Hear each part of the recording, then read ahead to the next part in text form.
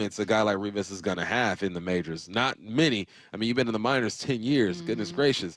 So good for him. Good for the squad. Go M's. Making a case, too, for staying with this team this time Yeah. around. Let's talk about the bullpen and about pitching. I thought it was like both a good and tough day for Logan.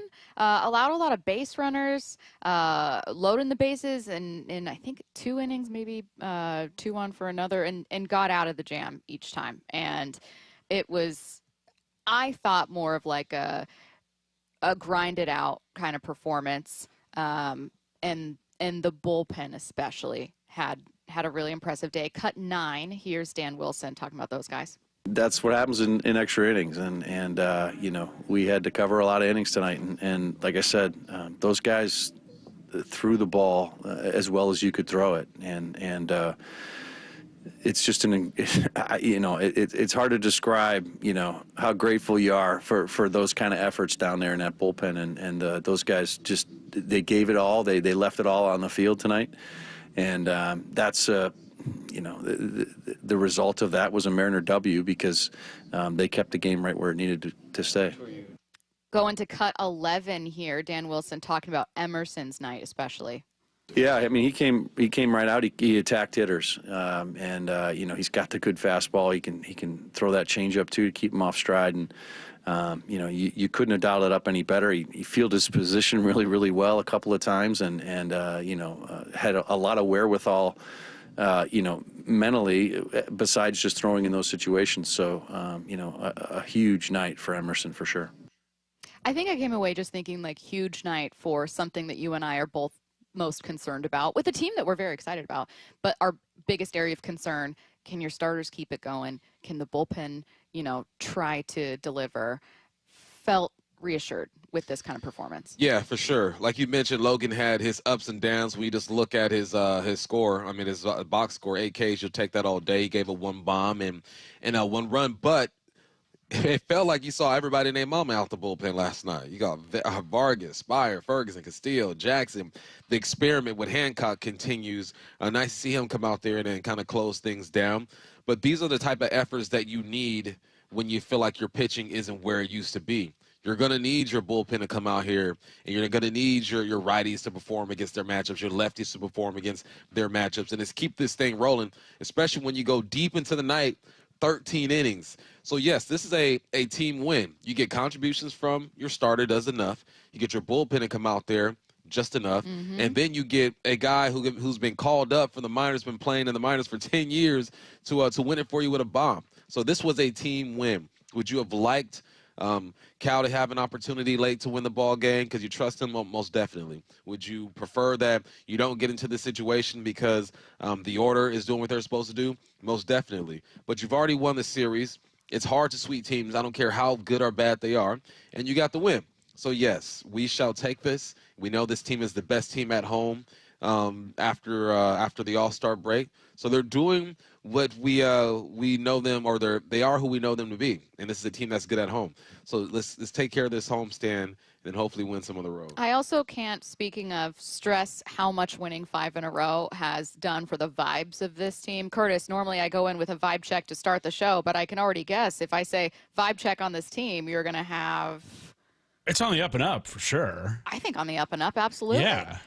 They're inching towards immaculate, though immaculate's going to require, knock on wood, some road luck as well. Some road luck as well. But Bump, it was not long ago, ahead of that Braves series, and frankly, maybe even the first game of that series, where people are like, "Here we go again." Man, I always feel good when they're at the house. When they're at the house, Great. I'm like, all right, I love believe. being at home. I believe, you know. I am the Mariners. You got your favorite. Yeah, everyone has their favorite seat at the house. You could take your jeans off the second you walk inside. As soon as you walk out, I'm in basketball shorts and a hoodie. I think it's weird when people wear shoes and jeans in their home more than 10 minutes after being there. Yeah, that's me. That's You're the first freak. thing I do. I take all my stuff off from work, put my bag away, and I go right to the room, and you switch. And that's what the Mariners are doing. That's what they do. They're comfy at the house. So continue to do that. But every now and then, you got to bring that comfort on the road. You got to bring your favorite pillow, your favorite blanket, and just make road your house. We don't have to worry about that right now, right? We're still at home with the Angels, right? So we're good. Speaking of the Angels, Curtis, back to you for this one. You're not going to have extra innings. They're heading right into this series, but I know that you've talked about the Angels kind of being a tricky team before. This is going to be a tougher challenge than the Cardinals, but what's the real challenge here? The real challenge, I mean, Jose Soriano's not a bad pitcher. He's got a 4 ERA.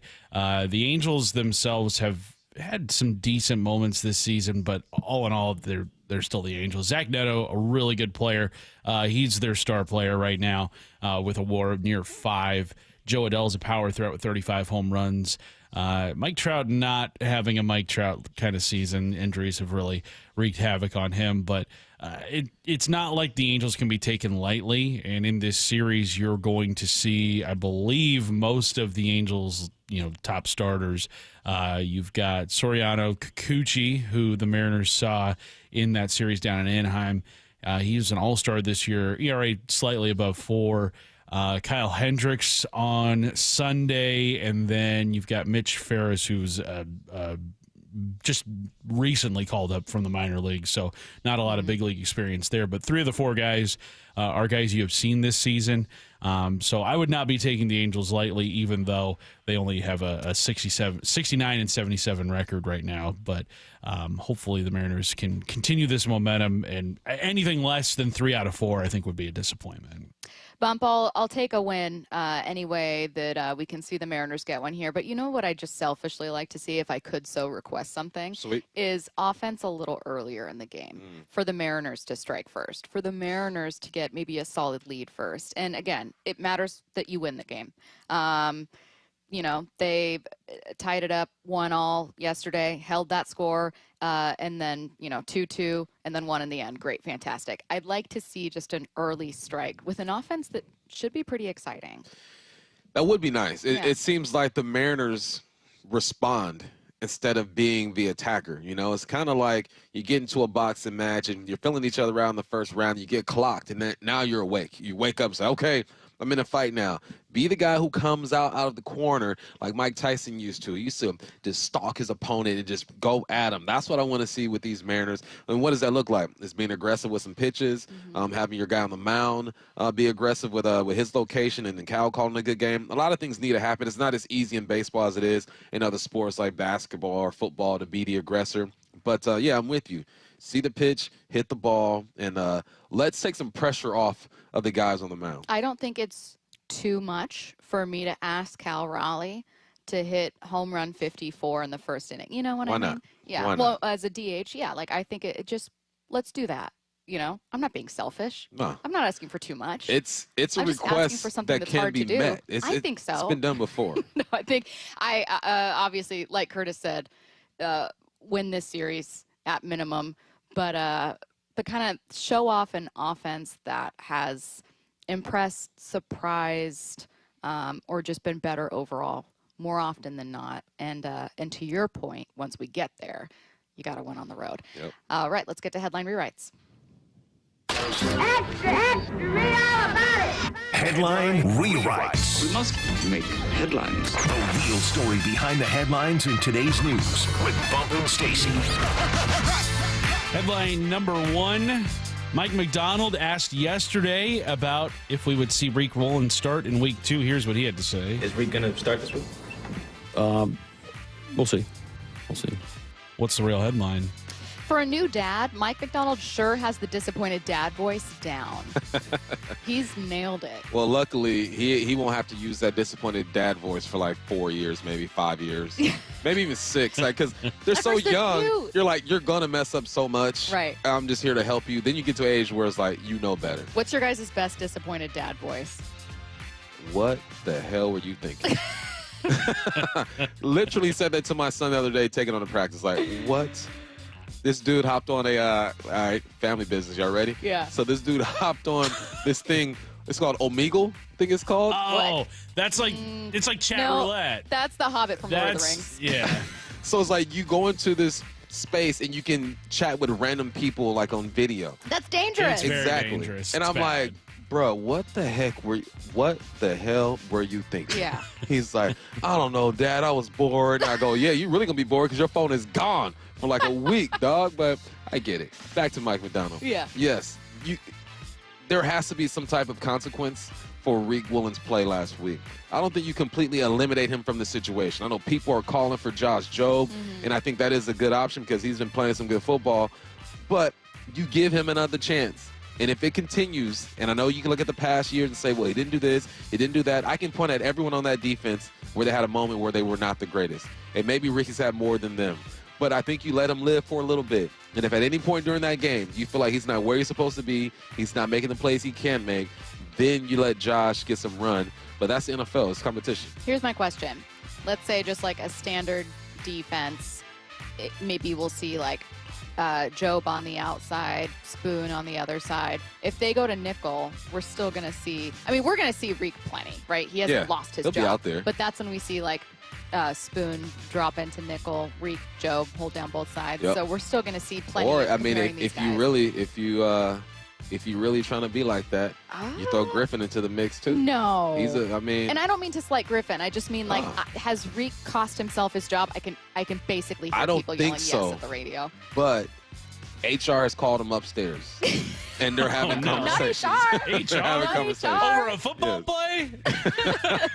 He said, Reek, sit down. This is a safe space. We just want to talk to you about Just a few want to talk things. to you about a few things Job you've done on the football performance. field. Yeah.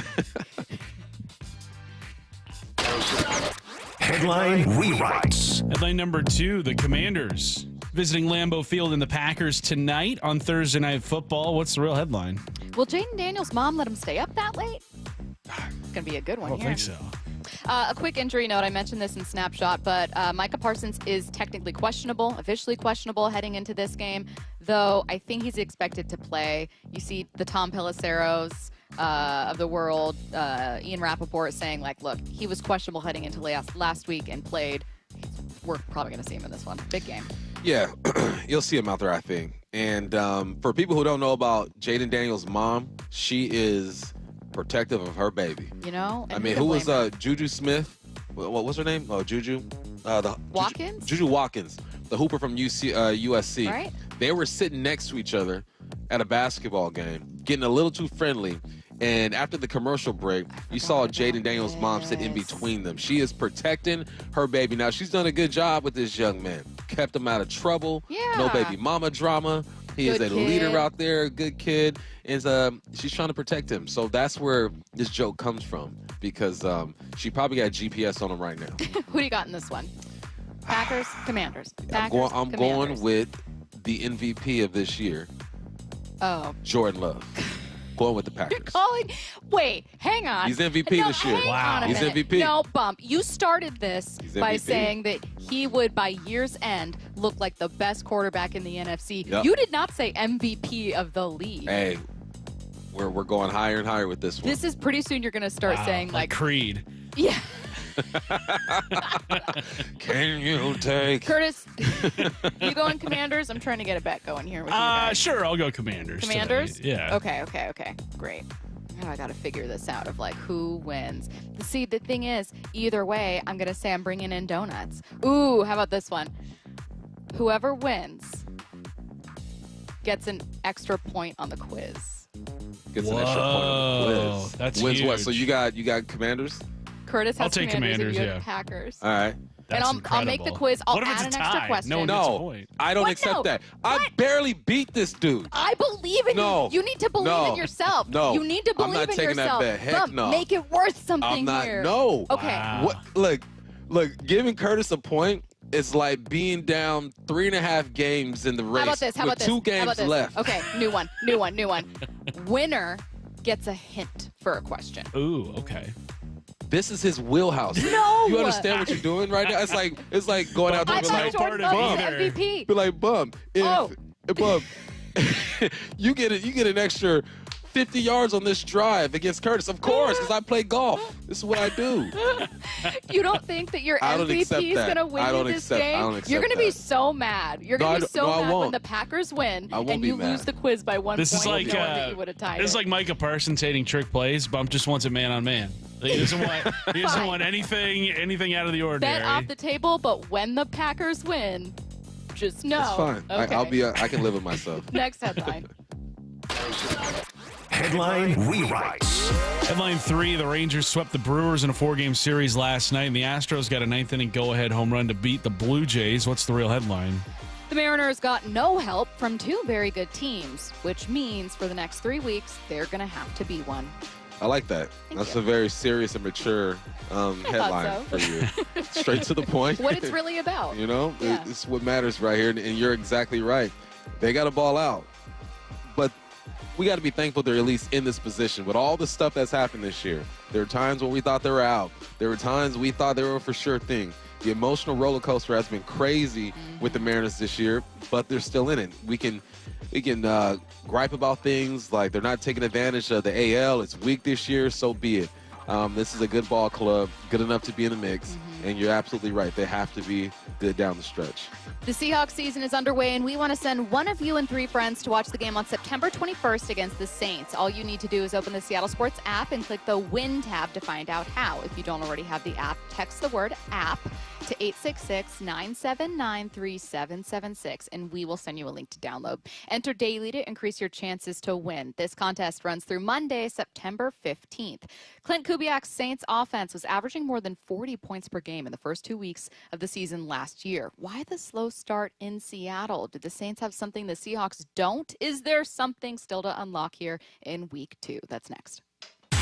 The area of the team we were most curious about Wyman and Bob. was the offense. Every afternoon at 2. I thought it was going to be closer to what it looked like against Kansas City with being able to run the ball. It seemed awfully conservative, and I don't know if that's, hey, let's just dip our toe in the water and get our feet wet here. It just seemed like the play calling was very safe for the most part. They're just not playing together right now. Dave Wyman and Bob Stelton, only on Seattle Sports and Seattle Sports on YouTube. Love cars? LeMay, America's Car Museum in Tacoma, is packed with 300 stunning classics, family fun, and events year-round. For what's happening next and to plan your visit, go to americascarmuseum.org. Let's talk about your hair. Well, maybe after we talk about my hair. I've got great hair, as you know, and it's because of Advanced Hair. Yep, Advanced Hair Restoration. Their simple one-day treatment offers life-changing results that I can attest to. Guys, it's not magic, but it's close to it. They put hair where you need it most, and bam, it grows. It's actual science. Advanced Hair has top-rated physicians, modern technology, and best of all, you get your very own natural hair that begins to regrow the very next day. It's even guaranteed to grow for life. So schedule your free consultation now at 425-449-8185. Mention Curly to qualify for $250 off and 250 free hair grafts. It's a limited time offer. Advanced Hair, the winner of the 425 Business of the Year, and the team that gave me my hair back. More importantly, they'll do the same for you, guaranteed. 425-449-8185 or advancedhair.com. Switching bath soap from sandalwood to tropical essence? That's glamping in the rainforest. Sometimes a different way is the better way. Like the SR 509 Expressway near SeaTac. Tolling September 29th. Free Good-to-Go sticker pass at goodtogo509.com. Constipation with belly pain that keeps coming back and back and back. If your symptoms keep coming back, talk to your doctor. It could be irritable bowel syndrome with constipation or IBS-C. Linzess could help you get ahead of it. Linzess linaclotide is a prescription medicine that treats IBS-C in adults. It's not a laxative. It's a once-daily pill that helps you get ahead of your symptoms. It's proven to help you have more frequent and complete bowel movements and helps relieve overall abdominal symptoms, belly pain, discomfort, and bloating. These symptoms were studied in combination, not individually. Do not give Linzess to children less than 2. It may harm them. Do not take Linzess if you have a bowel blockage. Get immediate help if you develop unusual or severe stomach pain, especially with bloody or black stools. The most common side effect is diarrhea, sometimes severe. If it's severe, stop taking Linzess and call your doctor right away. Other side effects include gas, stomach area pain, and swelling. Talk to your doctor and say yes to Linzess. Learn more at linzess.com or call 1-800-LINZESS. If you're 55 or older and into that whole saving money thing, T-Mobile has an exclusive phone and internet bundle just for you. Right now, get 2 unlimited phone lines plus 5G home internet for just $30 each per month with AutoPay, plus taxes and fees. And with 5G home internet, setup is easy with just 1 cord and no technician needed, which is great if you're also into that whole keeping it simple thing. Switch now and experience the best mobile network in the U.S. Visit your local store to start saving. T-Mobile, it's better over here. Based on analysis by Ookla of speed test intelligence data Q4 2024 to Q1 2025. Ookla trademarks used under license. Unlimited on our network. Customers on voice plan may notice speeds lower than other customers and further reduction if using more than 50 gigs a month due to data prioritization. Video streams and SD on this plan. Home internet pricing after $20 a monthly bill credit plus $5 per line without autopay. Debit or bank account required. See 5G device coverage and access details at T-Mobile.com. The Bump and Stacy Show is powered in part each day by the caring and compassionate team at Pendergast Law Personal Injury Lawyers. Go to pendergastlaw.com. Matt Coker here with West Coast Men's Health. In the past 5 years, we've seen thousands of men at our clinics. Most guys tell us the same story, that in their early 50s, it's not that they couldn't function, they just needed help. They started taking Viagra, and it worked great at first. But after a few years, it stopped working. The problem is that their arteries had become more restricted since they started taking it, because Viagra does not unclog arteries. Here at West Coast Men's Health, we use acoustic wave therapy to target the real problem. We break down plaque and clear up the arteries so blood can flow like it did in your 20s. This restores function. And guys, listen to this. You won't have to take a pill anymore. So if this sounds like you, give West Coast Men's Health a call today and see how we can help. With clinics in Redmond and Tacoma, call 206-519-6541. That's 206-519-6541. 206-519-6541. Online at westcoastmenshealth.com. September is Prostate Cancer Awareness Month. I'm fortunate to speak with someone who underwent treatment for prostate cancer in February. Dave Wyman here, joined by Tim Hunter, a lifelong local radio host. Tim, how did you hear about Swedish Cyberknife? Well, it was this familiar sounding voice on the radio telling me about it, and so I thought I'd investigate that. Everything I heard was what I wanted to hear, and so I reached out. What's it like to go through the Cyberknife treatment? Well, you go in, you do a 5-day in a row stint. You go to the Swedish hospital, and it's, they say set aside 45 minutes for each treatment. It's really only about 35 minutes of that little robotic arm dancing around you. There's no pain involved. It's just a matter of listening to music in headphones and trying your best not to move. Looking back on your Swedish Cyberknife experience, what stood out? It was too easy. It was just too easy. I went through it, and I just went, that's it? Treat prostate cancer with Swedish Cyberknife. Go to swedish.org/cyberknifeprostate. From the Quantum Fiber Studio. This is Bumpin' Stacy. Weekdays 10 to 2. On Seattle Sports and 97.3 FM HD2. Clint Kubiak's Saints offense was absolutely electric in the first 2 games of 2024. They were averaging more than 40 points per game. If you guys remember, at the time, everyone was going, hang on just a minute. We were not expecting the Saints to be a good team. We were not expecting them to be a good offense. Everyone had kind of given up on Derek Carr, Alvin Kamara. Maybe he's getting a little older. Wasn't supposed to be a good offensive line. And here they are looking like the best offense in football. And then they kind of fizzled out, some injuries. But I kept thinking back to that after this game, Bump. And so you were watching some film. And we wanted to ask, hey, what did you see watching the first 2 weeks against the Saints? What did we see when we compare that to week 1? Is it a different offense? Was there an execution thing? So what did you see watching the film? Yeah, so initially I watched the film before the season started, and I liked what I saw. I saw under center. I saw play action. We saw the wide zone, all that good stuff. So then when you go to your first game and you don't see the results that you wanted to see, naturally you have to be thinking, well, they must have just switched up the game plan. They must not be doing the things that they did with the New Orleans Saints. And I went in with that same mind frame. I'm thinking, all right, let me watch the film and actually see what they were doing. Stacy, they were doing the same stuff. There was under center. There was shotgun. They were running toss. They were running outside zone. There was a play that they ran with, I forgot the receiver's name. He got banged up. Kid out of Weber State, number 22, something like that. In the first drive against the Carolina Panthers, it was like the first 3 plays, they ran the same play that JSN caught on the very first play of the game going across the middle. The exact same play, same formation. It's crazy. So they were doing some of the same stuff, trying to get outside.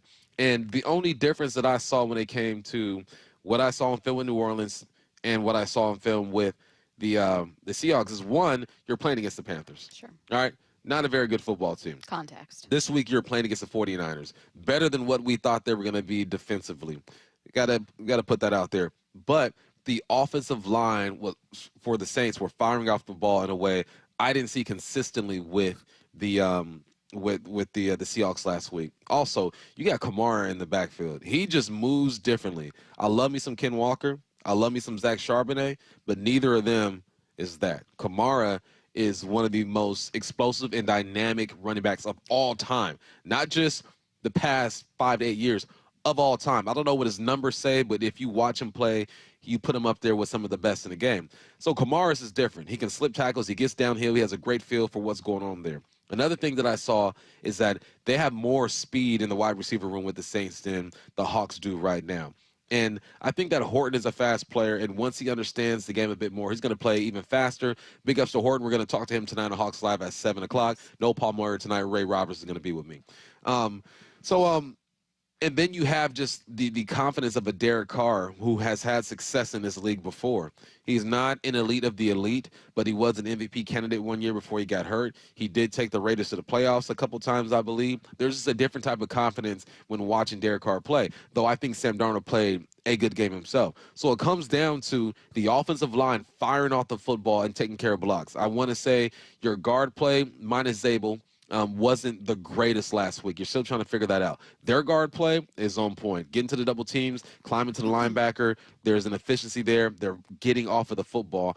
And the Panthers didn't do a great job of setting the edge.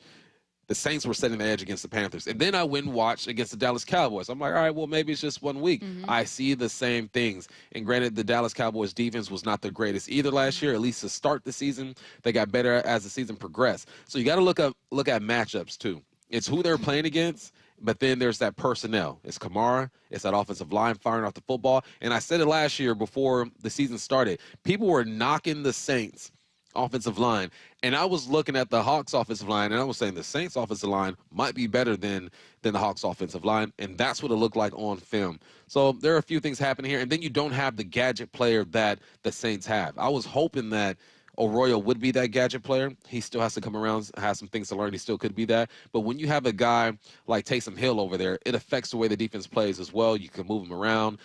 So it's speed, it's personnel, it's Kamara, it's offensive line play, and it's the confidence at the quarterback spot. Okay, so for week 2, is it an execution thing that needs to be better? Because here's where I'm confused. I felt like in Mike McDonald's press conference, and based on the play action numbers we have, they ran the least amount of play action in the league.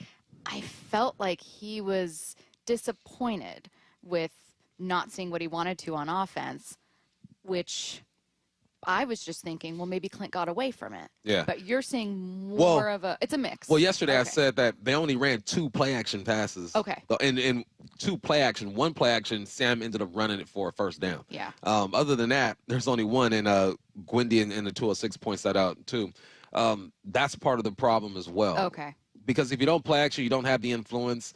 Therefore, the passing lanes aren't going to be where you want them to be. So there's a mix of stuff. I think that they didn't run the wide zone as much as Mike McDonald wanted them to.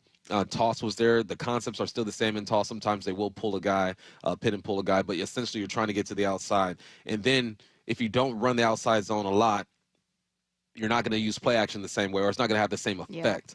Yeah. So I think that plays into it as well. But I also said yesterday that the way the 49ers were playing the outside zone, splitting the gaps, forcing everything inside, it messes up the timing and the spacing of that whole thing. So there were a bunch of things that happened last week that can get a play caller out of his rhythm or out of what he wants to do. Like, people want play callers to be stubborn and run it and run it and run it, and I get it. I mean, you have to be stubborn to some point, but at another point, you have to look at what's there and say, okay, well, they're taking this away. Let's try to attack it here. That's why we saw more of the inside zone, because that 1 and 3 tech were blowing stuff up. So how do you slow them down? You run at them, you double team them. A chance we see them try to run more against the Steelers. The Steelers defense did struggle against the run yesterday. You already talked about how Justin Fields being a threat influences that. So we'll kind of take that off the table, as let's all assume that's the obvious context here. But let's talk about how they're running it. Would you like to see them be more stubborn with it, knowing that the Steelers did struggle to contain the Jets? Well, this is why the Steelers did struggle with the zone, and it was more of an inside zone than an outside zone. The guard play. I think if you can get both guards and center playing at a high level in the run game, you can be okay. The New York Jets, their double teams were crazy. First play of the game, it is a zone left. You get a double team by I think it was zone right. You get a double team by your center and your guard, and they put him on his wallet, as the great Steve Rabel says. Sat him down on his wallet, blew it up, and Breece Hall is gone. Then they do another zone. Double teams on point. They're climbing to that linebacker. It really starts interior with those big boys inside. Okay. Then also, Breece Hall ain't no chump. He's one of the best running backs in the game. He looks fresh. He's seeing the lanes. He's hitting it. He's falling forward, which I think our guys can do as well. But it starts with the violence with the interior offensive linemen. When there's a double team, you need to win that double team. You need to climb to the linebackers. And I think those are things that can be fixed, because now it's on film. And you can compare and contrast. You know, if I am the offensive line coach here, I'm saying, look, this is what you guys are doing. This is what I need you to do. So now you have something these guys can see and kind of feel. So I expect better play. If not, when it comes to execution, just effort, like relentlessness. Fire off the football and just be violent, and let your running backs make you right. That's what happens in the zone is, look, you might miss this block, or that guy might scrape over the top, and you end up pushing him further left than you intended. So what? That running back is going to feel that, see that, and cut upfield and make you right. You talked about, Arroyo still growing into that gadget player that someone like Hill was for Kubiak. I know different roles, but still, that someone like Hill was for Kubiak. You wish that you had a little more speed in the wide receiver room. We'll see what that group looks like. You got some young guys that are still growing into their own.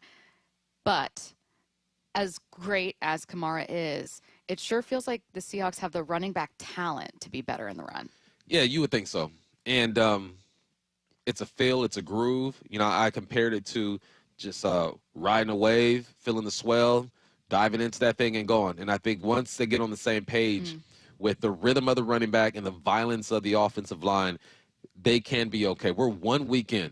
People getting ready to want to fire people and move on from a concept. Relax. 1 weekend, let these coaches coach and let these players adjust. Hawks Live is back, and you can join Michael Bumpus and Ray Roberts tonight starting at 7 p.m. at Bellevue Square Center Court for a live broadcast and preview of this week's game against the Steelers, plus a visit from Seahawks wide receiver Torrey Horton. Speaking of the receivers, that's tonight, 7 p.m., Bellevue Square Center Court. Learn more at seattlesports.com/events. Hype Train coming your way next. One game back. Pitch all the way to Leo. Not Buddy swinging. Fly ball. Deep right field down the line. Walk it off. Leo Rivas. On a 5-game win streak and just a game back of Houston in the AL West. It's there to be had. It's right there. Crazy what a couple weeks can do for you, because you see the potential. It's the Mariners' push to the playoffs. Matt Brash strikes out the side. And it's only on Seattle Sports on 710 in the Seattle Sports app. Dave Wyman here, and since I stopped playing football, we've been fortunate to live in the same house for over 20 years. That type of longevity is a good thing, except 20 years in the same house means a lot of things start to break. Most recently, it's our windows. Virtually every seal has broken, and that's why I reached out to Harley Exteriors. They're local, they're huge fans of our teams, and big listeners to the station. Better yet, they have the best product. Olympic Series windows offered exclusively through Harley Exteriors are manufactured in Washington, designed for Pacific Northwest homes and climate. That means cooler in the summer and warmer in the winter. To celebrate the start of football season, the guys at Harley Exteriors are offering no interest and no payments for an entire year. Also, buy one window and get the second one 40% off. And take another $200 off your entire project. Call 833-HARLEY. That's 833-HARLEY. Or go to harleyexteriors.com. Imagine finding your dream home and moving in right away. No waiting to sell your old place first. Sounds perfect, right? That's exactly what Orchard's Move First, Sell Later program lets you do. Buy your new home now and sell the old one later. Here's how it works. Orchard gives you cash so you can buy and move into your new home first, on your timeline. No waiting, no showings, no double moves. Then the Orchard experts take it from there. They handle repairs on your old home for you so you attract the right buyers. Once they're done, a local Orchard agent lists and sells your home for top dollar. Orchard's Move First program gives you the freedom to buy and move into your new home first and sell your old home later. Buy before you sell and get top dollar for your home with Orchard. Ready to find out how much your home is worth? Visit Orchard.com to get your free home valuation. That's Orchard.com. This is the story of the one. As a maintenance supervisor at a manufacturing facility, he knows keeping the line up and running is a top priority. That's why he chooses Grainger. Because when a drive belt gets damaged, Grainger makes it easy to find the exact specs for the replacement product he needs. And next day delivery helps ensure he'll have everything in place and running like clockwork. Call 1-800-GRAINGER, click Grainger.com, or just stop by. Grainger, for the ones who get it done. Get in the zone, AutoZone. Welcome to the end of summer sale at AutoZone. We're celebrating the end of long days and short nights with big deals for a short time, like car wash. Right now, you can save 20% on the Armor All Complete Car Wash Kit. Need new brakes? Duralast brake pads are free with the purchase of Duralast rotors. We've also got oil deals and more. We're ending the summer right with the end of summer sale at AutoZone. Get in the zone, AutoZone. Restrictions apply. Seattle Sports has your chance to win 4 tickets to the Seahawks game Sunday, September 21st. Head to the Seattle Sports app, click the Win tab in the bottom right corner, and enter to win. You can enter once per day, so the more times you enter through the Seattle Sports app, the better your odds. Do it every day, September 9th through September 15th. Details and rules at seattlesports.com/win. From the home of the Seahawks, Seattle Sports. The home of the Mariners. Lift off to center. It is on its way. Julio, 2-run home run. Hear every pitch on 710 and the Seattle Sports app. Luxury has arrived at Snoqualmie Casino and Hotel. The hotel is open and you can book now at snocasino.com. The destination spa, the expanded non-smoking gaming floor, the big 2,000-seat entertainment space and convention center, and yeah, the new restaurants, food venues as well. Effortless style and the utmost in relaxation. Go to snocasino.com to book. Seattle's closest is now Snoqualmie Casino and Hotel. Ladies and gentlemen, this is for you too. Stubborn fat is really hard to get rid of, and then there's all those gimmicky lasers, fat freezing methods, and prescriptions. Imagine a simple solution that takes just one day and provides immediate noticeable results. Introducing ProSculpt. ProSculpt uses air-assisted technology that's safe and gentle yet powerful, delivering instant fat-reducing and skin-tightening results. Performed by board-certified plastic surgeons while fully awake, ProSculpt contours your body with minimal downtime. It's designed to target those problem areas: waistline, neck, face, arms, thighs. ProSculpt gently removes unwanted fat and tightens loose skin with FDA-cleared plasma technology, all in a simple, guaranteed one-day procedure. ProSculpt is one and done. Schedule your free consultation at prosculpt.com for $250 off. For powerful permanent fat removal and skin tightening that works for ladies and you men, it's prosculpt.com. Ooh, that face. Quantum fiber internet loves that face. That's Jamila. Hey, Jamila. She's thinking outside the box from inside the box. Quantum fiber Wi-Fi keeps her meeting game strong. From the back door to the front lawn. Rushing all of her video calls. Back to back to back video calls. Quantum fiber internet blowing the soxies of all those people in all those boxes. Yay to you. Switch today at quantumfiber.com. Additional pods may be needed to achieve Wi-Fi coverage in some locations. Limited availability. Service in select locations only. From the Quantum Fiber Studio. This is Bumpin' Stacy. Weekdays 10 to 2. On Seattle Sports and 97.3 FM HD2.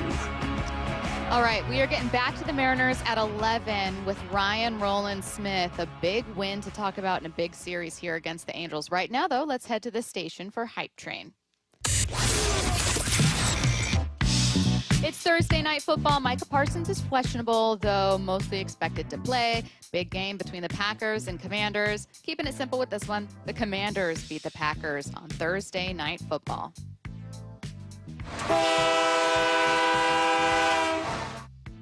That was premature. You don't know if he's boarding yet. You know? What's going on there? Are you going to be... Because I ain't on that train. Whoa. You know what I'm talking about? I'm with the Packers, baby. Cheeseheads tonight. I'm representing. I might go get me a green shirt. I won't wear a jersey, Yeah, but I might get a green shirt tonight. So much confidence that you didn't want to make a bet No. to get an extra quiz point. You know why? You can't trust don't humans know 100%. There's humans playing this game. Errors will be made. And then you got humans reffing the game. Errors will be made. Okay. I don't trust humans 100%. For sure. But I do believe in the future MVP, Jordan Love. And he's going to get her done tonight. So our board op, I believe his name is Michael. Michael, take that horn back. Oh. Who do it in reverse? And I am staying at the station. Now, is it that a Commanders quarterback hasn't beaten the Packers in Lambeau in 40 years? Do I have that right? I believe so, yeah. All right, well, Curtis, considering that, it happens tonight. Commanders beat the Packers. Bump not boarding, are you? Records are made to be broken, and it happens tonight. I think the Commanders get it done. We're boarding this train.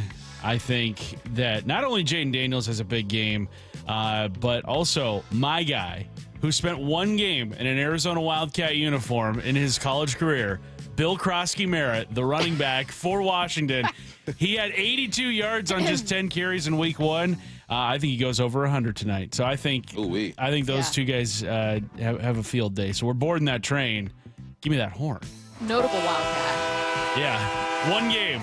Just bear down every time he does anything. Bear down. There's a very small bar to clear for me to have your back for life if you wear the Arizona uniform. One game, Do you have that's all it any takes. affiliation with Arizona?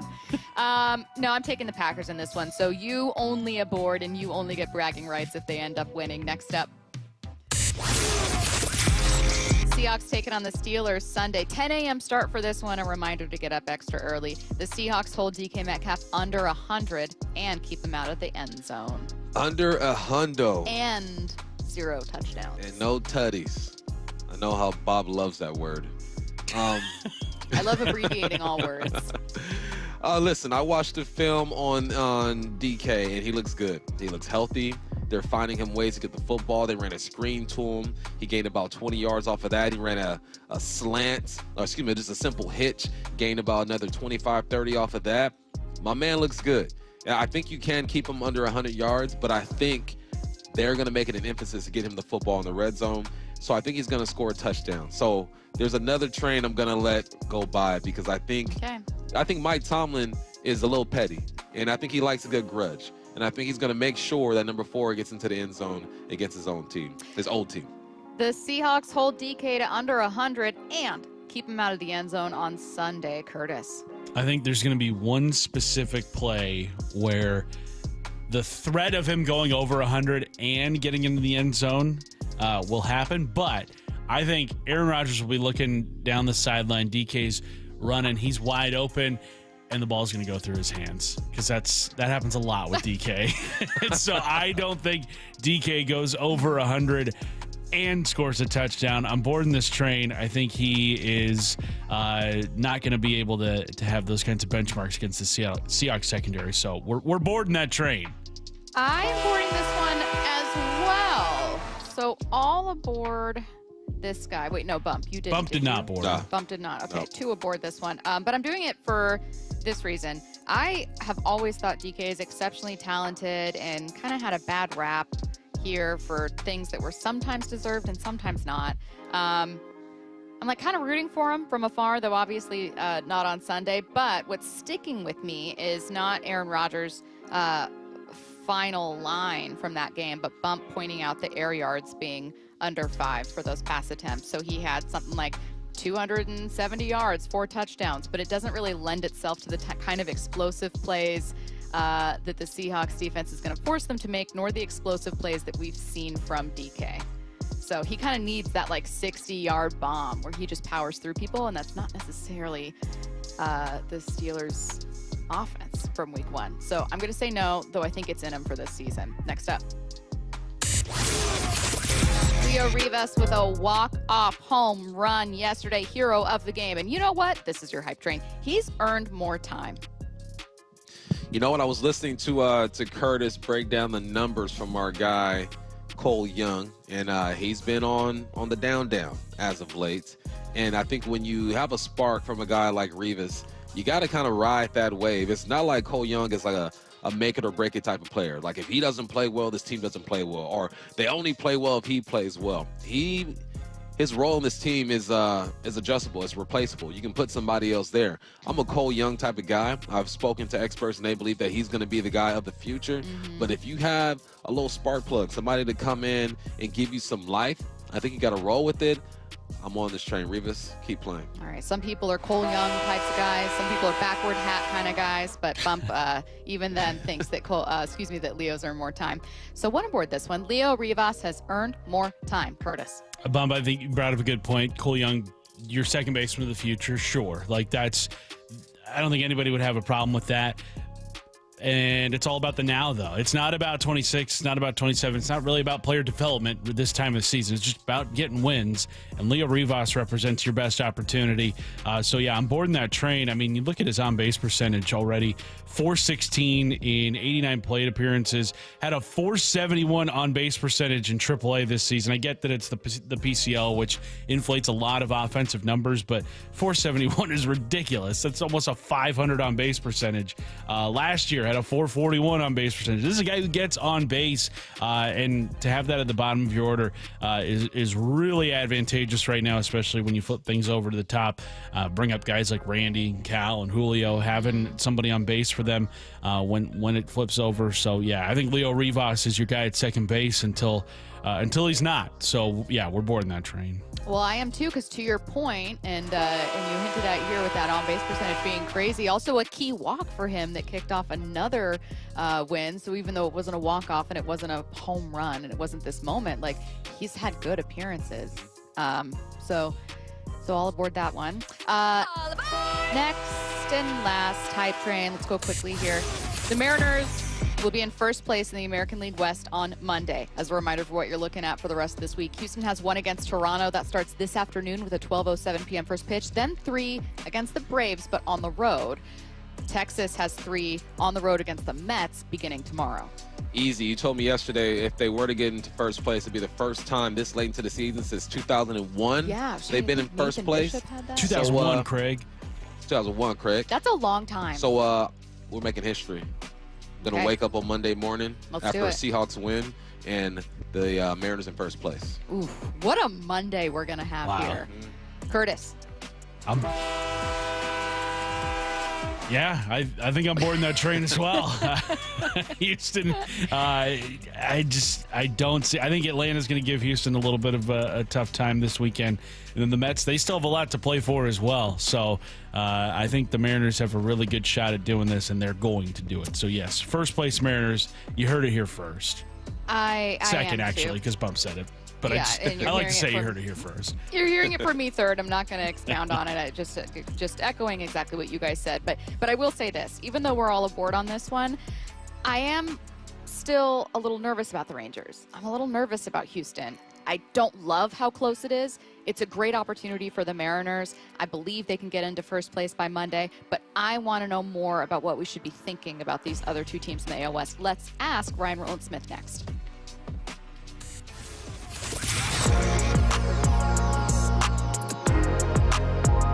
The LJ Way is the Lee Johnson Auto Family. Hello.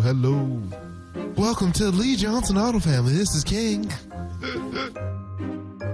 This organization's a special one. They call it the Lee Johnson Auto Family, and it's not just a name. It's not just some cliche. They foster an environment for us to become a family, to work together, to really become close, and they show us in a lot of different ways that they do value us. Is it perfect? No place is. But I've been very thankful to be here in the almost 10 years and have every plan to stay here for a lot longer and just watch it continue to grow. He's fun and professional, which explains why so many people visiting Lee Johnson Kia ask for him by name.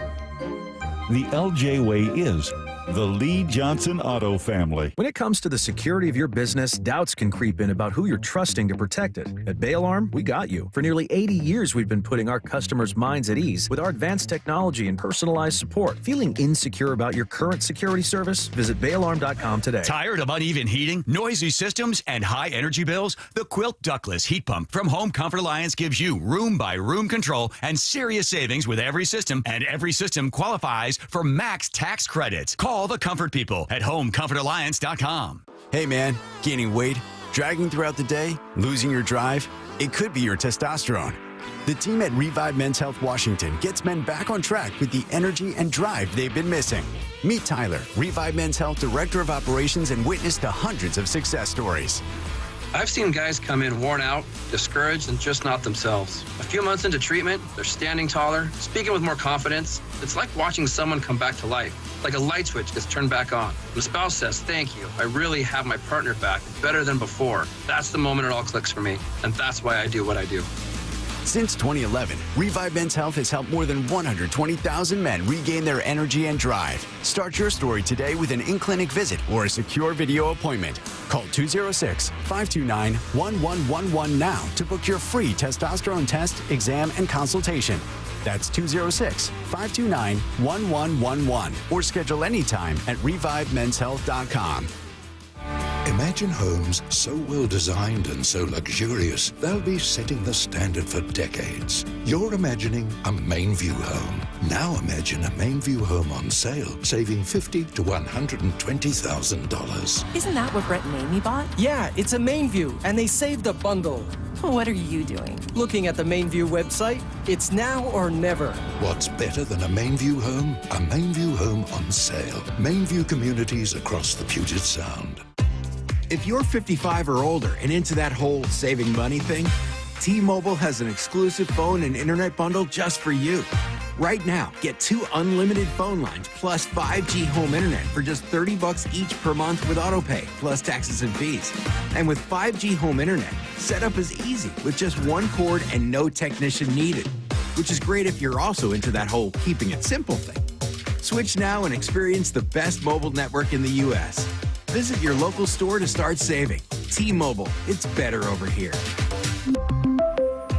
Based on analysis by Ookla of speed test intelligence data Q4 2024 to Q1 2025. Ookla trademarks used under license. Unlimited on our network. Customers on voice plan may notice speeds lower than other customers and further reduction if using more than 50 gigs a month due to data prioritization. Video streams and SD on this plan. Home internet pricing after $20 a monthly bill credit plus $5 per line without autopay. Debit or bank account required. See 5G device coverage and access details at T-Mobile.com. Hawks Live. Presented by the Dining District at the Bellevue Collection. Tonight from 7 to 9 p.m. Live from Bellevue Square's Center Court. Come on by and join hosts Michael Bumpus and Paul Moyer with this week's guest, Seahawks rookie receiver Torrey Horton. This should be fun. Hawks Live. Tonight from 7 to 9 p.m. Exclusively on the home of the Seahawks, Seattle Sports, on 710 and the Seattle Sports app. How we going, mates? It's Ryan Rowland-Smith for Eastside Weight Loss Clinic. If you haven't heard about it already, at the start of this year, I decided to get in the best shape of my life. So I lost 30 pounds of body fat, and I kept all that lean muscle. Best decision I ever made. People ask me all the time, what was the motivation to get in such good shape? So a couple of things. Number one, who doesn't want to be in the best shape of their life, right? Obviously physically, but for me, more important mentally. And it starts with a diet, and I finally figured out you can't outwork it. Eastside gave me all the tools I needed to be able to prepare food, have tons of energy, and was never, ever hungry. But there's some other motivators too. I had to lose a bunch of visceral fat. I found out I had way too much of that, especially as I hit my 40s. But one more, look, this is the most important one. I wanted to set a really good example for my kids, to be the best version of myself. My kids look up to me, and I want to be the absolute best example and role model. So look, if any of these resonate with you, there's no better time to start. The time is right now. Make that free 15-minute call to Eastside Weight Loss Clinic and get it started today. It'll change your life like it did mine. This is Seattle Sports. Streaming through the Seattle Sports app. KIRO AM Seattle. KIRO FM HD2 Tacoma. Home of the Seahawks, Mariners, and everything Seattle sports. Seattle Sports Snapshot. The Mariners won that series finale in the 13th inning yesterday with a walk-off home run from Leo Rivas. The Astros also won, so it was important to keep pace and keep an eye on the Rangers, who swept the Brewers. The Astros have a series finale against the Blue Jays today at 12:07 p.m., and the Rangers begin a series against the Mets tomorrow. For Seattle, it's Bryce Miller on the mound for Game 1 against the Angels tonight, 6:40 p.m. Pregame show at 5:30 p.m. right here on Seattle Sports. Snapshot, brought to you by Miller Lite. When it's game time, it's Miller time. From the Quantum Fiber Studio, this is Bump and Stacy on Seattle Sports. Streaming through the Seattle Sports app and at seattlesports.com. Now, here are your hosts, Michael Bumpus and Stacy Ross. Here we go now. Ryan Rowland-Smith joining us now on the Emerald Queen Casino Sportsbook Hotline. As a reminder, Ryan's weekly visit's brought to you by Eastside Weight Loss Clinic. Ryan, how's it going? Good. How you guys doing? Great. A really, really fun win last night for everyone that stayed up to watch. I was feeling initially for people at the park, and then we're absolutely saw them rewarded for that. Walk-off home run from Leo. A really cool story. He hasn't had like a ton of opportunities with the club, but Ryan, it sure seems like he delivers when he gets them. What have you seen from him? Yeah, it's a good point. And there's times, throughout the season where I was like, man, a Leo Rivas would be nice in this situation where it's that bat-to-ball skill or that on base that we saw in April. So really happy for him, man. We know about his journey through the minor leagues, nearly a decade or so, just to try and get a chance to play. And then just coming up big, getting a hanging breaking ball and having that big moment that he'll never forget. So really cool moment, but he's just a valuable piece defensively, but also just he's on base and his awareness as a hitter that we saw. And by the way, look, I know a lot of guys were going off in the month of April when the Mariners were offensively driven, but you think about it, the way they got back to the top of the lineup, which J.P. Crawford was at the top, was guys like Rivas down the bottom. And I'll throw Ben Williamson in there too, but Rivas with some of these at-bats that just stick out to me against plus pitching. So really happy for him. He's back having another chance here in September, and probably the funnest stretch we're going to see here coming up. Hey, Ryan, we saw almost everybody and their mother come out the bullpen last night to get that win. And, there have been some times where we haven't been confident about the bullpen. There are times where we talked bad about Bizzardo, and Bizzardo seems like he's one of the more reliable guys. Just how do you feel about this bullpen and the way they performed last night? Well, first of all, Bizzardo, I mean, when you take closers out of the mix and you just talk straight middle inning guys or relievers or non-closers coming out of the bullpen, he's literally, and I'm not making this up, a top 10 in those categories in Major League Baseball. He is literally a top 10. We're talking innings pitched, batting average against. We're talking, how many games he's pitched in. And one thing with Bizzardo, too, just sticking on with him, is when you have a situation, like we saw it last night, right? I guarantee you he could have gone 3 days in a row, no problems whatsoever. I went back and looked at his velocity and pitch metrics on day 2 of like a back-to-back, and nothing slips. There's no slip in velocity. The stuff's good. He puts up really good numbers on day 2, pitching back-to-back. He pitches in all different situations. He's had 14 inning-plus outings, which is so valuable, as you guys know, in bridging that gap. But beyond him, too, look, they had to cover 8 1/3 innings last night, and it was a real, I'm not going to say a preview, but just a good, A, gut check, and B, a test or I call it a preview, man. When you get to October, the bullpen, what depth you have in that bullpen gets really tested. And I know you script it out and say, well, you've got starter A, B, and C, and they're going to go 5 or 6, and then you all of a sudden go to this arm and then that arm. It doesn't work that way. We've seen that. I mean, it hasn't worked that way in the last two days, right? You got a situation where Logan Gilbert, he's striking out the planet, everyone. But Dan Wilson is watching this unfold, watching that pitch count, and what does he have to do? He has to go to that bullpen, and then you go extra innings, and you cover an 8 1/3, and they didn't walk a hitter. I mean, they gave up 3 hits. So that's when the bullpen's going to get tested. And we see these teams like the Dodgers, the Padres, who just have these super bullpens. And there's a reason for that. And there's a reason why these relievers were the hottest ticket at the trade deadline, is because you need that depth. And so last night was, to me, the fact you didn't use Brash and Munoz, and you're able to cover that much ground, I know you're playing against the Cardinals, but, man, they put up some really good at-bats, tough at-bats, and made you work, as we saw with the starting pitching. That was huge, man. It will be a factor. One of those arms will be a factor once they get to October, even in a 3-game series. I can guarantee you that. Whether it's a 4th inning, 5th inning, 6th inning, whatever, there will be one of these guys who's factoring into some of these decisions or these win-loss, the outcome of these games in October. Okay, I also have a pitching question, but I'm going to go back a day and look at Kirby's outing against the Cardinals from Tuesday. We already know that he allows a lot of hits, but also typically in the best profile of Kirby, like attack the zone but doesn't walk guys. But he wasn't super efficient. He was getting hit hard, walked a couple guys. So here's my question. I'm having bear with me while I articulate it. I know that they don't want to like change who guys are. You want guys to be who they are. Don't overcomplicate it. Throw your best pitches. For someone like Kirby, do you just kind of ride out the tough starts, or do you start to have him get out of the zone a little bit or try to get some chase going? Like, what kind of approach do you think they take? Well, it's a great point. And, look, you have a situation where he has that start against the Rays. You come back out, and usually, and there's a reason why, and you mentioned, like, a guy like Kirby, they sort of ride it out. There's a reason why, because he can bounce back and get right back to doing what he does best and, have some good results the very next outing. The problem was with the game against the Cardinals, and we saw this the last 2 nights. There was either where they weren't biting at pitches, shadow pitches, or pitches, edge pitches, call them that. They weren't biting. The 50-50 where it could be a ball or a strike on the edge of the strike zone was going to the ball side, right?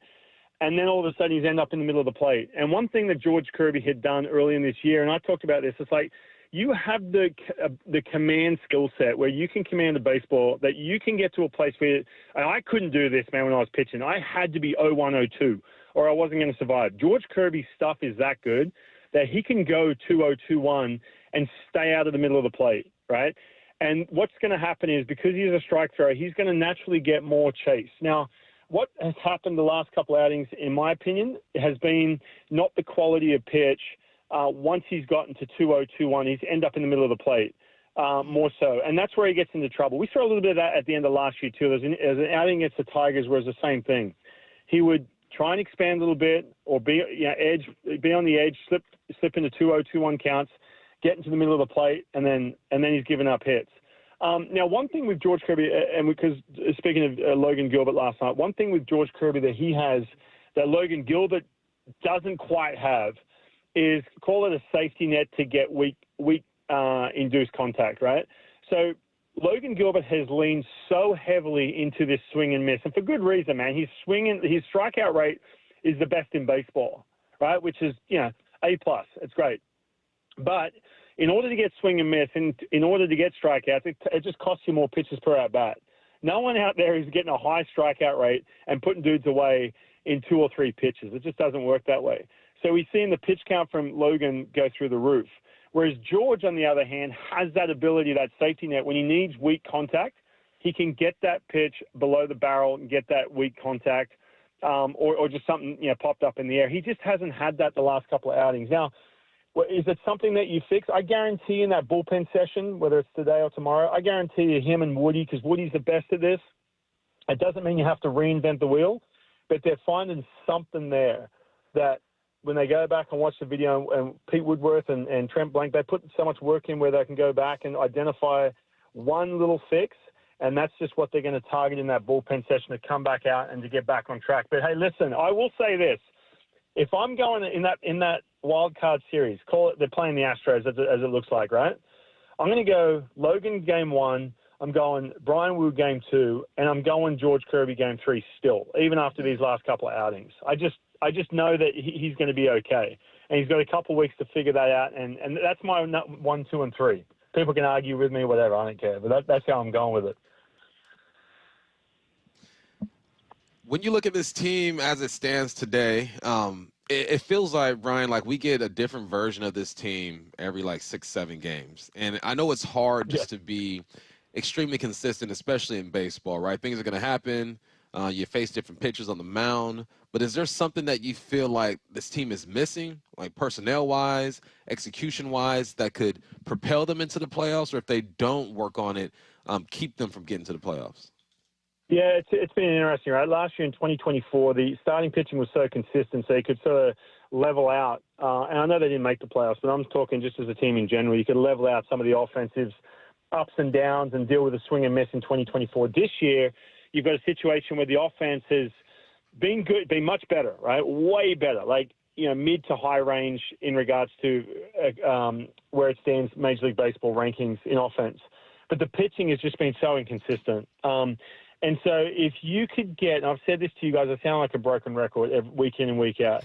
If you can just find, and we're kind of down the tail end here of these games, if you can find a situation where you get the rotation, where it's consistent, 5 to 6 innings, structures the bullpen so nicely, perfect world, you can level out. You can run with some of this offense back and forth, but the pitching has been the most the most inconsistent, and it really shows on the road, man. You look at the splits, home and road, in regards to the pitching in general, but starting pitching, it is insane. And that's why I put a tweet out last night. I said, look, this game was awesome, but this road trip, I know we still got 4 games at home. This road trip's going to be insane, man. This is going to be the test. If you want to win the AL West or even hold on to that postseason spot, what you do on this road trip, how you perform out on the road, because you haven't performed on the road, especially the last couple of months, how you perform in KC and Houston is going to be the absolute difference, regardless of what you do on this homestand. So they have to find a way on the pitching side, number one, just to have a little bit more consistency. There's obviously, with Bryce coming back, he's looked way better. Logan struck out 8 of 13 hitters he faced, or whatever it was. Insane, but he's got to get a little deeper and more consistent. Obviously, George Kirby, we talked about him. Luis Castillo's got to have that consistency. Brian Will, of course, he's been consistent. Get that down. You can level out this offense a little bit. It helps your bullpen. That's number one. And then the pitching, to find a way to do it on the road. I've found myself sometimes when we have analysts on going, I need to think of some non-Cal Raleigh topics because I'm really getting a little fatigue here. And then I realized, but this is kind of what we love about baseball, right? Is you'll have home run chases, or you'll have some cool history being made, or you'll change the way that you talk about certain conversations. Like, well, what does average matter? How do you weigh a catcher's role when you talk about MVP? That's what we kind of love about baseball. So within the playoff chase, and even when we get fatigued talking about the same person, it's like, well, wait a minute. We're watching something we've never seen before. Every home run he hits is going to be another level from a catcher we haven't seen, and you don't know where it's going to end. A, what's that been like just watching from your vantage point? And B, is it more impressive that the home run chase is happening, or is it more impressive his work with those pitchers? Man, the home run chase, if you were to say when pitchers and catchers reported in spring training, and you pointed to him, when you're watching him day one, and say, oh, by the way, he's going to hit 50-plus home runs. You're like, yeah, shut up. You know what I mean? That's insane.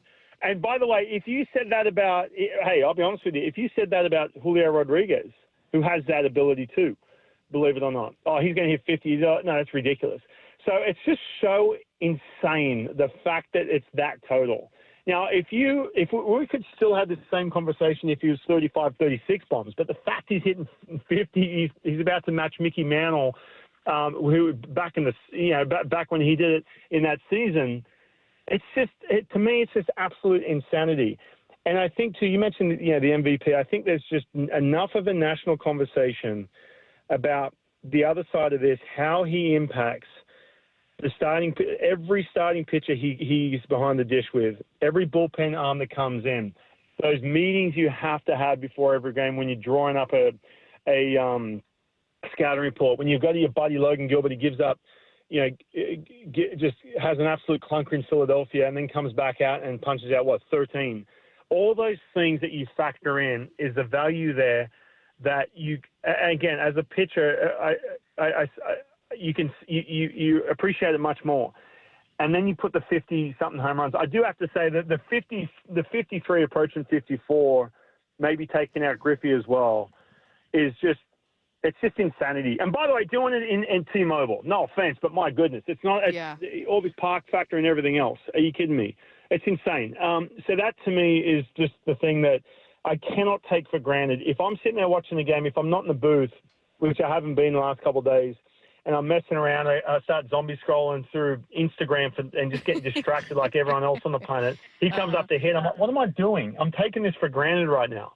It's must-watch TV, and you can see the Cardinals making it not must-watch TV because I'll walk in. But how dare they? Yeah, it's insane. I can't even put into words.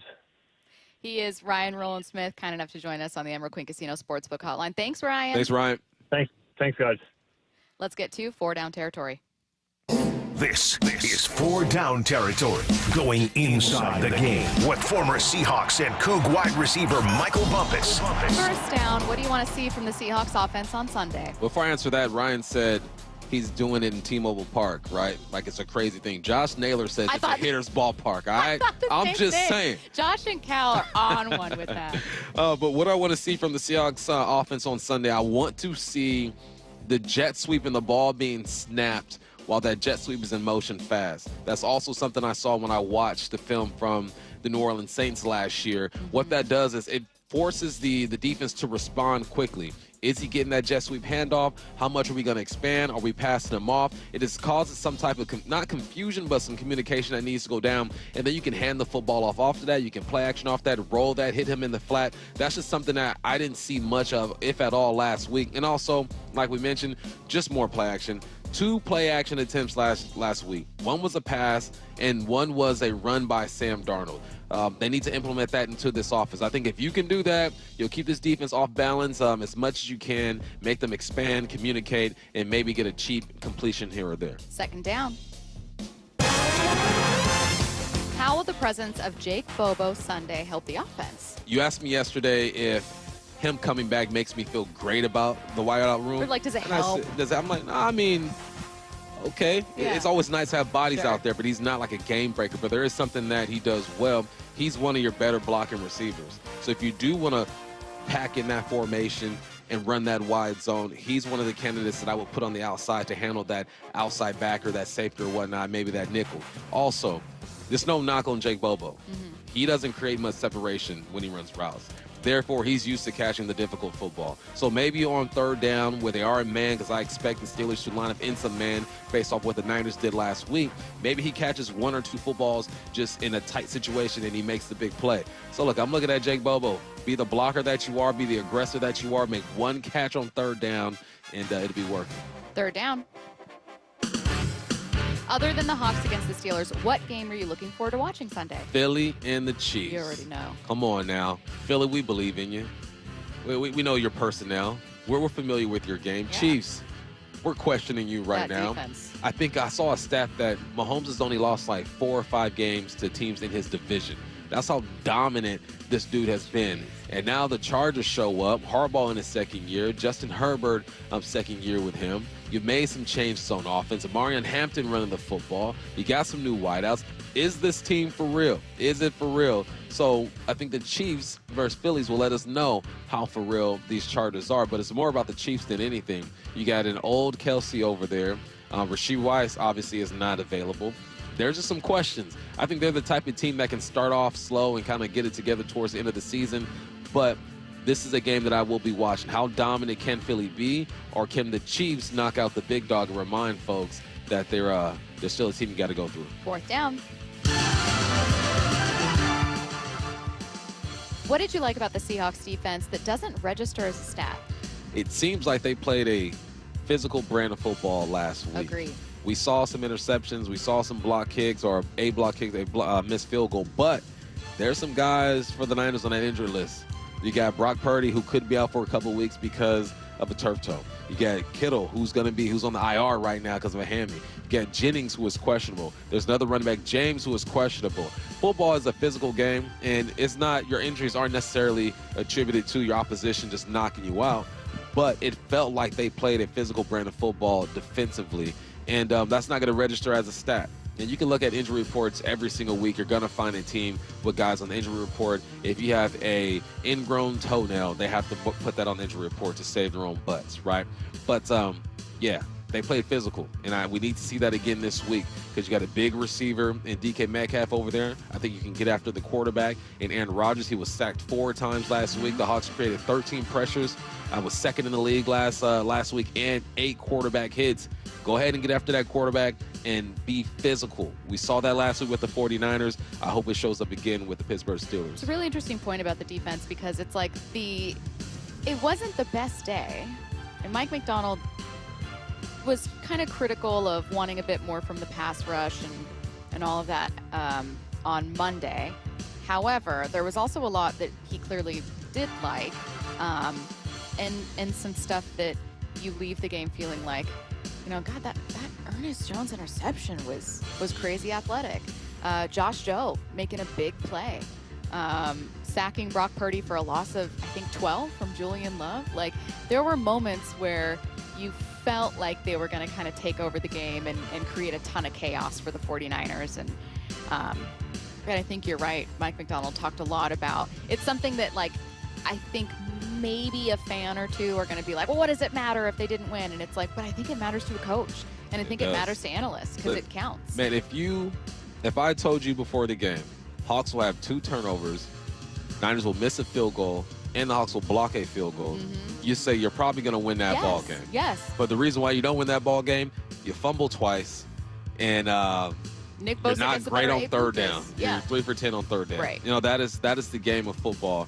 But the defense did enough to win that ball game. Your offense was not good enough. I know that the conversation immediately was Reek Wallen. Everyone complained about Reek Wallen, and I get it. I totally get it. It felt like that game was lost, like the dagger was kind of on that 45-yard pass to Purcell. However, I came away feeling pretty okay about the defense with a lot of questions about the offense. So, I don't know, something to explore certainly in the huddle. Dave Wyman going to join us beginning at noon. We've got Derek Hall joining us too, so we can ask him about kind of what it felt like out there for the defense. The crowd felt louder too. I feel like it really resonated before, and you already debunked it, but before people were saying, oh, there's going to be so many 49ers fans. They're going to take over the stadium. And Mike McDonald and the players were talking about how much it mattered to them to get home field back. It felt like a lot of Seahawks fans were getting crazy. Oh, yeah, they were loud too, man. Big ups to the 12s. You guys did your thing. Shout out to them. All right, let's see what's on tonight. What's on tonight with Bump and Stacy, brought to you by Caesars Sportsbook at Muckleshoot. Now, here's what's on tonight. The Mariners are on tonight. They look to stretch that win streak to 6 against the Angels. Pregame at 5:30 p.m. Bryce Miller on the mound. First pitch is going to be at 6:40 p.m. right here on Seattle Sports. Do we have another smoking gun from Pablo Torre and the Kawhi Leonard Clippers saga? The timeline's coming up next. Get inside the huddle. The handoff inside. He's Charbonnet. He's going to go. Touchdown, Seahawks. Taking you inside the VMAC every week. Thursdays, noon to 2. Our guys show up to play. Player interviews. It's obviously been paying off. Just going to continue to do that. Previewing this week's matchup. We'll say they come out and just run the ball down the Niners' throats. And everything Seahawks. If anybody had a doubt, don't. The Huddle. Every Thursday at noon. Exclusively on the home of the Seahawks. Seattle Sports.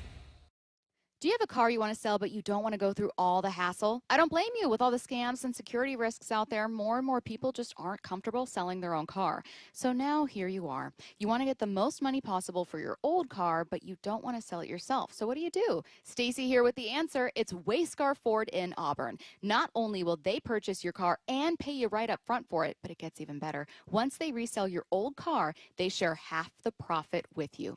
The question I get most from friends who hear about this is, okay, Stacy, but what's the catch? But there isn't one. It's simple. All the money they save by not traveling to buy cars at auction, avoiding purchase fees, and shipping and travel expenses allows them to offer this deal. They'd much rather share that money they save with you rather than outside vendors. They encourage you to shop around, but look, if Wayscar Ford can pay the same or more as competitors and share half their profit with you once they resell your car, why would you go anywhere else? They've already shared over $800,000 with customers, and it's only at Wayscar Ford, wayscarford.com. What is that sound? Ugh, that sounds like a plumbing sound. Luckily, there's a company that fixes all the plumbing sounds across Puget Sound. That's All Sound Plumbing. Puget Sound's plumbing experts. Have a sound? Visit allsoundplumbing.com. Hi, I'm Justin Shirley. We offer 0 down, 0 interest, and 0 payments for 24 months on new roofs. Call 866-ROOF-ROOF now. State Roofing and Exteriors, held to a higher standard since 1968. Imagine finding your dream home and moving in right away. No waiting to sell your old place first. Sounds perfect, right? That's exactly what Orchard's Move First, Sell Later program lets you do. Buy your new home now and sell the old one later. Here's how it works. Orchard gives you cash so you can buy and move into your new home first on your timeline. No waiting, no showings, no double moves. Then the Orchard experts take it from there. They handle repairs on your old home for you so you attract the right buyers. Once they're done, a local Orchard agent lists and sells your home for top dollar. Orchard's Move First program gives you the freedom to buy and move into your new home first and sell your old home later. Buy before you sell and get top dollar for your home with Orchard. Ready to find out how much your home is worth? Visit Orchard.com to get your free home valuation. That's Orchard.com. Get in the zone, AutoZone. Welcome to the end of summer sale at AutoZone.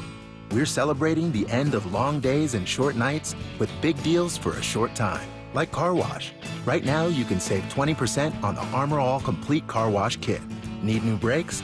Duralast brake pads are free with the purchase of Duralast rotors. We've also got oil deals and more. We're ending the summer right with the end of summer sale at AutoZone. Get in the zone, AutoZone. Restrictions apply.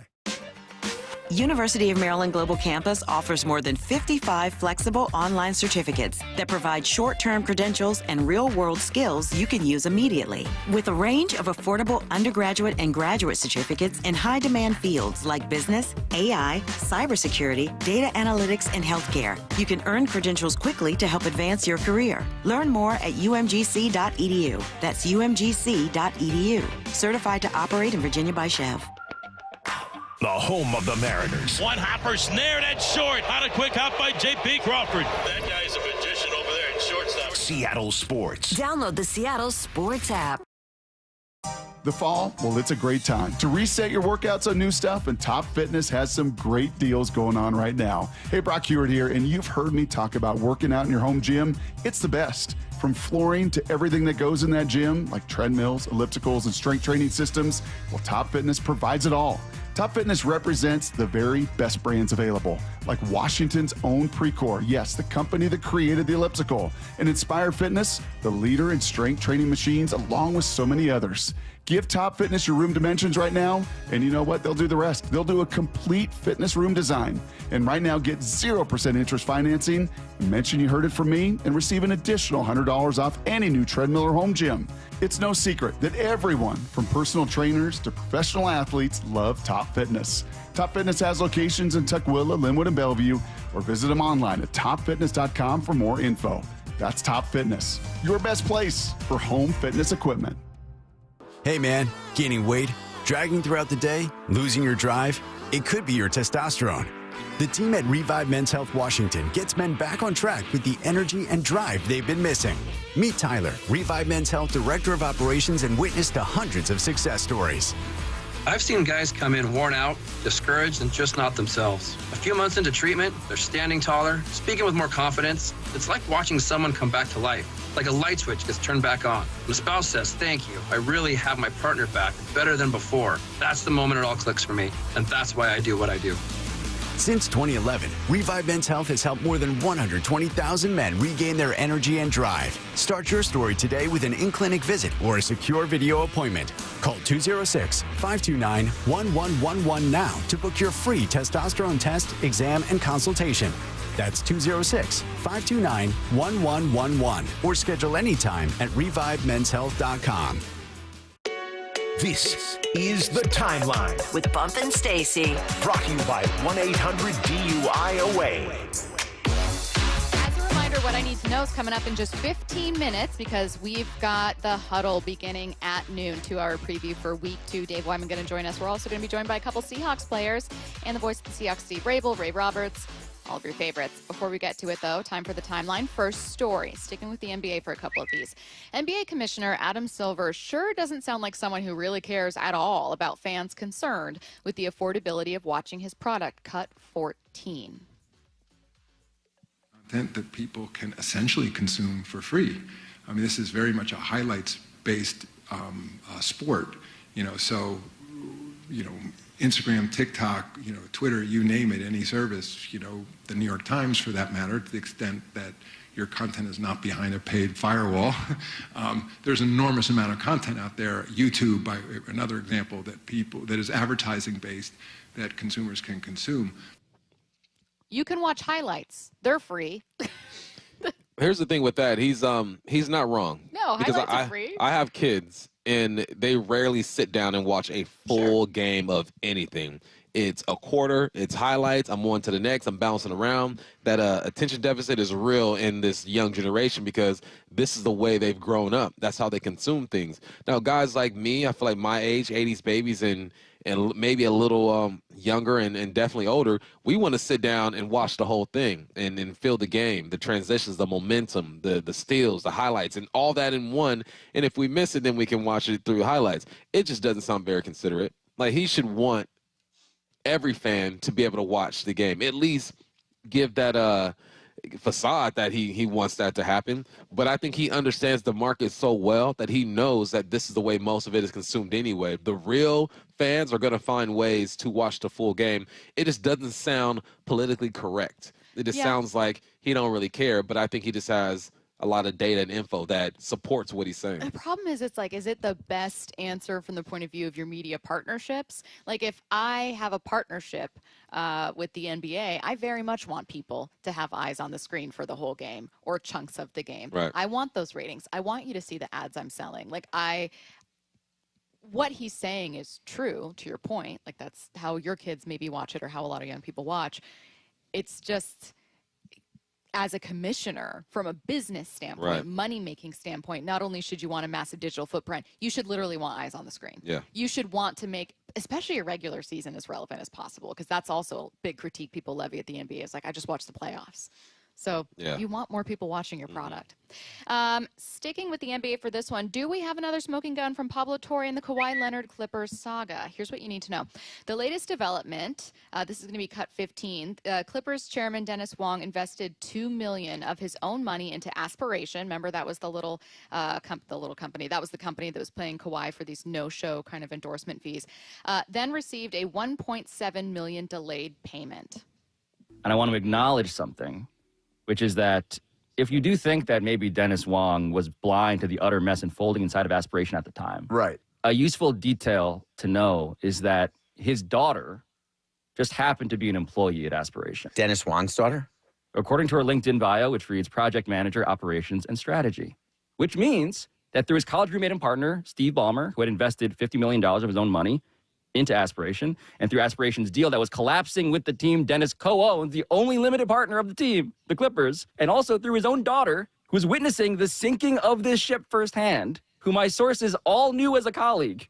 He had several very informed ways to know quite a bit about what company he was sinking $2 million into right as Kawhi Leonard needed to be paid $1.75. It's almost like the opposite of insider trading.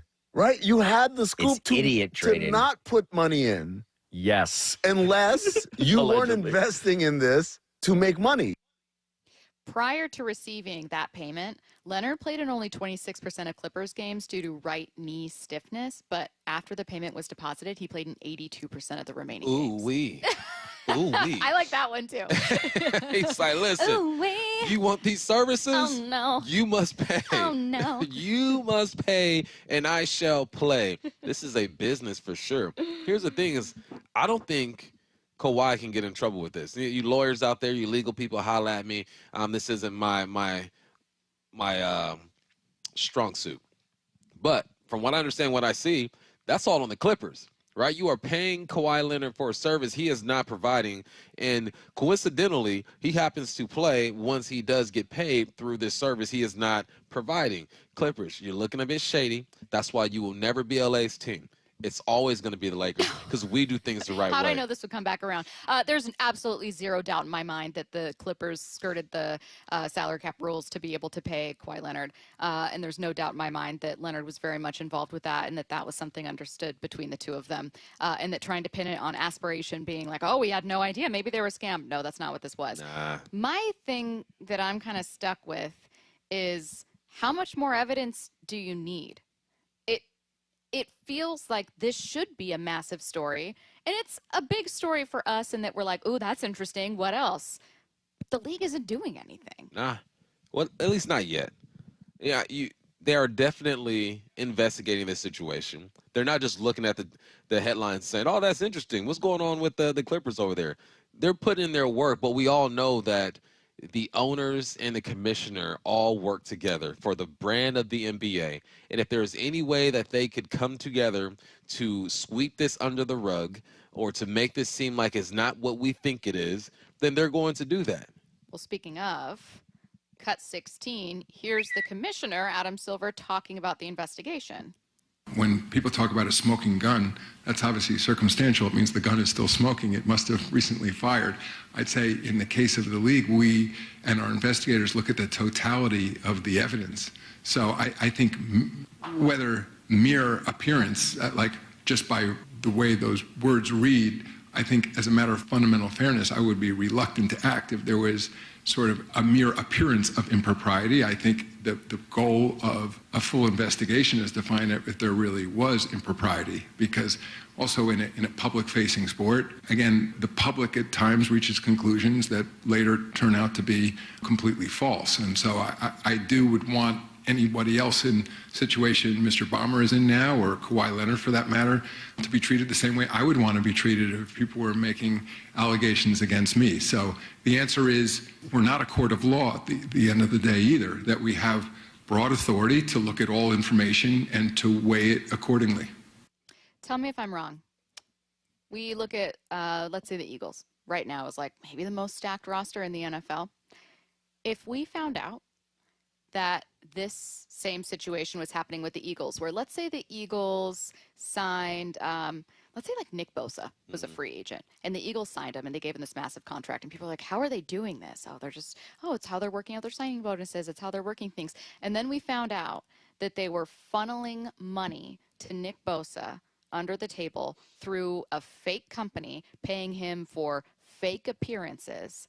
And not only that, but we found out that he kind of wasn't participating in games. And then he contacted the company and said, hey, you owe me $2 million. And then someone from the Eagles invested $2 million into that company. And then he got paid, and then he participated in all the games. And all of this starts to look really shady. You don't think the NFL would be losing its mind? I think this would be a bigger deal in the NFL is what I'm saying. Yeah, for sure, because NFL is king in this country. So why isn't it a bigger deal in the NBA? I don't know. I can't tell you. I think that NFL has more eyes. NFL has more influence. In this country, people just care more about the NFL. With the NBA, I mean, I can guarantee if I look at the text lines right now, someone's going to say, we don't care about basketball. Why are you talking about basketball? Obviously, because there's no team here. But, no, it's just because of popularity. And even though the NBA is a global brand and it's recognized in more countries than the NFL, it ain't homegrown like the way that the NFL is. So that's what it comes down to. And I think Adam Silver. Yeah, Adam Silver. Adam Sandler. What's going on? Adam Silver knows that. He knows how to play this game. Yeah. Adam Sandler, a.k.a. Silver, knows how to play this game. He knows how to maneuver this. I think partially. Gilbert Godfrey. It sounded a little bit like Gilbert Godfrey. Fine. I think partially, too, it's the Clippers. And the Clippers have been, as Bump knows, as any sports fan knows, they've been a joke of a franchise for really their entire existence. And it just kind of falls in line with everything that franchise has ever done. If this were the Lakers, if this were the Celtics, if this were the Heat or any team like that, I think it would hit a little bit harder, especially like Kawhi Leonard is also one of those sports celebrities that we know so little about because he's so private. So no one knows what he's like behind closed doors. If this were LeBron, if this were Luka, if this were, Giannis, if this were, anybody like that, Kevin Durant, then I think it would also be a bigger story just because we simply know more about those guys. Fair points from both of you. Watch high school football live tonight for the Seattle Sports Game of the Week presented by STSPN. Number 4 ranked Eastside Catholic hosts Bishop Blanchett Roll live Crew in Sammamish. Watch the game tonight at 7 p.m. exclusively on the Seattle Sports app, seattlesports.com, and the Seattle Sports YouTube page. For full 2025 matchups, visit seattlesports.com/highschool. Get your questions in for What I Need to Know. Any question, text it now, 866-979-3776. That's next. Touchdown Seahawks! Celebrating 50 years of Seahawks football with the voice of the Seahawks, Steve Rabel. Number 96, Cortez Kennedy. He was as wide as he was tall, and he was in the backfield terrorizing quarterbacks and throwing them to the ground before they knew what hit them. The Seahawks hit the road for the first time this season in hostile Pittsburgh. Seahawks, Steelers, Sunday. Kickoff at 10 a.m. On the home of the Seahawks, Seattle Sports. When your outside matches how you feel on the inside, that's kindness. And so I think that is the one thing that the Lee Johnson Auto family encourages us, is to be like really authentic and really be intentional in how we treat our customers and how we treat each other.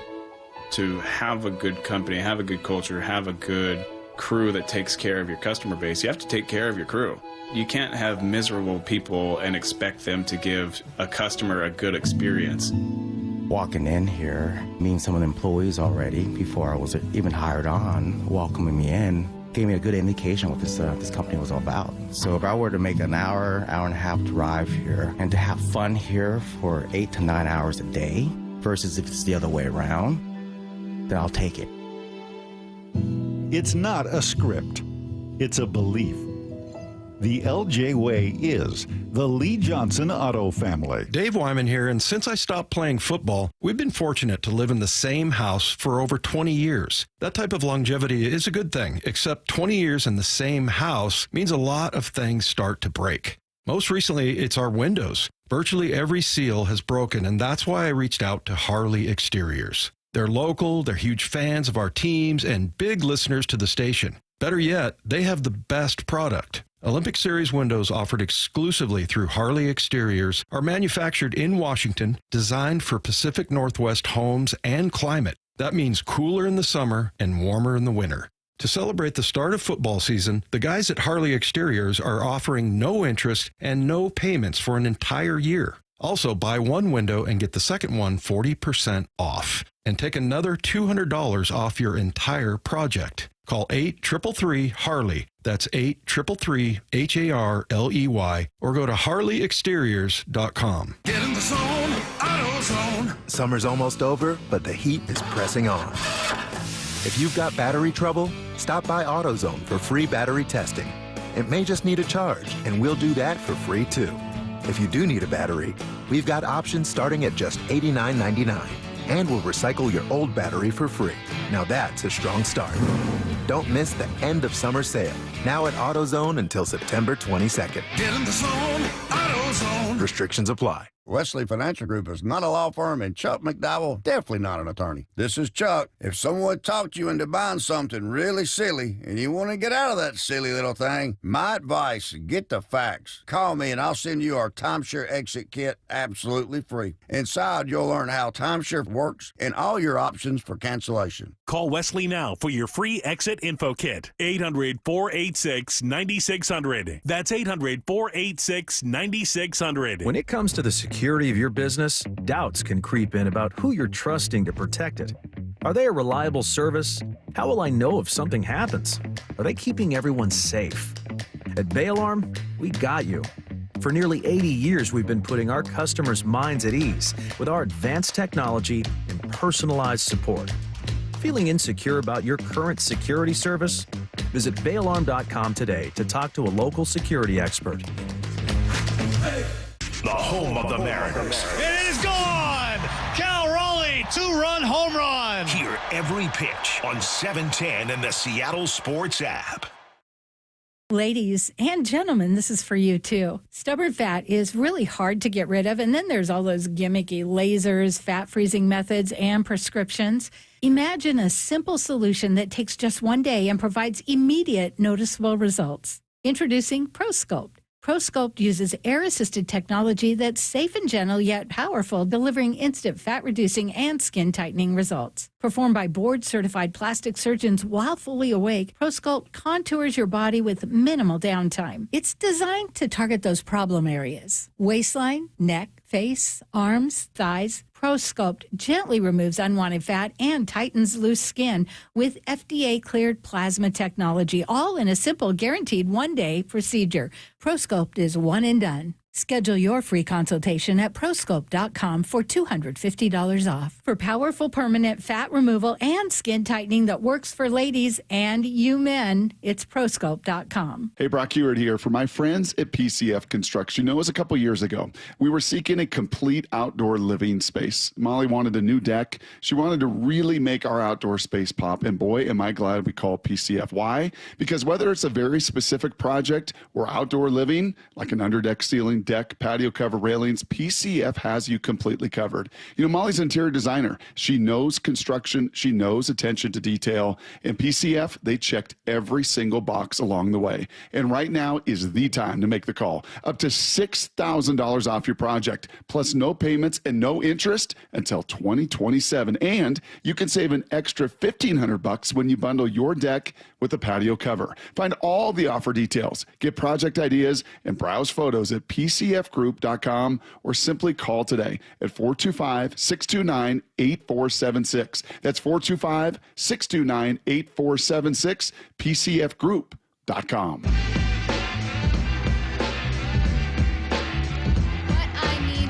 Get your questions in 866-979-3776. Do you guys and gal think Spoon travels with DK on Sunday?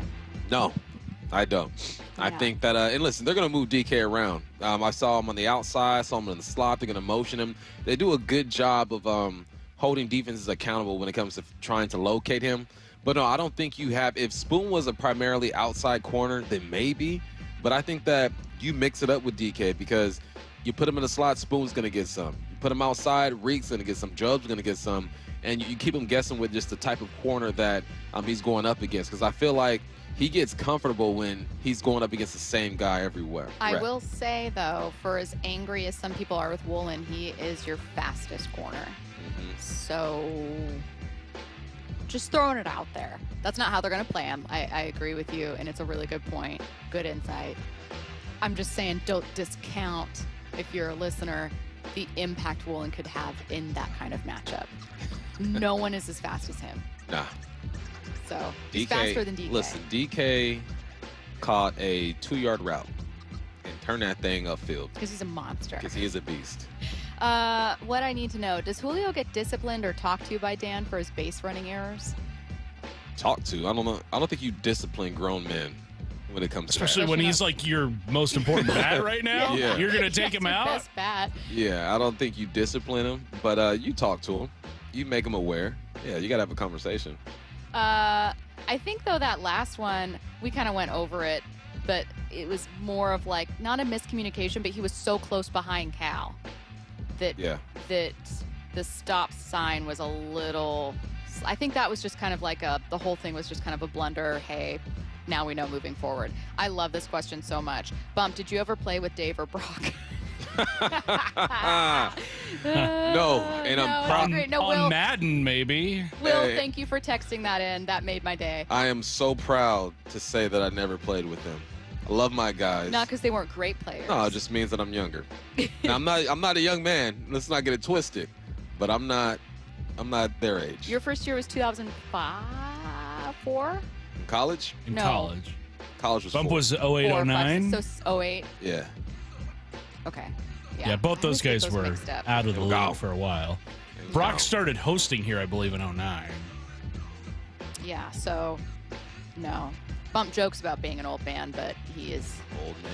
Still a decade I went to younger. sleep on the game, woke up at 2:30 in the morning. You didn't help your Check case. the box score. I'm just saying. But I was sick though. I wasn't feeling good. Did not help your case that you fell asleep in the 7th inning, which, let me check my watch, was definitely not after 10 p.m. It was like 8 or something like that. Look, when you're making it worse. When you're a dad, you have to get those naps in. Your eyes start dozing. If you're on the couch, like, I can't be responsible if I fall asleep here. Jeez. I fall asleep. I think I fall asleep most nights on the couch, and then Brenna wakes me up and is like, "Hey, let's just go to bed." And it's like, oh, Here's my question for okay. both of you. If you have jeans and sneakers on, do you fall asleep faster on the couch? No. That's also a dad move. No, I'm not wearing either of those in the house. My stepdad I'm in gets sweats. When I go visit them for Christmas, he'll be up at 5 a.m. with jeans and sneakers on. 5 a.m. Just walking around the house. What are you looking for? I don't know. Just walking. He's just pacing. He's finding something to fix, or he's finding something to complain about. I will say, as I've gotten older and have fully entered my dadhood, there is something about being up before everybody, just the quiet, and the chaos is not hit yet. The chaos is still asleep, and you just kind of get those last few moments before you know things are going to ratchet up. I totally get it. I'm moving on. What I need to know, TJ in the 425 says, hey, I'm heading to the Mariners game on Sunday. What record will Cal be breaking that day? Good one, TJ. Mickey's. So he'll hit not 54 until Sunday. Yeah. Oh, no, he'll hit 54 and then 55. Yeah. So Yeah. 2 home runs the second on Sunday. Mickey, Okay. love you. Bet. Gone. Curtis. I think he'll tie Griffey's team record, 56. Ooh, Ooh-wee. 3rd home run. So we're Yeah. talking back-to-back to skip back, depending on how we go here. I think, because remember the last time the Mariners played on Apple TV, Cal had 2 home runs and drove in 6. That was against the Yeah. Tigers. I think he Yeah. does it again. I think it's Was the Apple TV boost here. When was the 2 home run game he just had? It was when he tied the record and broke it. I think he hit 49 and 50 in the same game. No, Was I thought it? 48 Or and 49. 48 and 49, that's right. I don't remember. Who was that? I'm blanking. It wasn't that long ago, obviously. Let's see. What I need to know. Should we explore trading Ken Walker by midseason if Zach Charbonnet continues to outperform him? No, you need a number 2 back. You need a 2. No matter who it is. Yeah. Yeah, don't do that. I get flashbacks to 2017 when you basically had no running backs because everyone got hurt. You don't want to be there. You don't want to live that life. What do I need to know? I've had this one before. I'm going to skip it. Sorry. It was about pillowcases, whether the opening of the pillowcase is inside or outside. We spent too much time last time fighting over this, so I'm moving past it. The answer is inside. What I need to know. When you mentioned that Mike McDonald wasn't happy with the Seahawks offensive play calling, does the coordinator and head coach not discuss the game prior to the game or game plan prior to the game? I don't think Mike necessarily said he wasn't happy with the play calling. No, he just said he wants to see he just reiterated who they are. Mm-hmm. It was a tone. You can interpret that the way you want to. Which, yeah. But of course they talk about the game plan. But when the game starts, Mike is focused on that defense and make sure all those things are right over there. He is paying attention to the offense, but he trusts Kubiak to call plays that are necessary in that moment. Now you go back and watch film, and then Mike could see it differently and say, all right, I would like to see more of this. But I think they're on the same page. It's just when you lose a ball game, you're going to find some mistakes. You kind of answered it with this, but how possible, too, is it that, they discuss it, you have a game plan going in that ends up getting kind of flipped? Like, maybe you wanted to do much more play action and then just didn't. Well, there's no excuse for that. Okay. There's no excuse for not doing play action. Clint, I was trying to help you out, man. I'm sorry. I tried my best. All right, Dave Wyman's going to join us, and the huddle starts. We've got a 2-hour Seahawks preview coming your way next.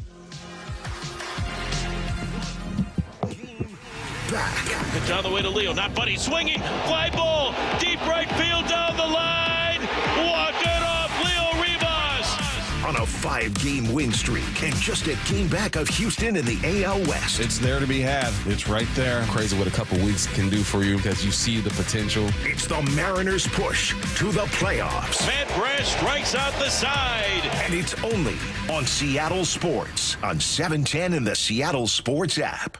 IRG Physical and Hand Therapy doesn't just treat injuries, they elevate athletes. From weekend warriors to elite competitors, IRG Sports Institute clinics are built for performance, blending top-tier physical therapy with advanced sports science and personalized training plans. Hey, Brock Hewitt here with Shannon O'Kelly, physical therapist and owner of IRG Physical and Hand Therapy. Why? Why elevate athletes as well? Because here at IRG, Brock, our motto is we want you to be your best self, your best physical self, your best mental self, and your best community self. At our new IRG Fremont Sports Institute, we're providing that type of care. We've got the latest equipment, the greatest techniques, the providers there that are excited to get you better, basically bigger, faster, stronger. Doesn't matter if you're a weekend warrior, a recreational athlete, an elite athlete, we will make you to be your best. You'll work with specialists who understand the grind because they've been there. With access to cutting-edge equipment and recovery techniques, you won't just heal, you'll come back stronger. Visit irgpt.com, irgpt.com. This is for all you guys on Viagra.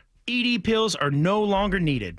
The brutal side effects like 4-hour headaches, blurred vision, and that flush feeling can all be put behind you with our treatment. Here at West Coast Men's Health, we have a better approach to ED. Acoustic wave therapy creates blood flow circulation by safely removing the plaque in your arteries and restoring function naturally. Guys, let me be clear. Pills will never fix your problem. Our equipment is the latest technology, and our medical staff is the best in the industry. So give West Coast Men's Health a call today.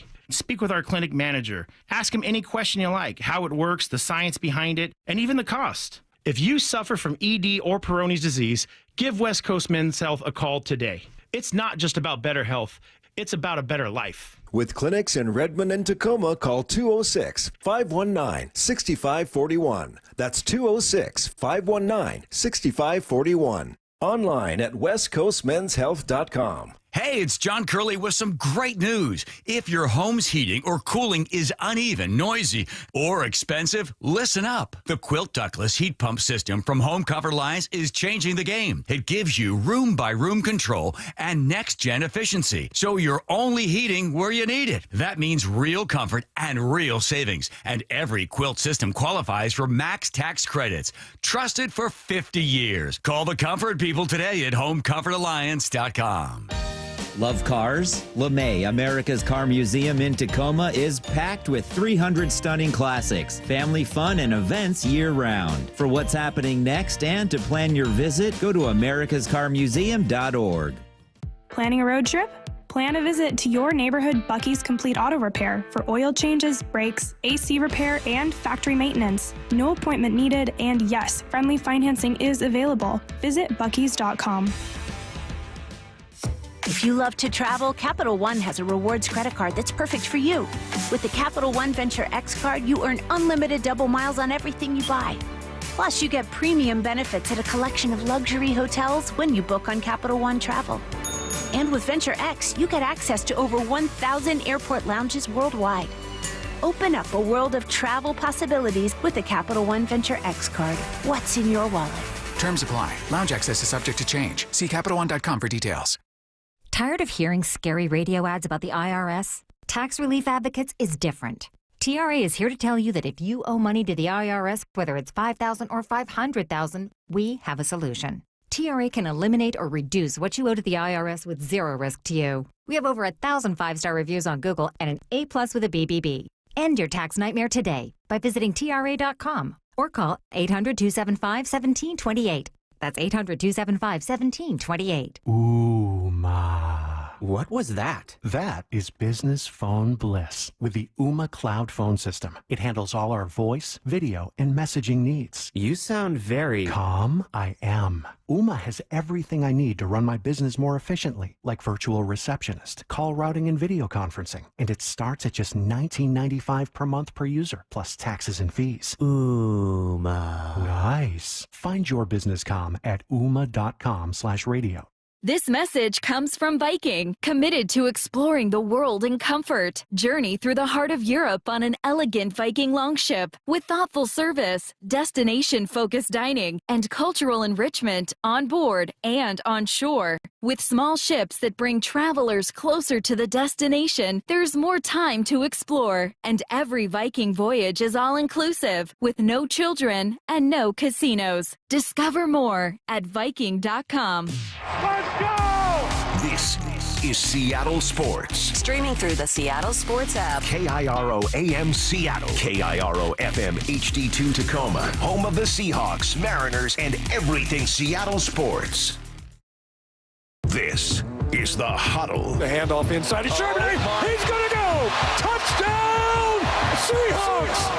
Exclusively on Seattle Sports on 710, Seattle Sports on YouTube, and the Seattle Sports app with hosts Michael Bumpus, Stacy Rost, and Dave Wyman. You don't suck it. You come get that. Time to go inside The Huddle.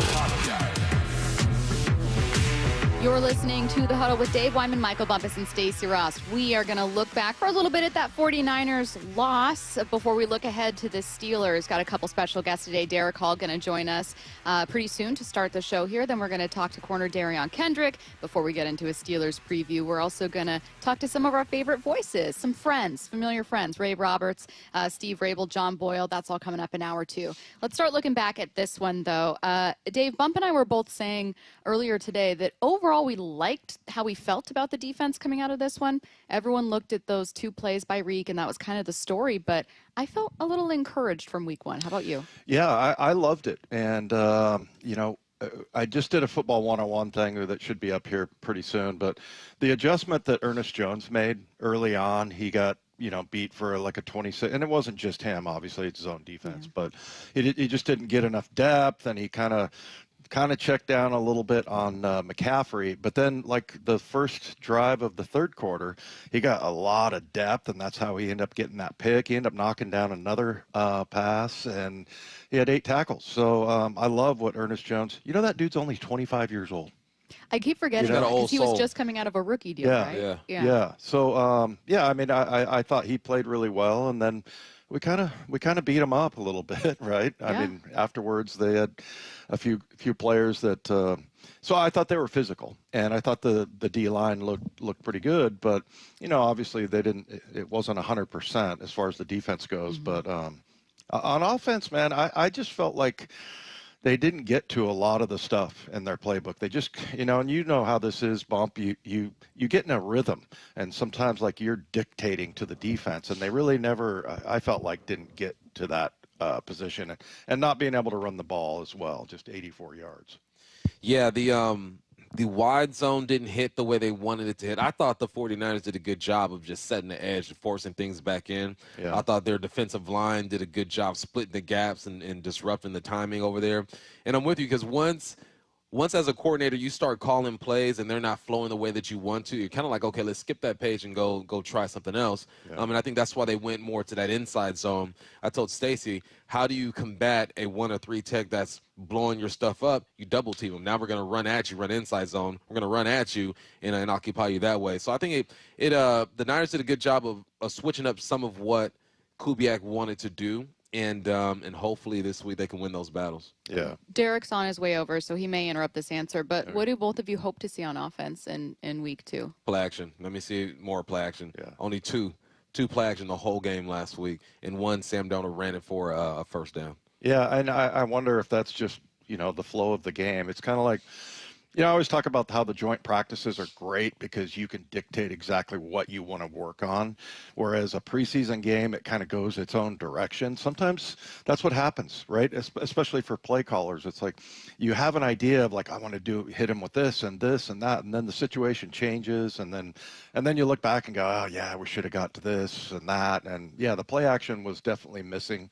And remember how smooth they were running that in the preseason against Kansas City? Yeah. It was like every play was just scripted, perfectly. And, they never really got to it. So, I wasn't terribly discouraged. And, and I just like, man, you hold the Niners to 17 points. Yeah. You got to get a win there. Was it something where you thought it was, hey, this is an execution thing, but I can see what they're trying to do? Do you have to be stubborn with the run? I mean, is it on 1 or 2 guys to kind of perform better? What did you see more of, Bump? I felt like the interior offensive linemen just have to play better there because I mentioned the 1 and 3 just splitting. And when you're running that outside zone or any zone, at one point there's combo blocks. You're going to double team the 1 or the 3. when these guys have them under control, then you climb to that second level. So whereas they were hiking the football and they were swimming and getting in there, and that just comes with experience, right? You got Zabel, who's a young guy who I thought played good though. Sundell, young guy who played good. Anthony Bradford trying to figure some things out. So it's just being physical, just handling the combo. It's almost like I would rather them sacrifice climbing to the second level and just making sure you take care of the big boy first instead of getting out of there a bit early. I hate to sound like cliche, what coaches say all the time, but they didn't finish. You know, like even Big Cat, you know, he had the one Master Blaster hit where he hits McCaffrey and doesn't wrap him up. Master Blaster. That just so yeah, I mean that's like something that works in high school, right? Yeah. But you know, so there was that.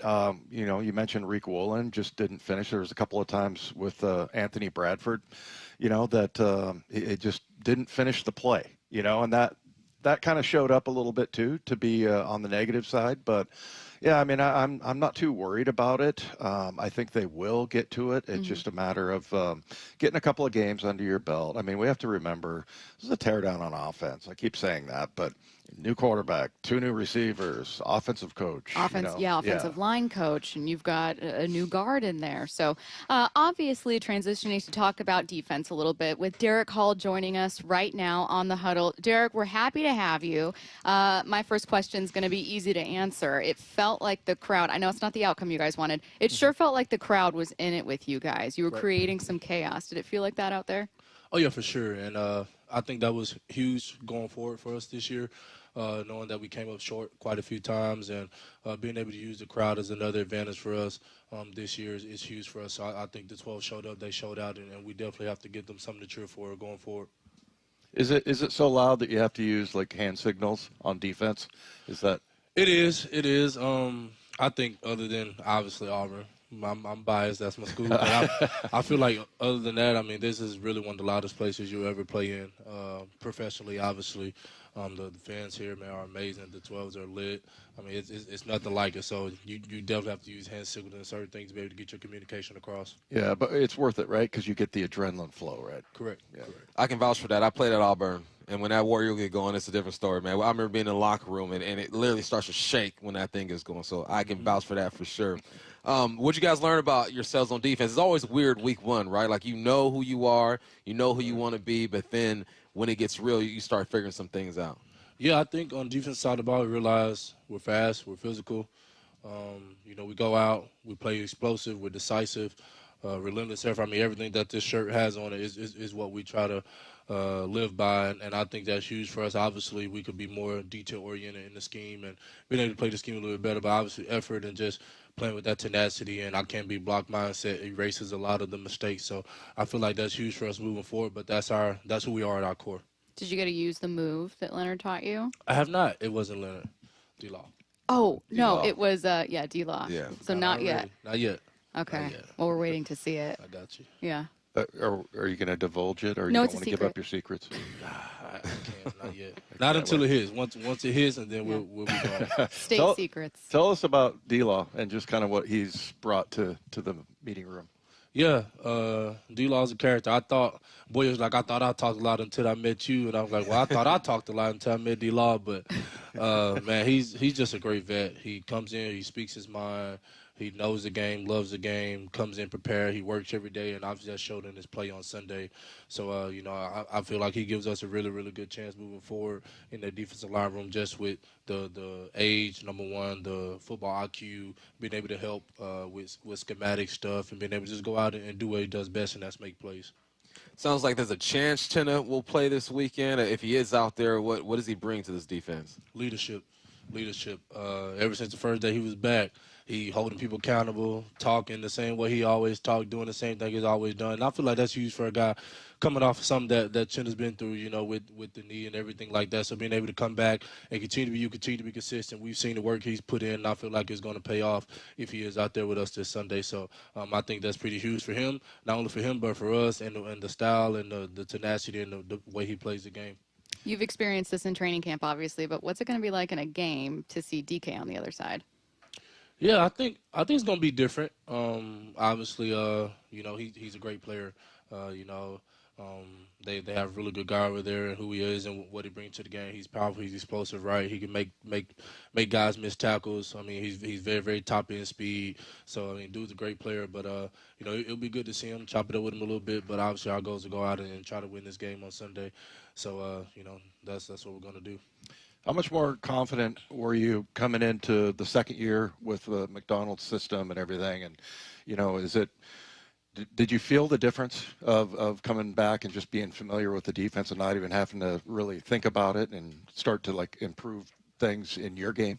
Oh, for sure. That's huge. Like that was night and day difference. You know, last year we spent a lot of time on scheme and trying to figure out how to play the scheme best and how we're going to put it in and different like that. This year, starting from the jump, it takes we spend a lot more time on details. How can we help grow our game? What's things that we can do within the scheme to help us go out and steal ops? Like what plays do we know based off the formation in the backfield set that we're getting that we know, okay, we can shoot this gap and take this opportunity and go make a play. So I think that's huge. Once you boil out down, you know what you're doing, you know what to expect. So being able to go out and steal those opportunities, being able to figure out what can I do to help grow my game within this scheme, whether that be, you know, my feet, my hands, how do I see this formation-wise. So just being able to clear your head on all that and be able to gather in on how can you become a better player, I think that's huge going into year two. I usually start the game in the press box, but near the third, I'm walking around. I like to feel the game and feel the energy. It didn't feel like a regular week one game when I was out there. Was that the feeling you guys had too? Oh yeah, for sure. You know, I think the goal and the mindset of us every game is to start fast, and I think the whole thing about it, man, it just felt so weird because like you said, it wasn't like a fill out game, man. Teams are throwing blows. We're out there, hard hat on hard hat, you know, trying to go out and put our best foot forward to get a win and be successful. So you know, I feel like that was a tough part about week one. You know, we felt like we put ourselves in position to go out and win the game, and when that doesn't happen, right, it kind of hurts and it kind of sucks. But man, I felt like you're completely right about that. It felt like a late season divisional game, or even maybe, you know, some may extend it to a playoff type caliber game. Going from a lot of love with your home crowd to being on the road against a tough opponent early. Do you like playing on the road? Like sometimes being in enemy territory and kind of feeling an antagonistic crowd? It's different. What's it like? Me personally, I like the noise on the defense side of the ball because it's like you say, you get that adrenaline rush. You just like, I can't hear nothing. Like it's insane. But being able to be on the road and be a little quiet, it also helps you hearing things. You know, like, you know, what the offense is doing, whether how they're pass pro and how they're doing this, how they're doing that. So it can help you out schematic wise, but it's different going on the road.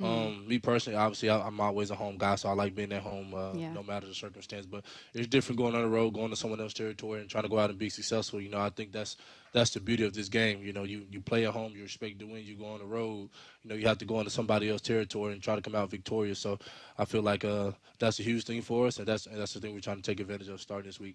Are you a talker on the field, or are you a quiet guy? Do you talk some smack? I'll be honest. What is it? I talk. Lots of talking. Talk when spoken to. Let me say that I try to mellow it out, but you know, once someone really starts with me, oh, it's on, and it ain't no turning it off till that clock is. You're a responder. Correct. Yeah. You guys created, according to, I guess, Pro Football Reference, depending on how you look at stats and stuff, the second most pressures when it comes to getting out after the quarterback. Is that something that Coach McDonald points out to you guys after the game? Even though it was an L, and obviously you want to win the ball game, but you still did some positive things throughout the game. I think you always look at the positives, right? And, you know, you assess what you did good, you assess what you did bad, and you move forward. But I don't think that was something that really stood out to us, because that's what we expect to do with the guys that we have across the front, right? Like, our goal is to go out and, you know, pressure the quarterback and get him on the ground and make plays like that. And obviously we didn't get him on the ground, but we felt like we affected him really well. So now being able to go out and stack on that. But I don't think, like, that's just okay for us, honestly, with the guys that we have in our room. Like, we want to go out and affect the quarterback. Honestly, if we, out of 10 times, maybe 7, 8 out of 10 times. So we want to get pressure a lot, you know, on a guy like that, and a guy who's mobile, and then obviously a guy like Aaron Rodgers, who's been in the game longer than freaking I've almost been born. So tell him that. I think it's huge to get pressure on him. Don't let him sit back there and be a traditional pocket passer, what he is, and be able to affect him mentally as far as that part goes. All right, these guys are back out there. Derek Hall, the rest of the Seahawks defense on Sunday, 10 a.m. start against the Steelers. Derek, good luck to you guys, and then we will see you back at home Sunday against the Saints, where you're back in front of that noise. So yes, it'll be welcoming you when you're back here in 2 weeks. All right, don't go anywhere. This is The Huddle. Thank you. Hawks Live. Touchdown! Presented by the Dining District at the Bellevue Collection. Tonight from 7 to 9 p.m. Live from Bellevue Square Center Court. Come on by and join hosts Michael Bumpus and Paul Moyer with this week's guest, Seahawks rookie receiver Torrey Horton. This should be fun. Hawks Live. Tonight from 7 to 9 p.m. Exclusively on the home of the Seahawks, Seattle Sports, on 710 and the Seattle Sports app. We meet by accident, fixing every last bit, Accurate Auto Body. If you've been in an auto accident, you have the right to take your vehicle to any repair facility. Accurate Auto Body has been family owned and operated since 1994, and they work for you, not your insurance company. Your insurance company may not love them, but you will, because We meet by accident, fixing every last bit, Accurate Auto Body. From whiplash to herniated discs, there are a few car accident injuries we've all heard of. JP Pendergast with Pendergast Law explains that even the most common injuries differ from one another. Pre-existing conditions, health history, beginning of treatment. There are hundreds of factors that make every person and every injury unique. While these variables aid medical treatment, the strongest case recoveries must also take them into account. Could you explain a little bit more? Our team at Pendergast Law is obsessed with turning over every stone to differentiate each case. This requires thorough investigation, diligent listening, and relentless research. We never pursue cases with a one-size-fits-all approach. We built our success by treating every injury and every case with the individualized attention our clients need and deserve. Pendergast Law's individualized approach to even the most common injuries makes the difference in case outcomes. It's another reason why I can't recommend them enough. If you or a loved one has been injured in a car accident, call Pendergast Law. We can help. When the weather changes, your home shouldn't be the one left unprepared. Hi, I'm Justin Shirley, CEO of State Roofing and Exteriors here. We offer the strongest solutions in roofing, siding, decking, windows, and gutters, made for the Pacific Northwest. And right now, get 0 down, 0 payments, and 0 interest for 24 months or up to $3,000 off your next project. No gimmicks, no stress, just reliability you can count on. Visit stateroofing.com or call 866-ROOF-ROOF to schedule your free estimate today. State Roofing, the best roof you'll ever need. Change is always happening. It's part of life. And when it comes to music, change is all around us. Songs are rewritten, classics are remixed, bands and artists come and go.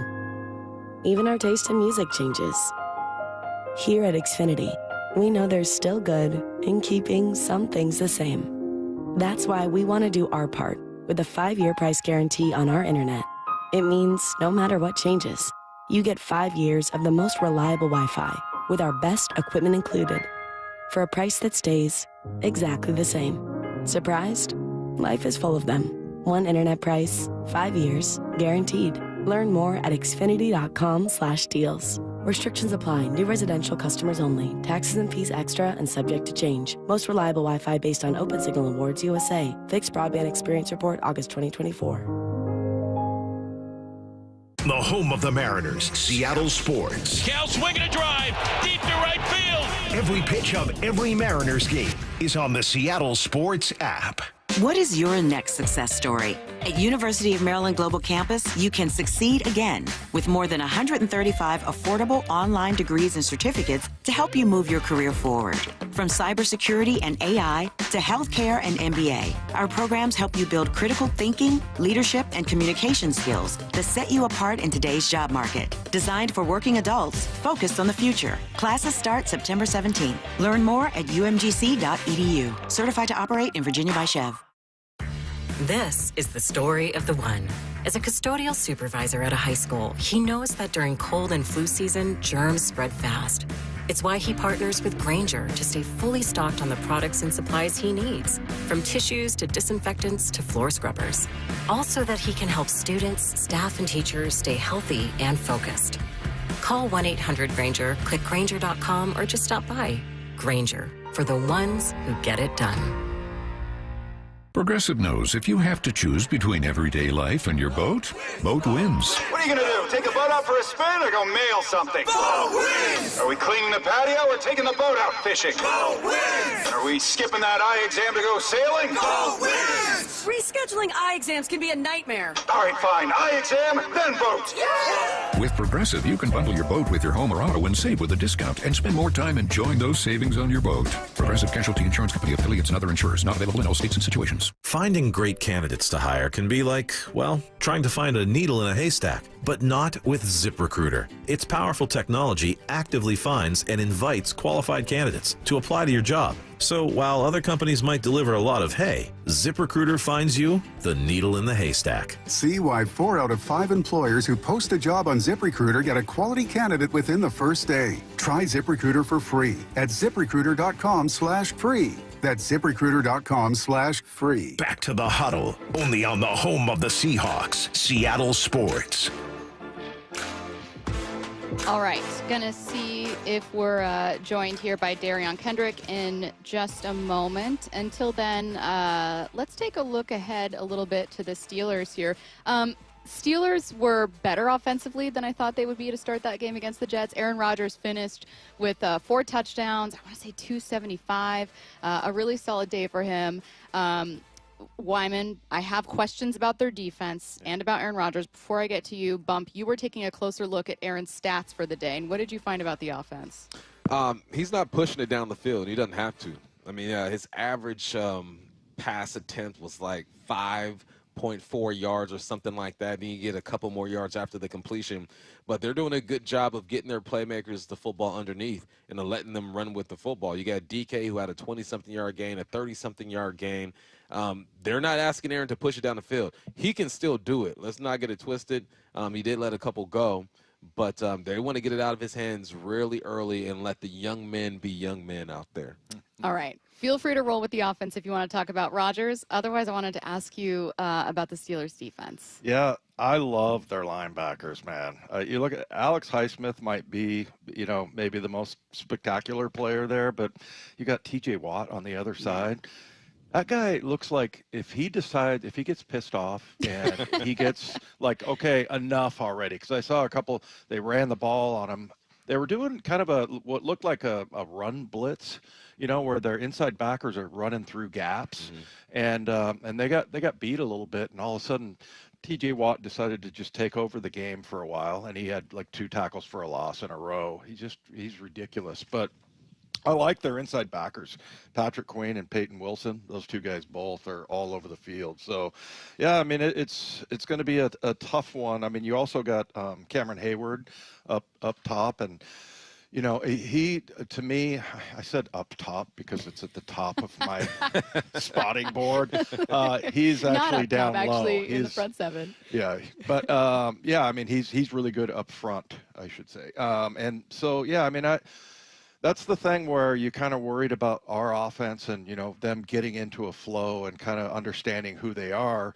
Now you're going up against what I think this might be the best linebacker foursome because they run a 3-4 in the NFL. So it's going to be tough for them to kind of get going. But, yeah, however they, as far as the yards that they gave up and everything, I mean, to me, that I'm just looking at the players, and these guys have the ability to make plays, all 4 of those guys. So I think that's going to be really difficult task for them to get that run game going. Where's the big test here, Bump, when it comes to trying to establish that run? Is it your guards against their line? Yeah, I mean, that's what it comes down to. That's what the Jets did so well against this team, was that their guards is dominated. The first play of the game, you got your center and your right guard putting the defensive lineman down, sitting him on his wallet, as Raves would say, and it was beautiful.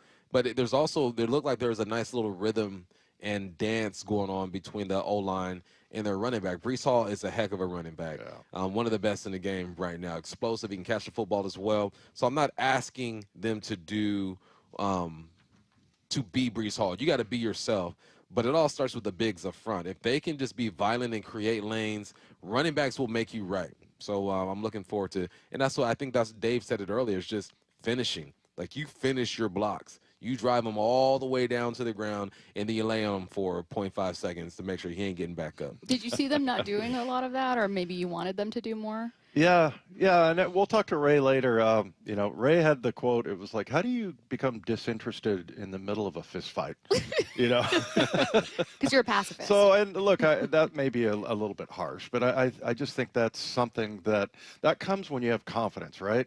And you know exactly what you're running. I feel like they're still trying to get used to what kind of plays are we running, but once you really know the playbook and you get into a flow and everything, that's when you can finish. But you know, I mean, that's something you need to do every time, no matter what. And that's kind of what happened with the Seahawks. And, you know, we saw that in pass coverage a little bit with them as well. So, yeah, I mean, it's just difficult to know, like, how far do I need to go? And, you know, a lot of times you see guys that are maybe jogging or choking it down a little bit, and it's like, you just can't do that. You have to go, you know, from snap to whistle. And I know that sounds, once again, very cliche, but that's just something that I think that they really lacked as far as offense goes, for our offense. Speaking of our offense, Bump, it is 12:25, and I haven't even mentioned Sam Darnold today. Yeah. Here we were ready to see him in week 1, and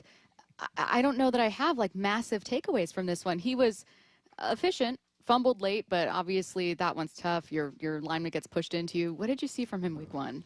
I saw him make good decisions. I saw him execute the offense. He wasn't asked to do much either, but when there was a big play that needed to be made, he found his playmaker in JSN. I think that there was a few miscommunications, one with Arroyo, another one with, I want to say it was Cody White, I believe. But it was, according to who you listen to, PFF had him ranked as the highest graded Seahawks quarterback offense, that week. Like it was interesting to see that because I thought that some plays were left out there, but I think he played a decent game. I wasn't mad at it at all. All right, we are back to the Seahawks defense. Cornerback Darion Kendrick joining us right now on the huddle. Happy to have you here. You've had kind of a whirlwind fall, obviously, you know, getting claimed from the Rams, and I did see quite a few disappointed Rams fans and excited Seahawks fans. For you personally, what's that transition like? Does it feel just like a chaotic month? Not too chaotic, but I say the biggest thing for me just getting everything moved for real, just like up and moving that fast. That's the biggest thing for me. Other than that, I really been through this process one time before, so just taking those steps again, got a clean slate, come in, just be myself, and let everything take care of itself. You're talking about, you know, all the moves that you have to make. I mean, people don't realize, like, you got to find a place to live, you got to get a car, all that stuff. How much the Seahawks do a pretty good job, it seems like, with helping out with those kind of things. Oh yeah, definitely. That was a big help. Found me some movers that can help me move, get all my stuff packed up and stuff like that. So took care of that side for me. So I didn't really have to think about contacting anybody to is my stuff good, stuff like that. So. And then car situation, that was easy. But Seahawks made everything simple for me. Just come in, do what I got to do as a professional and just go about my day and go about my job. Did you know anybody on this team, or did you fly in here just solo? Yes, sir. Ernest Jones was my linebacker back in L.A. Cooper Kupp, one of my receivers back in L.A. And Kenny Mack, played with him back at Georgia, so know him a little bit. Me and Reek met each other in the Senior Bowl coming out of college.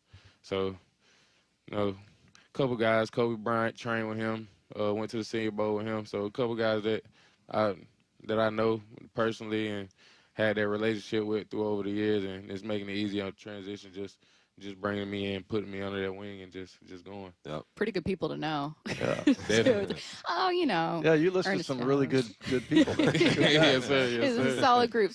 Yeah. How about everyone else? Family, dog? Was there anything like that needing to move up? Cat guy, maybe?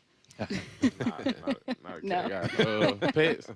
Pets at home, so I didn't have to worry about that back in South Carolina. Yeah. And just family coming up here, just getting their flights arranged, stuff like that. Just getting them up here, getting them set up. Yeah. And that's about it. And now ready to play. Yeah, ready to You know, go. cats are pretty badass. They kill things for sport. Yeah, Darion, you seem very opposed to Yeah. this. Kill things for sport. I'm just saying. Yeah, I'm not a big cat guy myself. Well, I wasn't either, and then I met my wife, and then she's turned me into a cat person. Okay. I don't trust them. I don't trust cats. Nah, they too quiet for Yeah. me. You know what I'm saying? Quiet? Yeah, they're too quiet for me. I don't trust them. Just imagining both of you I just love that, Bumpus. I don't Like when trust them. somebody come to my door, a dog, you Yeah. know, they gonna bark or whatever. Yeah. Make that little noise. You Yeah. gonna know where they at around the house, but yeah. Cats be like, you on your own, man. yeah. And imagine you see 3 or 4, you kind of start to What's going on? red flag and a half. Yeah. Well, what do you know about this defense so far? What do you like about it? First off, the energy. I always bring the energy. Play in, play out. Physical defense. I feel like in the trenches, that's where it starts at. Those boys, they take their job seriously. So starting with them, being physical at the point of attack, creating a new line of scrimmage for us. And then also that helps us on the back end, creating our coverage sacks and stuff like that. Being sticky in coverage, letting them get their rush on, get to the quarterback, and cause havoc. What do you think of Mike McDonald? Smart. That's the first thing we always hear. Yeah, smart. Just being these 2 weeks, being around him, he definitely knows what he's doing. Likes to pick his opponent out, watch them very carefully, knows what they're doing. So all you gotta do is really trust in a guy like that. Yeah. Tell us about McVay. Speaking of coaches, I'm just curious of trying to get a handle of like what kind of a coach he is. Is there similarities with him and McDonald? Oh yeah, definitely. Players, coaches, for sure. Going to listen to what the players got to say, how they feel, how their body feeling, how they feeling mentally, stuff like that. So they can be able to take their power and what they can do, and then change the schedule according to how the guys feel and stuff like that. So big players, coaches. It's Darion Kendrick, not a cat guy, but is a very good cornerback, and we appreciate you joining us for the huddle. Don't go anywhere. Yeah, thank you. One game back. Pitch on the way to Leo. Not Buddy swinging. Fly ball. Deep right field down the line. Walked it off. Leo Rivas. On a 5-game win streak and just a game back of Houston in the AL West. It's there to be had. It's right there. Crazy what a couple weeks can do for you because you see the potential. It's the Mariners' push to the playoffs. Matt Brash strikes out the side. And it's only on Seattle Sports on 710 in the Seattle Sports app. Hey, what's up? It's Michael Bumpus for Silver Reef Casino, man. I've been there before. It's a nice drive up I-5. You get off 260 and you are there. If you want something to eat, they have the amazing steakhouse and also the cantina if you want some Mexican food. And you know what? The Portis Bay Sports Bar is the spot to go to. You watch the game. The drinks are cold. The vibes are good. The people there are great as well. And they got Loomis Trails Golf Course, man. 18 holes with water almost everywhere. You got to make sure you hit that fairway. Just be patient, be calm, and enjoy the round. And you soak in the last of the summer glow with our golden hour giveaway at Silver Reef Casino Resort. Every Saturday from 6 p.m. to midnight, we're holding drawings with a $10,000 grand prize winner at midnight. And don't miss the epic finale on September 27th, where one lucky winner will take home a massive $50,000. Feeling those golden hour vibes? Come find out if you're a winner at silverreefcasino.com. Silver Reef Casino Resort, it's not a secret anymore. For over 113 years, Pacific Lamp and Supply Company has been your #1 lighting specialist in Washington, from the Space Needle in Seattle all the way to the Riverwalk in Spokane. With the largest lighting inventory in Washington, Pacific Lamp's knowledgeable and experienced staff can assist with any lighting issue, including intricate lighting and control designs. Plus, they work with all utilities in Washington to get you the best available lighting rebates. Pacific Lamp and Supply Company, Washington's lighting experts since 1912. Visit pacificlamp.com.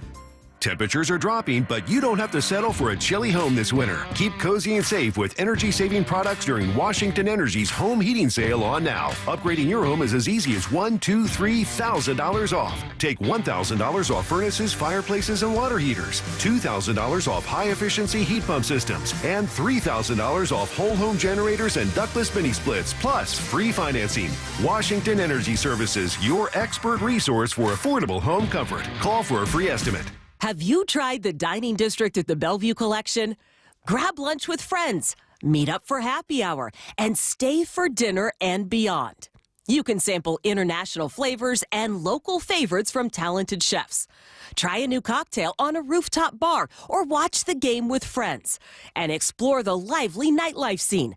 The dining district at the Bellevue Collection, where your taste adventure begins. Learn more at BellevueCollection.com/dining district. Start having fun.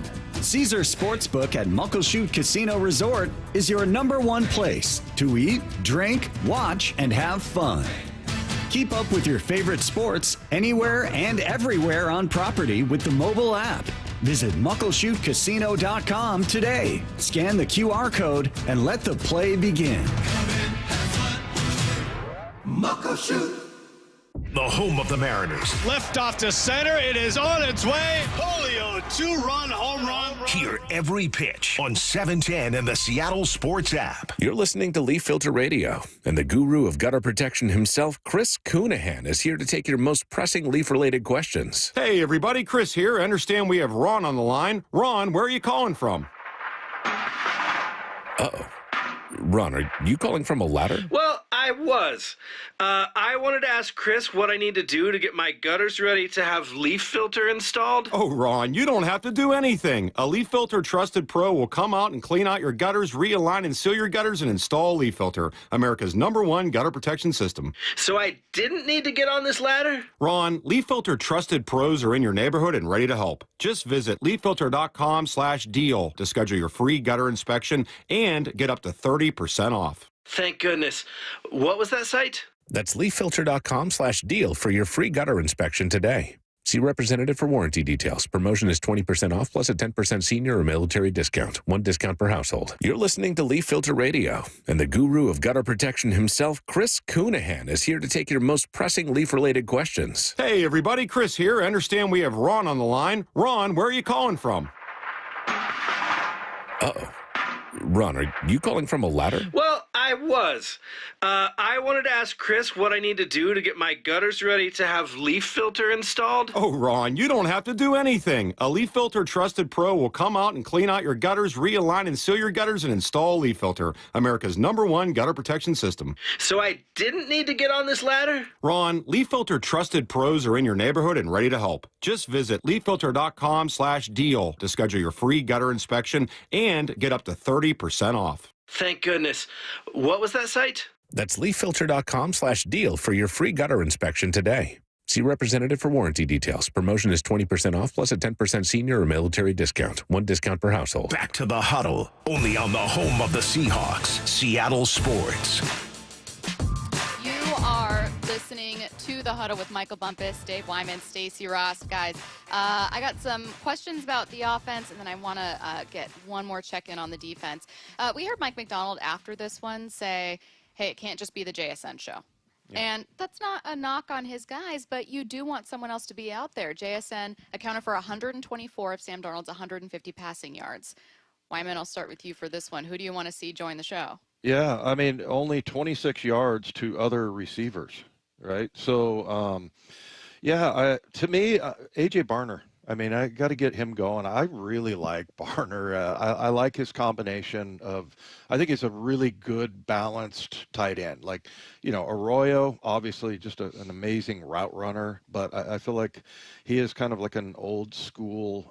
We had Eric Saubert on our show yesterday, and we had him on the huddle last week, and he's really good a blocker. But I feel like A.J. Barner, that's a guy I'd like to see them get going, just because tight ends can do so much damage. And if all of a sudden, he becomes a threat, and then you still got Cooper Kupp and you got Arroyo and, you got the running backs, I think they only threw to running backs a couple of times, right? 3 times, I think, with Ken Walker. So, you know, and I always say, like, you can hand the ball off in the box to the running back, and it's going to be tough getting yards. But you get, you know, K9 out in the flat, or, you know, away from the line of scrimmage, he could do some damage. Bump, what about you?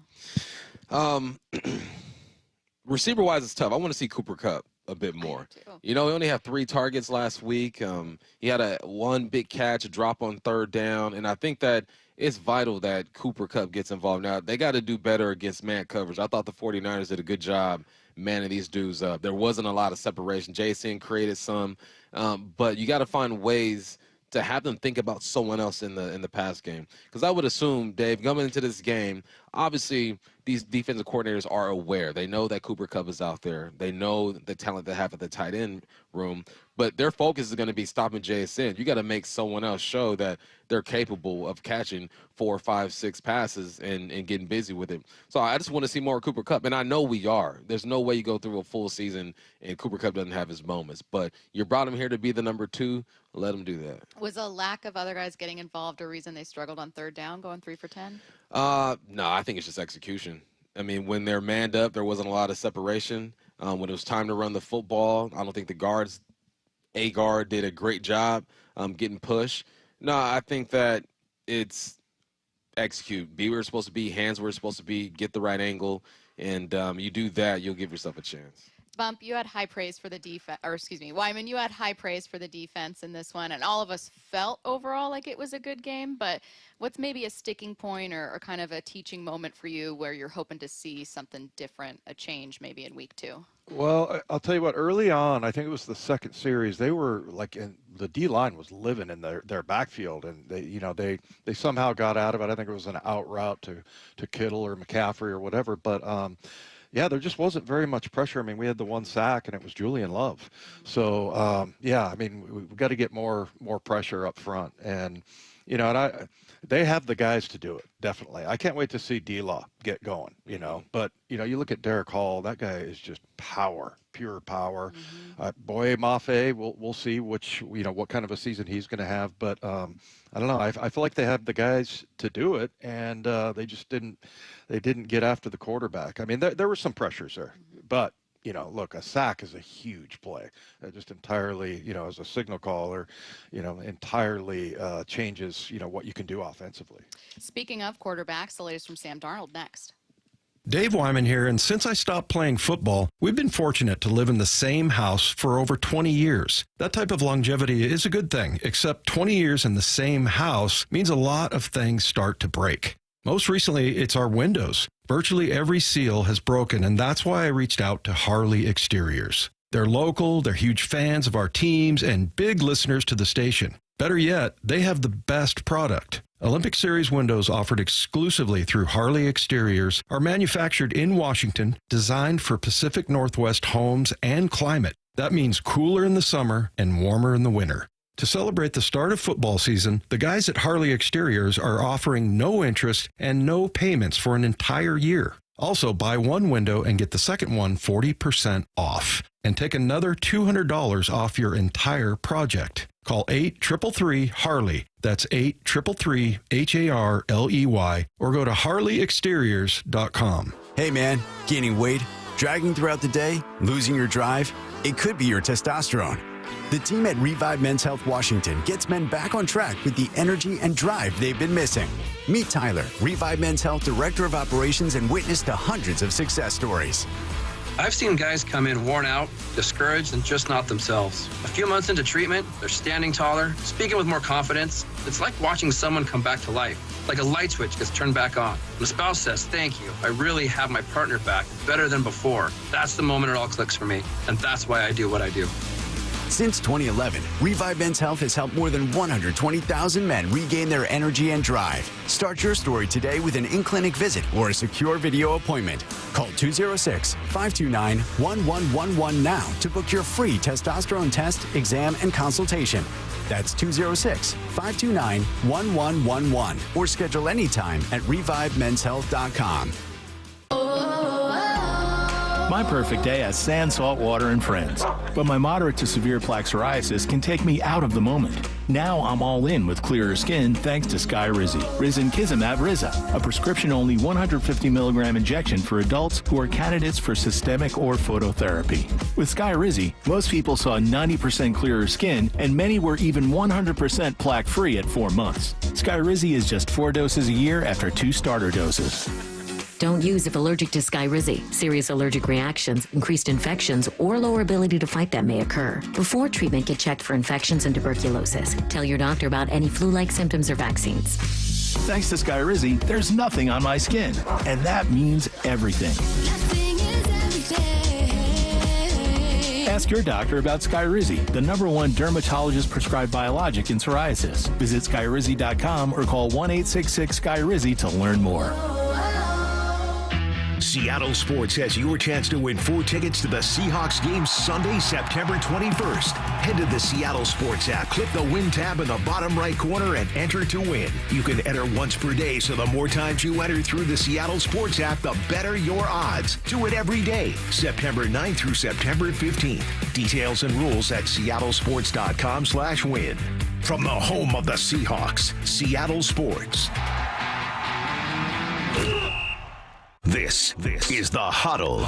Every Thursday from noon to 2. On Seattle Sports. You are listening to The Huddle with Dave Wyman, Michael Bumpus, and Stacy Rost. Anytime you preview a game, you got to talk about the quarterback. So let's hear from the quarterback himself, Sam Darnold, speaking with reporters now. Looking at it, the thoughts that I had post-game were pretty, spot on in terms of, what I thought happened. And then, other than that, I think moving on this week, yesterday we had a really good, day of practice on Wednesday.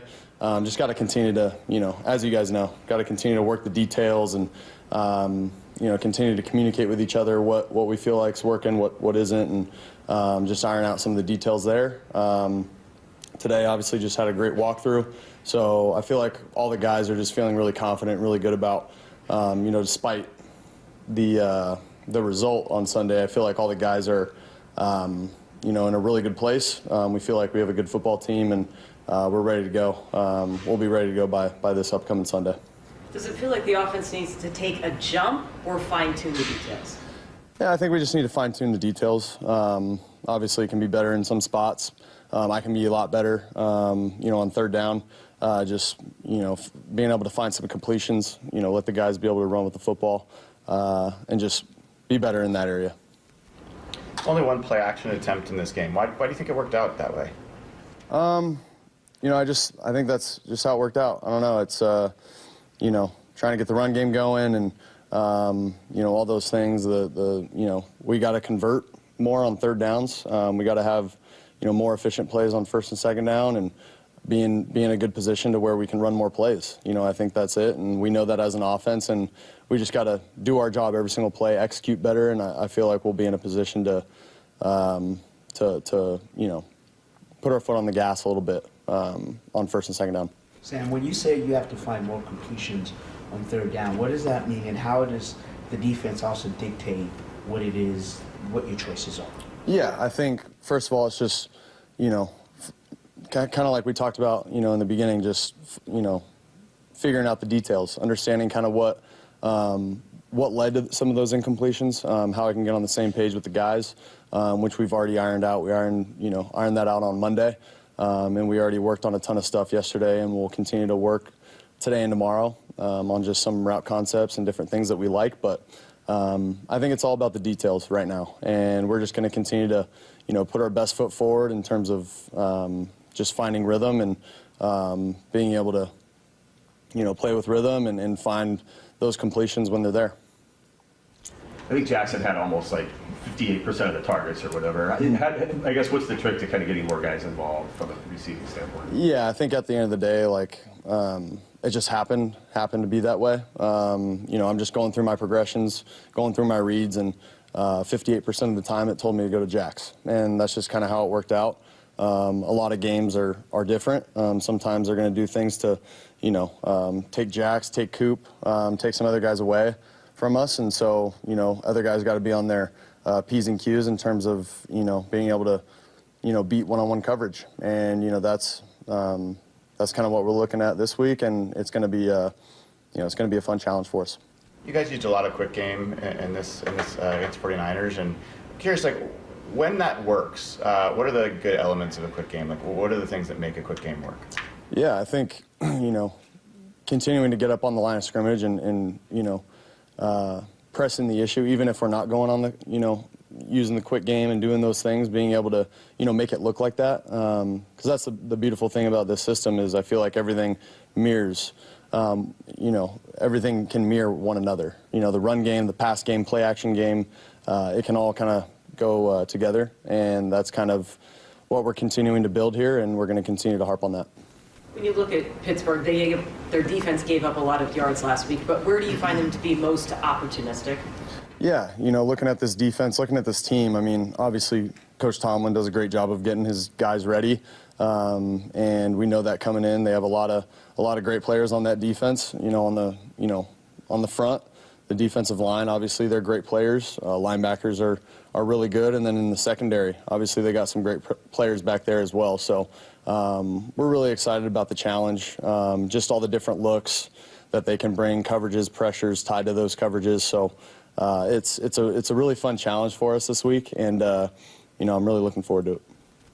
What did you see out of your guys up front? Obviously, the game ended on a tough play, but overall, the protection numbers looked really good. What did you see? Yeah, I thought the pro was awesome all day. Obviously, that last play, I feel like I could have got the ball out a little bit quicker, to be honest with you. We checked that ball down. Who knows what happens? But, I felt like, the protection was great all day, and we'll just continue to grow from that. When you look at the third down numbers from last week, what stands out to you about those situations? I know there was a few long yardage ones in there too, but kind of what kind of sticks in your mind about the third down chances you had last week? Yeah, I think the biggest thing is being efficient on first and second down, specifically first down. Being able to get those yards, being able to put the defense in a tough position on second down, keep them on their toes a little bit, and we'll go from there. Yesterday, Leo talked about the period in practice where they do blitz, bluff, and bandit. In what way? I mean, I know that's for them to disguise, right? In what way does that make the offense better? Yeah, it's incredible. To be able to go up against our defense and see all the different types of looks that, Coach McDonald and the guys, draw up. It's always tough to go against. Very challenging, but it makes it fun. It makes practice a little bit more fun. You see all these looks. We're going up against Pittsburgh, then all of a sudden we're in a period where we're going up against our defense and we're running, the plays that we're running against Pittsburgh, and so it's fun. It's fun to challenge myself and see how I can find completions in those periods, and whether I'm throwing hot or they're bluffing out of there, and it's a fun period for all of us. I'm sure sometimes it doesn't necessarily feel as fun as I'm describing it right now, but it's definitely a great period to learn from and continue to grow our offense from. Have you noticed in the places you've been that certain scout teams prepare you better for the week than others? And if so, how? That's a great question. I think, I feel like most scout teams that I've, first of all, I was running a scout team in San Francisco not too long ago, a couple years ago, and even in Carolina my last year there. But I feel like everybody in the NFL is such a professional, and they take their craft so seriously.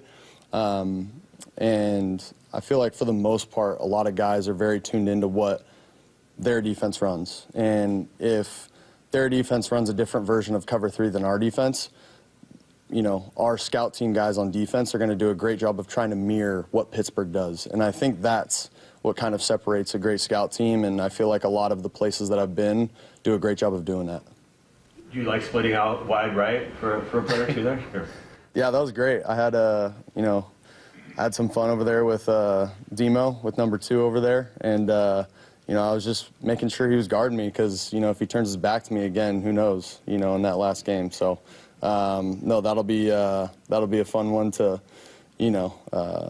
I wish I would have been mic'd up for that, to be honest, because that was a fun little interaction there. But Demo's always he's a fun competitor and someone that I like to talk to every now and then. What did he say back to you? He just smiled at me, I was more chirping at him, just because that's a fun opportunity for a quarterback to go out there out wide, and I've never done that in a game, and I thought it was a great opportunity just to say something to him. So. How are your hands? Hands are great. I mean, I don't know if you guys have seen me out in practice or anything, but you guys haven't put together a highlight reel or anything. I'm pretty surprised you haven't, but no, my hands are okay. I feel like quarterbacks love to say that their hands are great, and then they would probably get in a game and, hear footsteps, and, things change a little bit once you get out there. And the, live bolts are actually flying. So when you're out there just messing around, catching a football, you can do all sorts of things. So.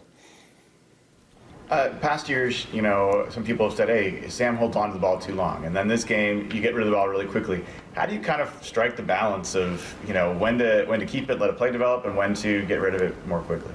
Yeah, I think it's just situational awareness and understanding where checkdowns are. I think that's the biggest thing, and pressure as well. If I feel like whether they brought a 4 or 5 man rush, normally a 5-man rush, like I'd love to get the ball out because there's more space on the field. But if it's a 4-man, 3-man rush especially, I understand that I can, if nothing's open right away in my progression, I can maybe, extend the play a little bit. So every situation's a little bit different. But at the end of the day, I'm trying to get the ball out in a timely fashion. But if it calls for a scramble drill, that's what I'm going to do. We are going in the trenches with Ray Roberts next. Touchdown Seahawks! Celebrating 50 years of Seahawks football with the voice of the Seahawks, Steve Rabel.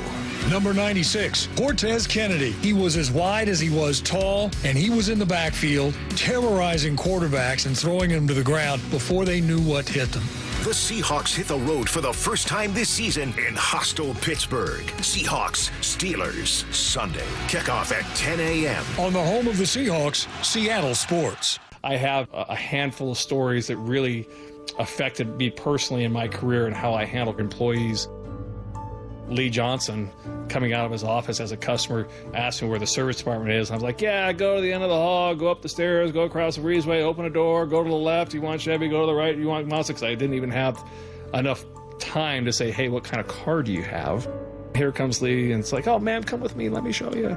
And then have him come back and not dress me down is just almost like with that fatherly disappointment of like, that's not how we take care of people. I mean, the right way is to walk her down to the stairs, walk her up the stairs, open the door for her, go over, cross the way, open up that door, introduce her to somebody. So she's comfortable, she's made it to the right place, and that we value the business. What you did was you made it seem like she was an inconvenience to you. Customers are the purpose of our day. The LJ way is the Lee Johnson Auto family. Hey, Brock Heward here with Shannon O'Kelly, President and CEO of IRG Physical and Hand Therapy, inviting you to come work with IRG. And Shannon, what kind of staff are you looking for at IRG? Brock, we're looking for all kinds of clinical staff, physical therapists, occupational therapists, athletic trainers, certified occupational therapy technicians, physical therapy assistants, you name it on the clinical side. We are looking for those folks. But we are really looking for folks that want to come to an organization that want to be part of our culture and change the culture and work with us to provide the best care and service we can to our patients, our team, and our community. So those clinical people out there, we're looking for you. We also provide advanced certification. We want to provide you mentorship. We want you to grow personally and professionally here at IRG. And with over 40 clinics throughout the Pacific Northwest, you've got the opportunity to work in the city you want. Just head over to irgpt.com/careers. That's irgpt.com/careers. You're losing your hair and you simply need a solution that works. You want the best. Modern technology, top-rated physicians, something that's guaranteed to work. Guys, you need world-class Dr. Perungo and his team at Advanced Hair. Advanced Hair has completely redefined hair restoration. From the experience itself to their unmatched results, receding hairline, bald spot, thinning hair, maybe all three like I had. Get your hair back with Advanced Hair's simple one-day treatment that begins to regrow your own natural hair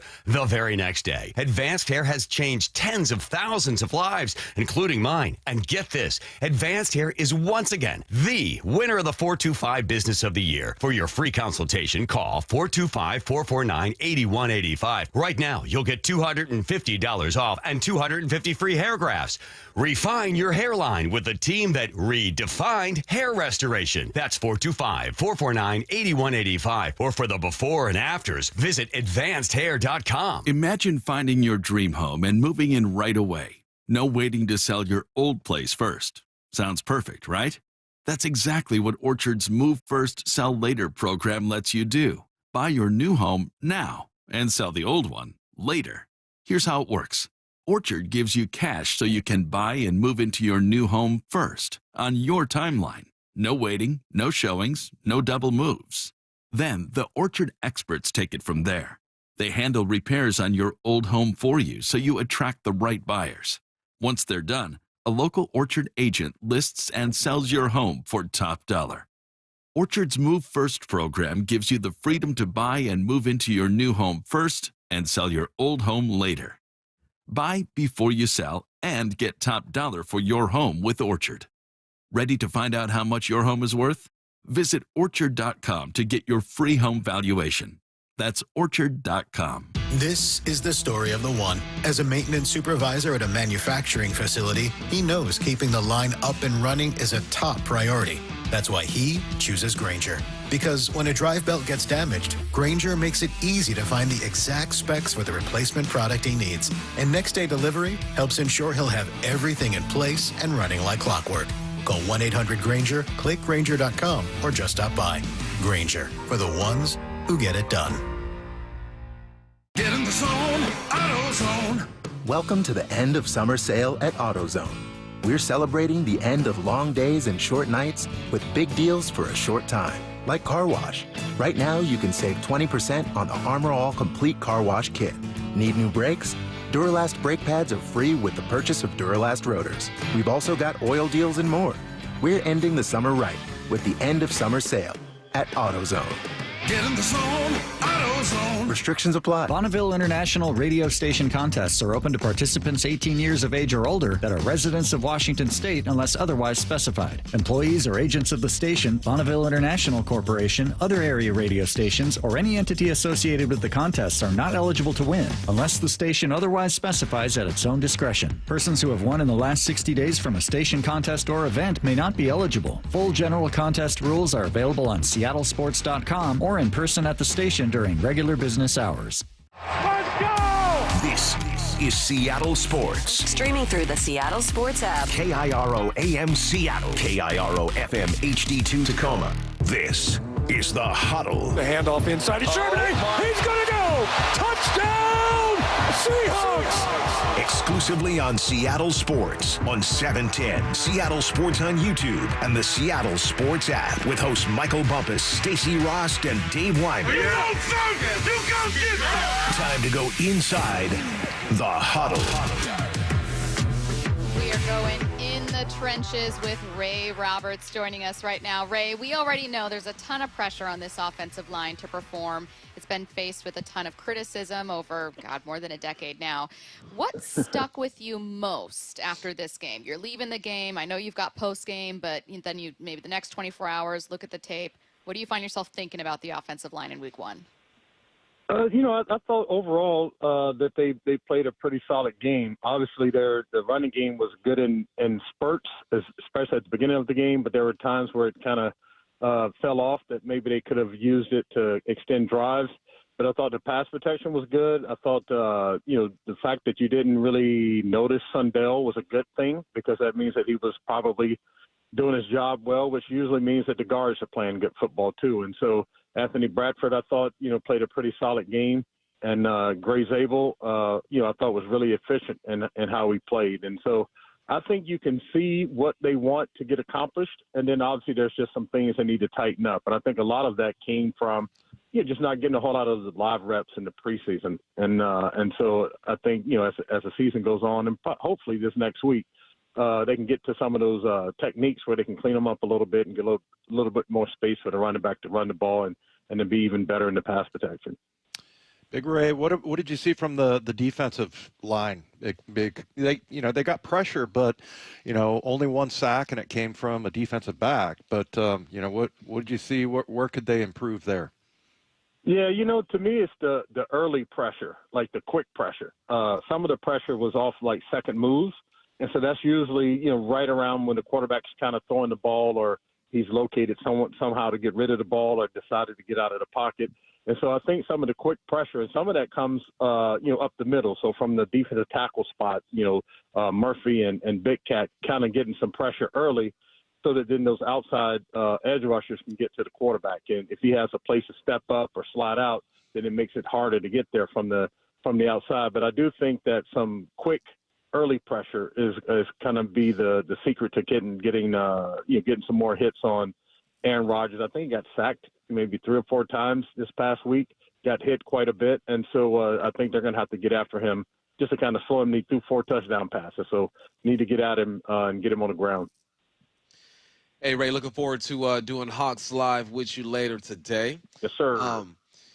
Were you surprised with the lack of play action? I went back. I'm looking at the runs that they had. They relied on the toss, the wide zone, then went to inside zone a bit, ran some gap. They mixed it up a little bit, but only had 2 official play actions going on there.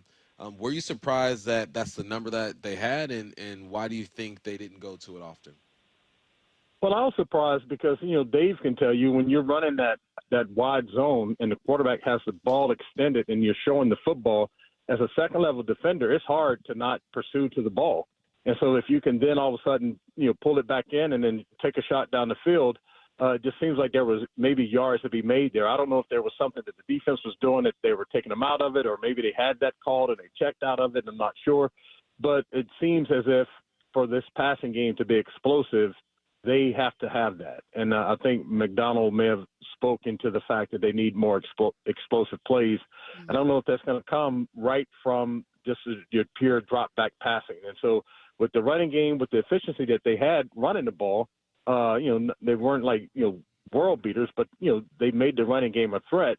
I thought they could have used play action pass a little better to push the ball down the field and even get more diversity in their targets. JSN, I think, had 13. And the next closest guy was like 3, So I thought they could have used it that way to kind of spread the ball around, spread the wealth a little bit, and put more pressure on that defense to where they weren't just having to, look in the backfield for the running back or search up JSN. So just kind of put a little bit more pressure on the defense that way.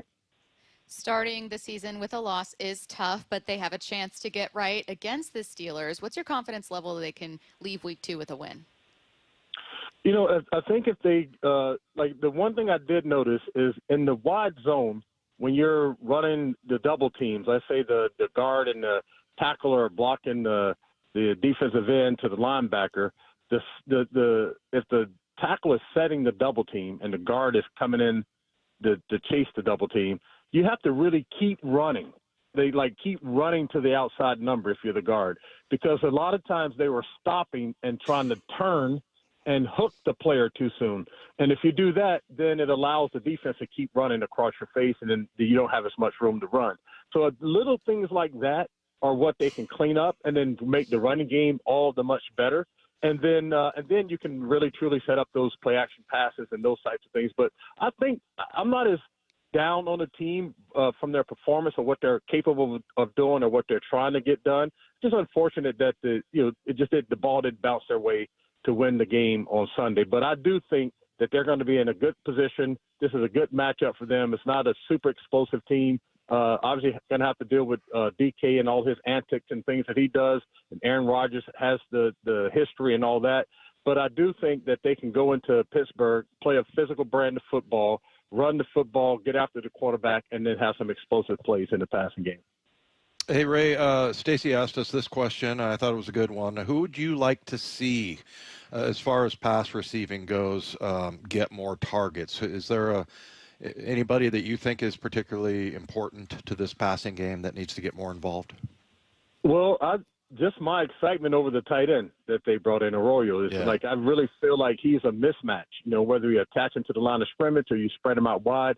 Not saying that he's going to have like 80-yard touchdown passes, but, man, he can catch the ball across the middle and pick up a 15, 20 yards. That's an explosive play, and to keep the chains moving, and then also help those linebackers not be able to drop so deep in the coverage to get underneath some of the deeper, in-cutting routes and those types of things. So I would like to see him more involved in the offense. I always feel like the tight ends are always the things that unlock offenses, whether it's in the running game and they're able to block, or in the passing game where you can find those mixed matches with their speed, over a linebacker and their size over a defensive back. So I think that the tight end is the spot that I feel like if they can not highlight but involve him more in the offense this week, I think the offense will go a long way.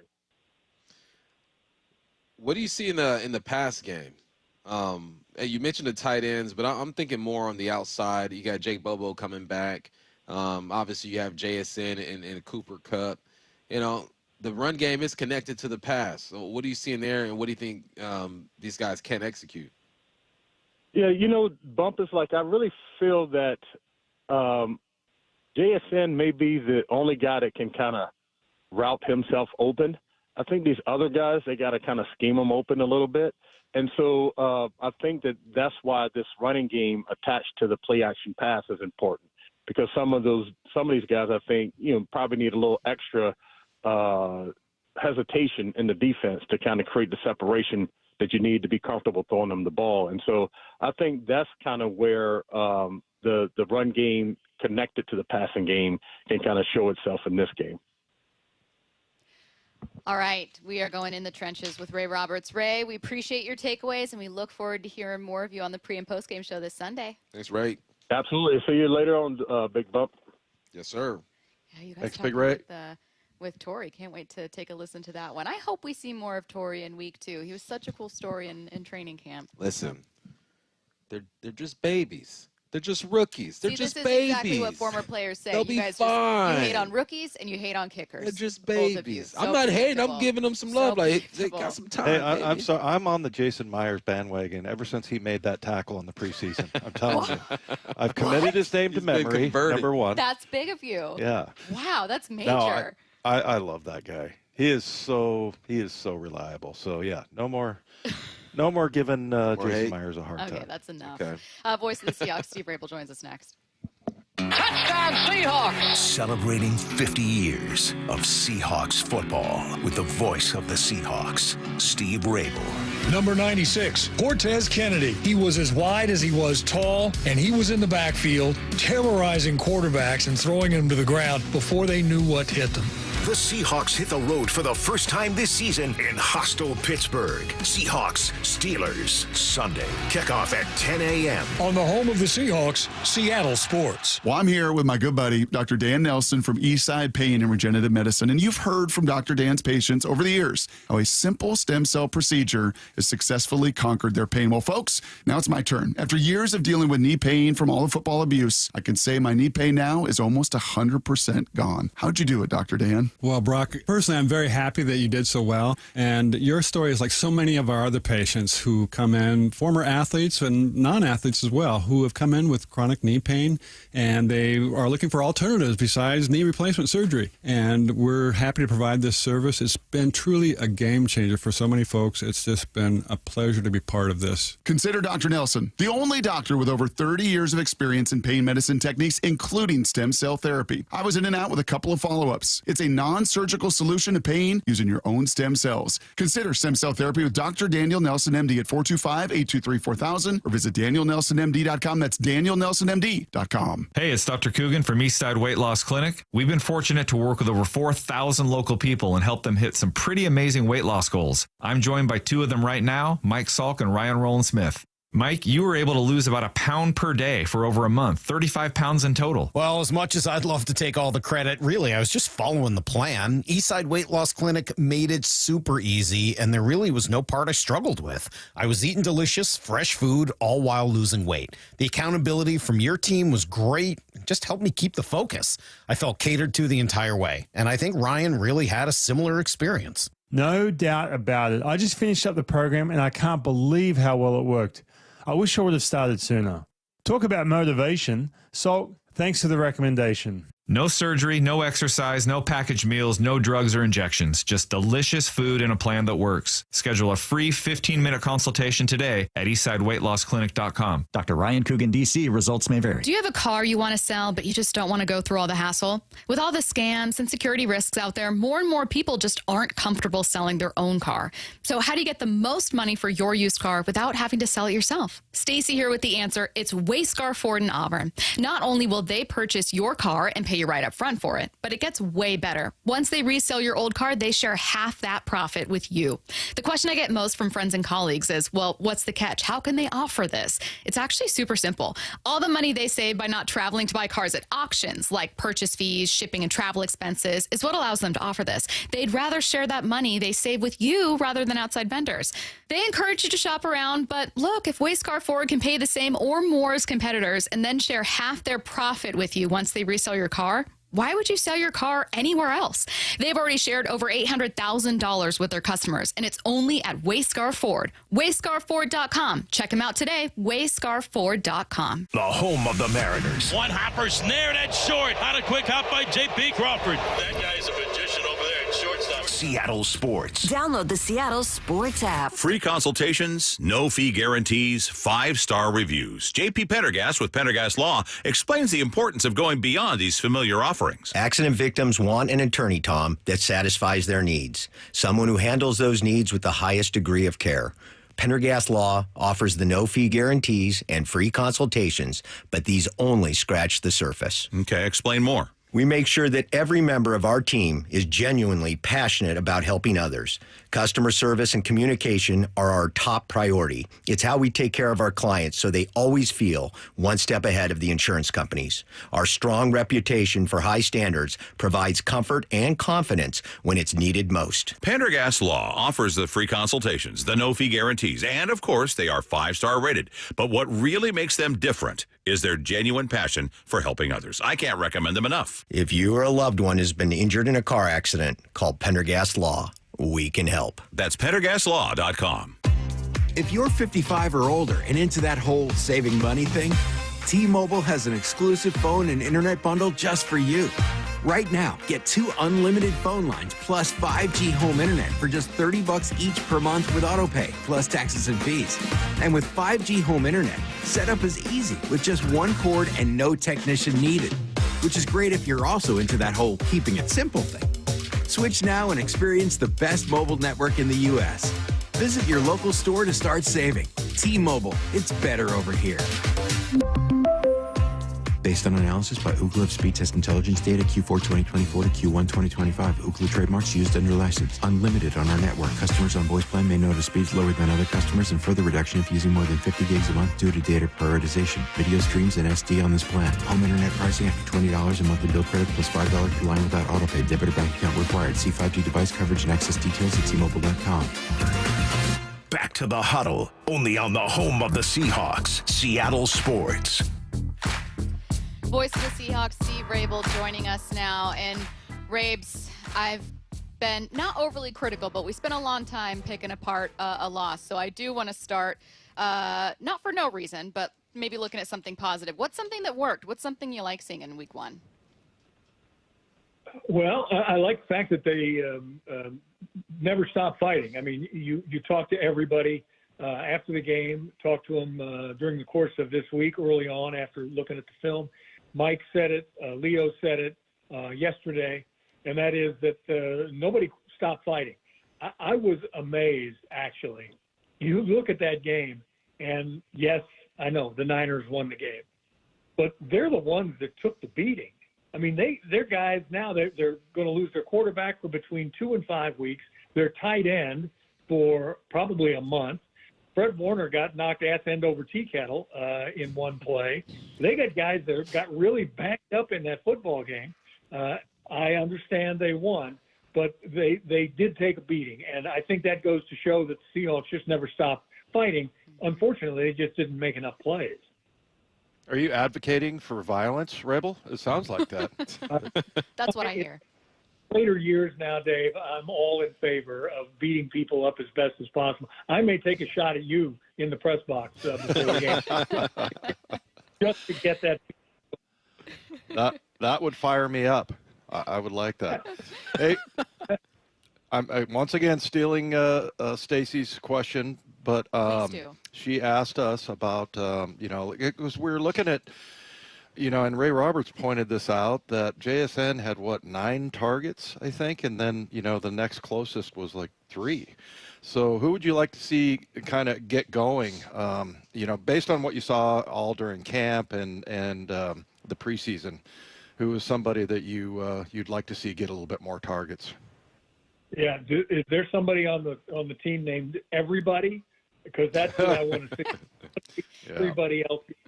I know you can't do that week in and week out. And Sam Darnold, the quarterback, has to take what the defense gives him. There's no question. You don't want to go forcing the ball in there just because somebody didn't get a catch last week or somebody's nose is out of joint. I don't think that's the case with this team at all. But you got a lot of talented guys here, starting with JSN, and he proved that the other day. But I saw the stat. He garnered like 83% of the passes that Sam threw the other day. Now, that's a lot. It says that he's finding a way to get open at times when other guys aren't. And even when he wasn't maybe completely open, Sam threw him open. That last pass to him down the sidelines, that 40-yarder to put him in position. Unfortunately, we didn't score. But that was a beautiful pass, and there was pretty good coverage on the play until right at the very end. So I'd like to see, Cooper Kupp get a lot more involved. I mean, he's such a great guy in the slot. The tight ends have to become more involved, and the way you get both of those sides involved is more play-action pass. We didn't run nearly enough of that, and I think part of that because we were having a little difficulty just running the ball. But I'd like to see everybody get more involved and take a couple more shots. Corey Horton's got great speed. We kept him and let Valdez-Scantling go because of what he showed in training camp, the rookie. Now let's let him show it. Let's let him run down the sidelines a little bit. Let's try to get him to loosen that defense up some. So I think everybody could stand to catch some more passes. Raves, I've never got a chance to play or visit Pittsburgh. My career wasn't long enough. But you have been there several times, I would assume. What is that environment like, and what should these rookies anticipate on the road? Yeah, I've been there a number of times as a broadcaster, obviously. We were there a couple of years ago. And this is sort of like Green Bay in a way. This is a blue-collar group of fans that come early, stay late, make noise, love their team, love what that organization has done over the years, although they haven't been back to the promised land for a little while, not since Ben Roethlisberger was quarterbacking, and that's been a while. But they are really involved with their team, and they will let the guys on the sidelines know that in no uncertain terms. But I think that's good, mostly because we play so well on the road. At least we did last year, going 7-1. I will tell you about a play from my playing days back there. I can't remember. It was either 77 or 78. We played those 2 years. I think it might have been 78. But I was lined up in the slot, and I was running a shallow crossing route against the Steelers. And all I kind of remember was seeing this sort of white appendage come flying out of nowhere and hit me in the neck as I was running by. It was Jack Lambert, who just feel for defense for offenses, and he sensed I was coming on a crossing route. So rather than face me up, turn, and hit me, which you could do in those days, he just threw this forearm, which was padded up with mounds of adhesive tape and I think a piece of iron underneath it all. And hit me right in the throat and right in the Adam's apple. And I mean, I couldn't speak, I couldn't breathe. And so I made my way over to the sideline, and it took me a little while to get back to where I could get back in the game. Well, my parents were at the game. And after the game, the first thing my dad said, "Boy, that Jack Lambert's a hell of a player, isn't he?" Okay? And I said it just like this. I said, "Dad, yes, I think I'm right." But he hit me right. I don't know if I can talk more. That's who the Steelers were then, and that's what they have been their entire time in Pittsburgh. So I expect the Seahawks will get a taste of that on Sunday. When you started that story, I was like, please let it be Jack Lambert that punched you in the throat. That was my hero growing up.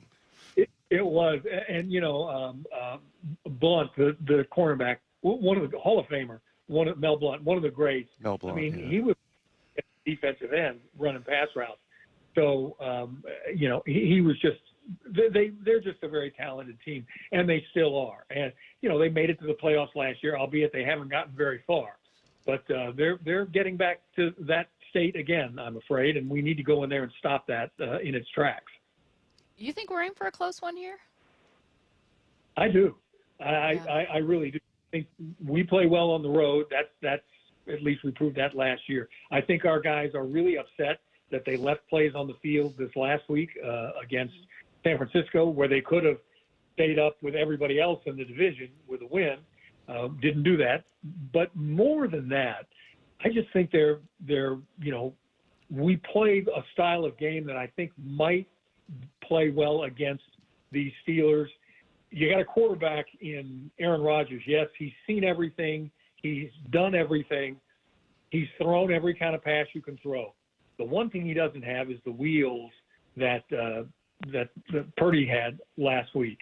And so our defense, just keep the pressure up, and you're going to get to Aaron Rodgers. He was sacked 4 times against the Jets. So he will take a sack if you can get to him. And then we just got to tighten up our coverage a little bit and not lose the ball, not give up a big play, break on it when you have the opportunity. I think it's still, though, going to be a close game. How we run the ball, I think, is going to be, and stop the run, as generally is one of the cases in all games. I think that's going to have a large factor in what happens. Voice of the Seahawks, Steve Rabel. Thanks, Rabes. Thanks, Rabes. See you tomorrow, Rabes. Okay.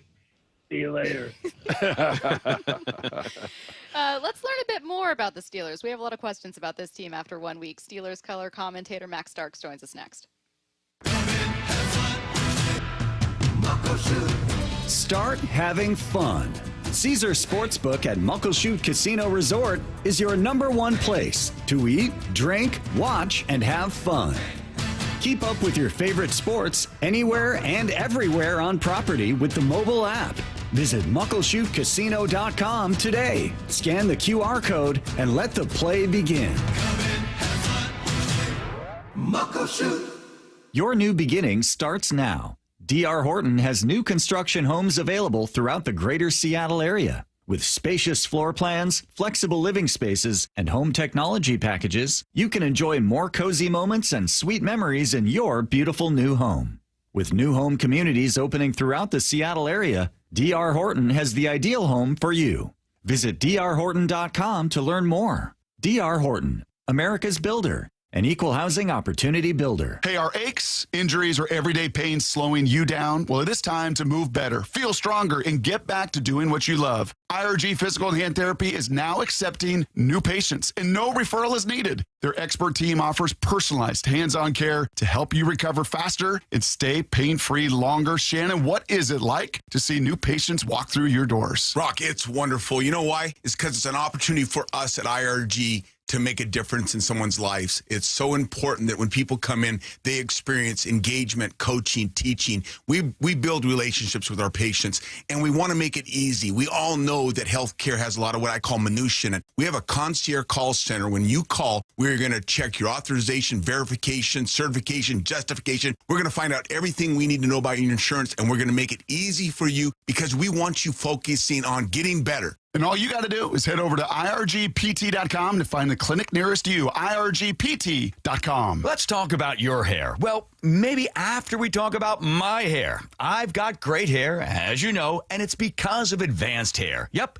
Advanced Hair Restoration. Their simple one-day treatment offers life-changing results that I can attest to. Guys, it's not magic, but it's close to it. They put hair where you need it most, and bam, it grows. It's actual science. Advanced Hair has top-rated physicians, modern technology, and best of all, you get your very own natural hair that begins to regrow the very next day. It's even guaranteed to grow for life. So schedule your free consultation now at 425-449-8185. Mention Curly to qualify for $250 off and 250 free hair grafts. It's a limited time offer. Advanced Hair, the winner of the 425 Business of the Year, and the team that gave me my hair back. More importantly, they'll do the same for you, guaranteed. 425-449-8185 or advancedhair.com. The home of the Mariners. It is gone!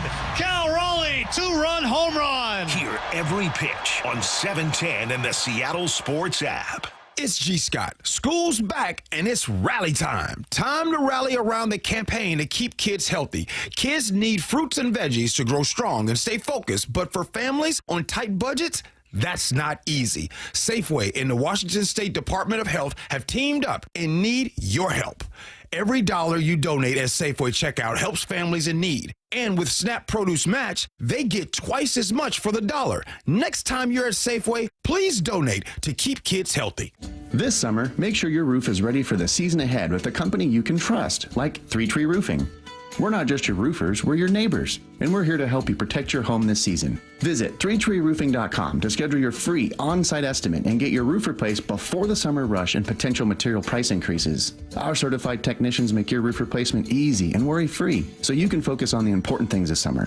Visit 3treeroofing.com to schedule your free, no-pressure estimate. 3 Tree Roofing, your Puget Sound roofing experts. Get in the zone, AutoZone. Summer's almost over, but the heat is pressing on. If you've got battery trouble, stop by AutoZone for free battery testing. It may just need a charge, and we'll do that for free too. If you do need a battery, we've got options starting at just $89.99, and we'll recycle your old battery for free. Now that's a strong start. Don't miss the end of summer sale, now at AutoZone until September 22nd. Get in the zone, AutoZone. Restrictions apply. This is the story of the one. As a maintenance supervisor at a manufacturing facility, he knows keeping the line up and running is a top priority. That's why he chooses Grainger. Because when a drive belt gets damaged, Grainger makes it easy to find the exact specs for the replacement product he needs. And next day delivery helps ensure he'll have everything in place and running like clockwork. Call 1-800-GRAINGER, click Grainger.com, or just stop by. Grainger, for the ones who get it done. Back to the huddle, only on the home of the Seahawks, Seattle Sports. We got a lot of questions about this Steelers team, so who better to ask than Steelers color commentator Max Starks joining us right now. Max, how's it going? Doing all right. How are you guys? Great. I'm looking forward to seeing Aaron Rodgers once again. We've seen a lot of crazy matchups between he and the Seahawks. I wasn't sure what to expect with Pittsburgh this year at all. And week one surprised me, but maybe it shouldn't have. What did you see from this offense? Well, I think you saw that Aaron has not had a significant layoff or a depletion of talent, which I think a lot of people kind of predicted. And that's also what led the Jets to make the move that they did with letting him go and bringing in the Justin Fields. That game in week one, you kind of saw a quintessential Aaron Rodgers type performance. He was spreading the ball around the field, active in the pocket, and, willing the team to win in a lot of instances and doing his part in the process. 4 passing touchdowns, even though we could argue the semantics of the fourth one being the Jonnu Smith jet sweep. But I thought he did a great job of really directing traffic and really trying to buy into the system and the philosophy of Arthur Smith, about a good conversation, good dialogue, and you saw them really figuring out this offense in real time for the first reps, with both of them together.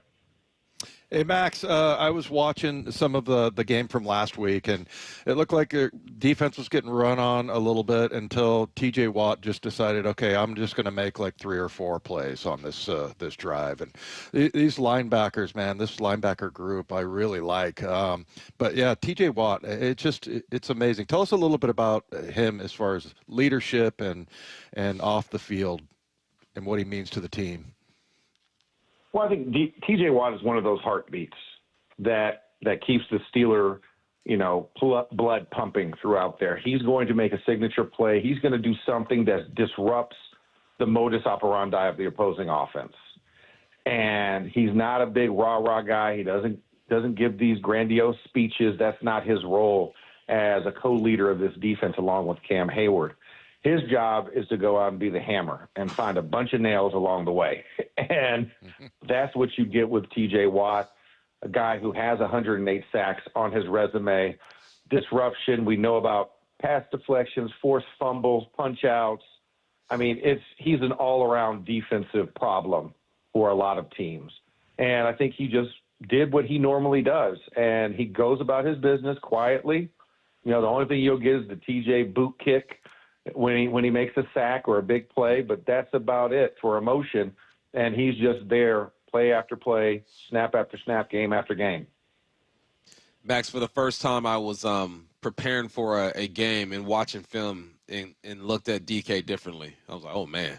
Like, well, you know, that guy was on our squad for a while, and I gained a different type of respect for the threat that he gives defenses. How has he been received by the Steeler fans there? And one game in, do they feel like they've gotten what they thought they were buying? Yeah, I would definitely say Steeler fans are super excited about what DK brings to Pittsburgh. And when you look at it, yes, did he not get a touchdown? Yes, but you look at how he affected the game. He takes a 10-yard pass and makes it a 23-yard gain. You know, he takes an 8-yard in and busts it up the sideline. You know, that's what he brings, a physicality to the position of wide receiver. And people see the size, they see the look, like, you know, this dude looks like he cannot run, right? There's way too many muscles on his body for him to run that fast. And then he just explodes on you, and you forget that he has foot speed as well. And I think that element, that attention, allows for everybody else to eat. Because I don't know about you guys, but I did not have on my football bingo card that the first passing touchdown of Aaron Rodgers' career in Pittsburgh would be to Ben Skoranek. You know, so that's the attention that he demands. And now everybody else can play. And let's face it, one of the things I know a lot of people are like, well, who's your number two? Why don't you have a number two receiver? You need to have another one. Think about what Aaron Rodgers' career has been. How many first-round wide receivers has he had in his entire career? Right. He hasn't, right? And he's always made everything work. That's how his career has been. So the stress of needing a number two, he doesn't. Because you can pass to Calvin Austin. You can find a Roman Wilson. You can find a Ben Skoranek. You can find a Scotty Miller, a Jonnu Smith, a Pat Freiermuth, Darnell Washington. Like there's plenty of weapons for him to go around, a lot of talented individuals. And when you have the football IQ that he has, everybody's a viable threat. How many careers has he made out of guys who got passed over third, fourth, fifth round picks that thrived in an Aaron Rodgers system and went to obscurity after he left? That's what he brings, and I think that's what creates a different level in this offense, or a level of sophistication in this offense that makes teams have to play the Steelers more true. I'm glad you mentioned Calvin Austin. I always like asking, like, hey, we all know to ask about DK. We all know to ask about Aaron, but who's someone else we should keep an eye on? Is that guy Calvin? I think Calvin has the capabilities just because he's so fast. And if you notice, Calvin can make the big play, but where he has his true value is, teams love to give him PIs. They love to just focus on Calvin because they're playing catch-up, and they don't turn their head around. Think about Brandon Stevens in the game on week 1. That happens a lot with Calvin because he's so fast. But I think if you're talking about sure-handed receivers, I would say our tight ends will probably be the second focus. I think that's who will end up being the true number twos on this team between Pat Freiermuth and Jonnu Smith.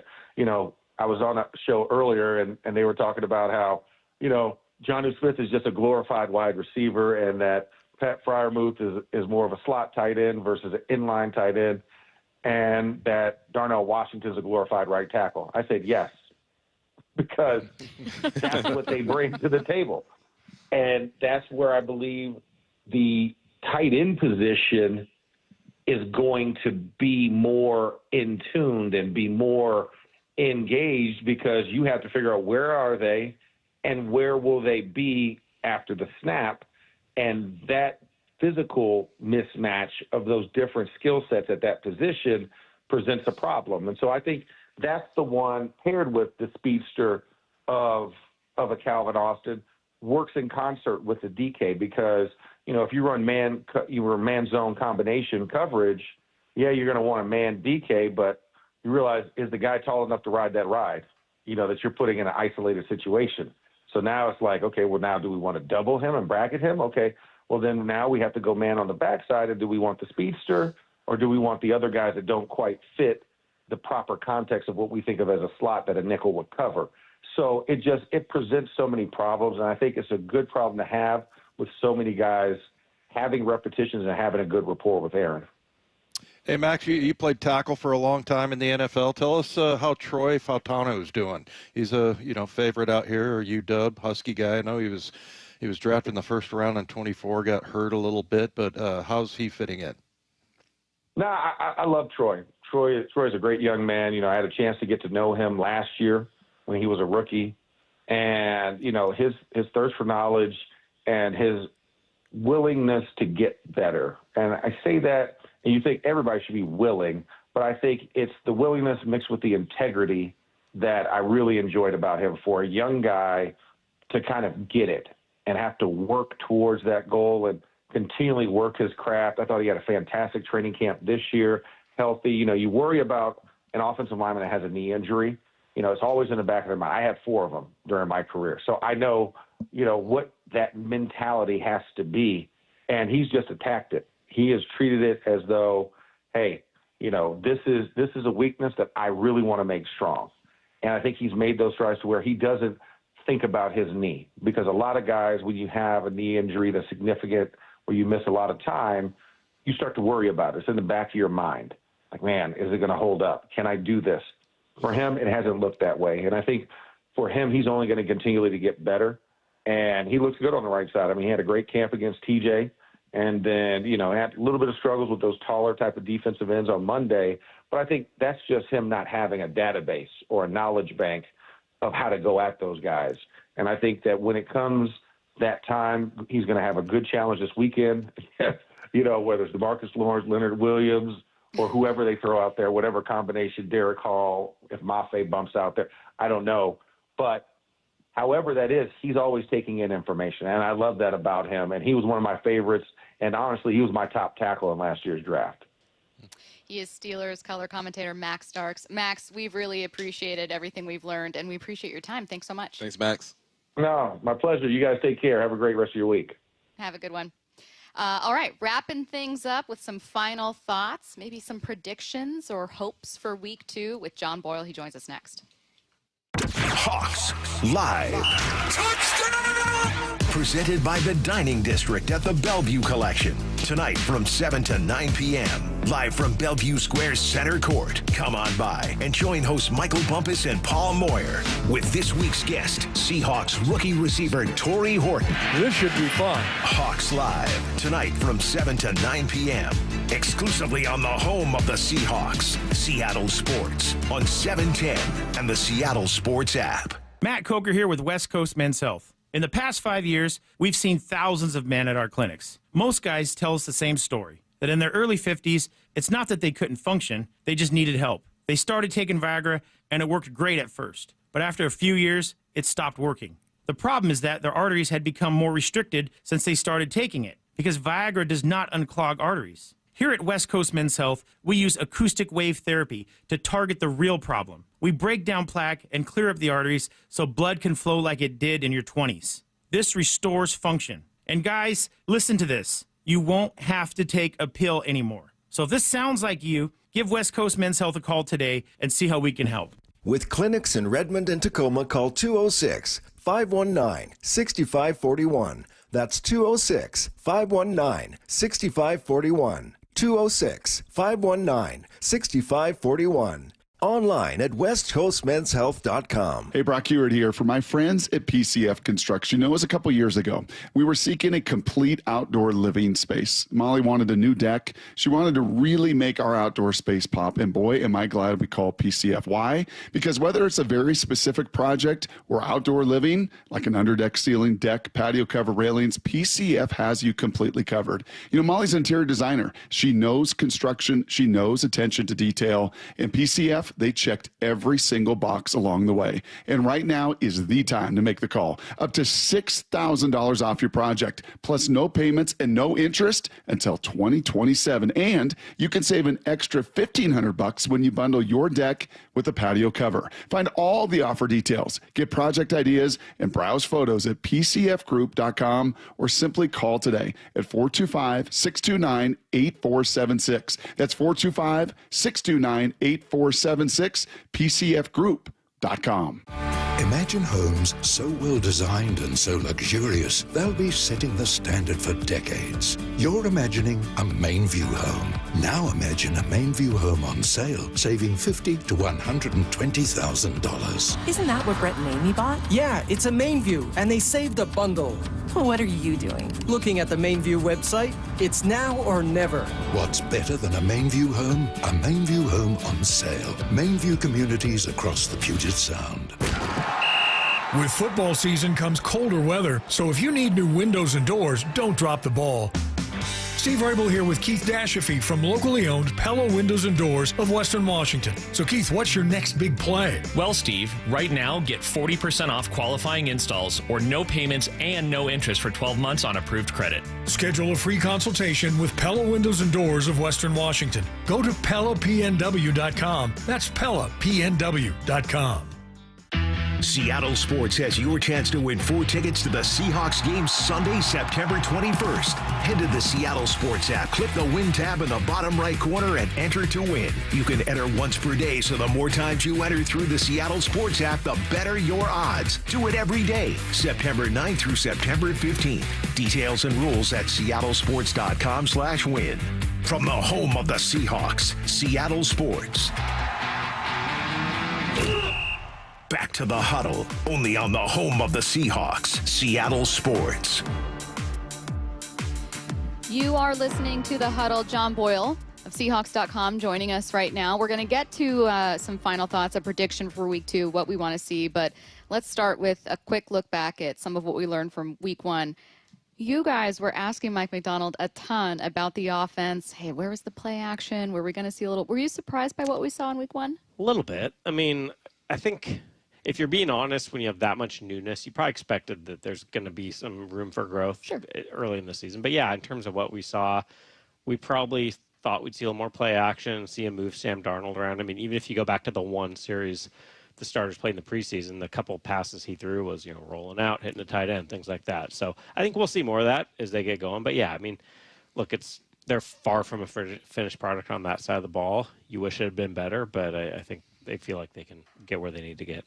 Yeah, kind of. How did Mike sort of explain that as the week went on? As far as getting to certain plays, because there's a lot of times you get caught up in the heat of the game, and then all of a sudden it's over, and you look back, oh man, I wish we would have done this. Yeah, it's hard too. And they just didn't run a lot of plays. When you're, the 49ers were able to hold the ball for some long stretches, even when the defense was getting stopped. The 49ers had some longer drives, and the Seahawks offense wasn't very good on third down statistically, and that led to some quick possessions. So you can't really get into all your offense when you're just not sustaining drives.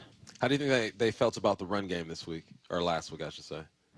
Inconsistent. I mean, there are a couple drives where it looked like they were moving it. The first scoring drive, they ran it pretty well. And you look at that drive that ended in the field goal late in the game to take the lead. They ran the ball, I think, 4 or 5 straight times before they threw a pass. So they showed they can do it. I think they're just trying to find the consistency and get to where they want to be. What was your early impression of Sam Darnold?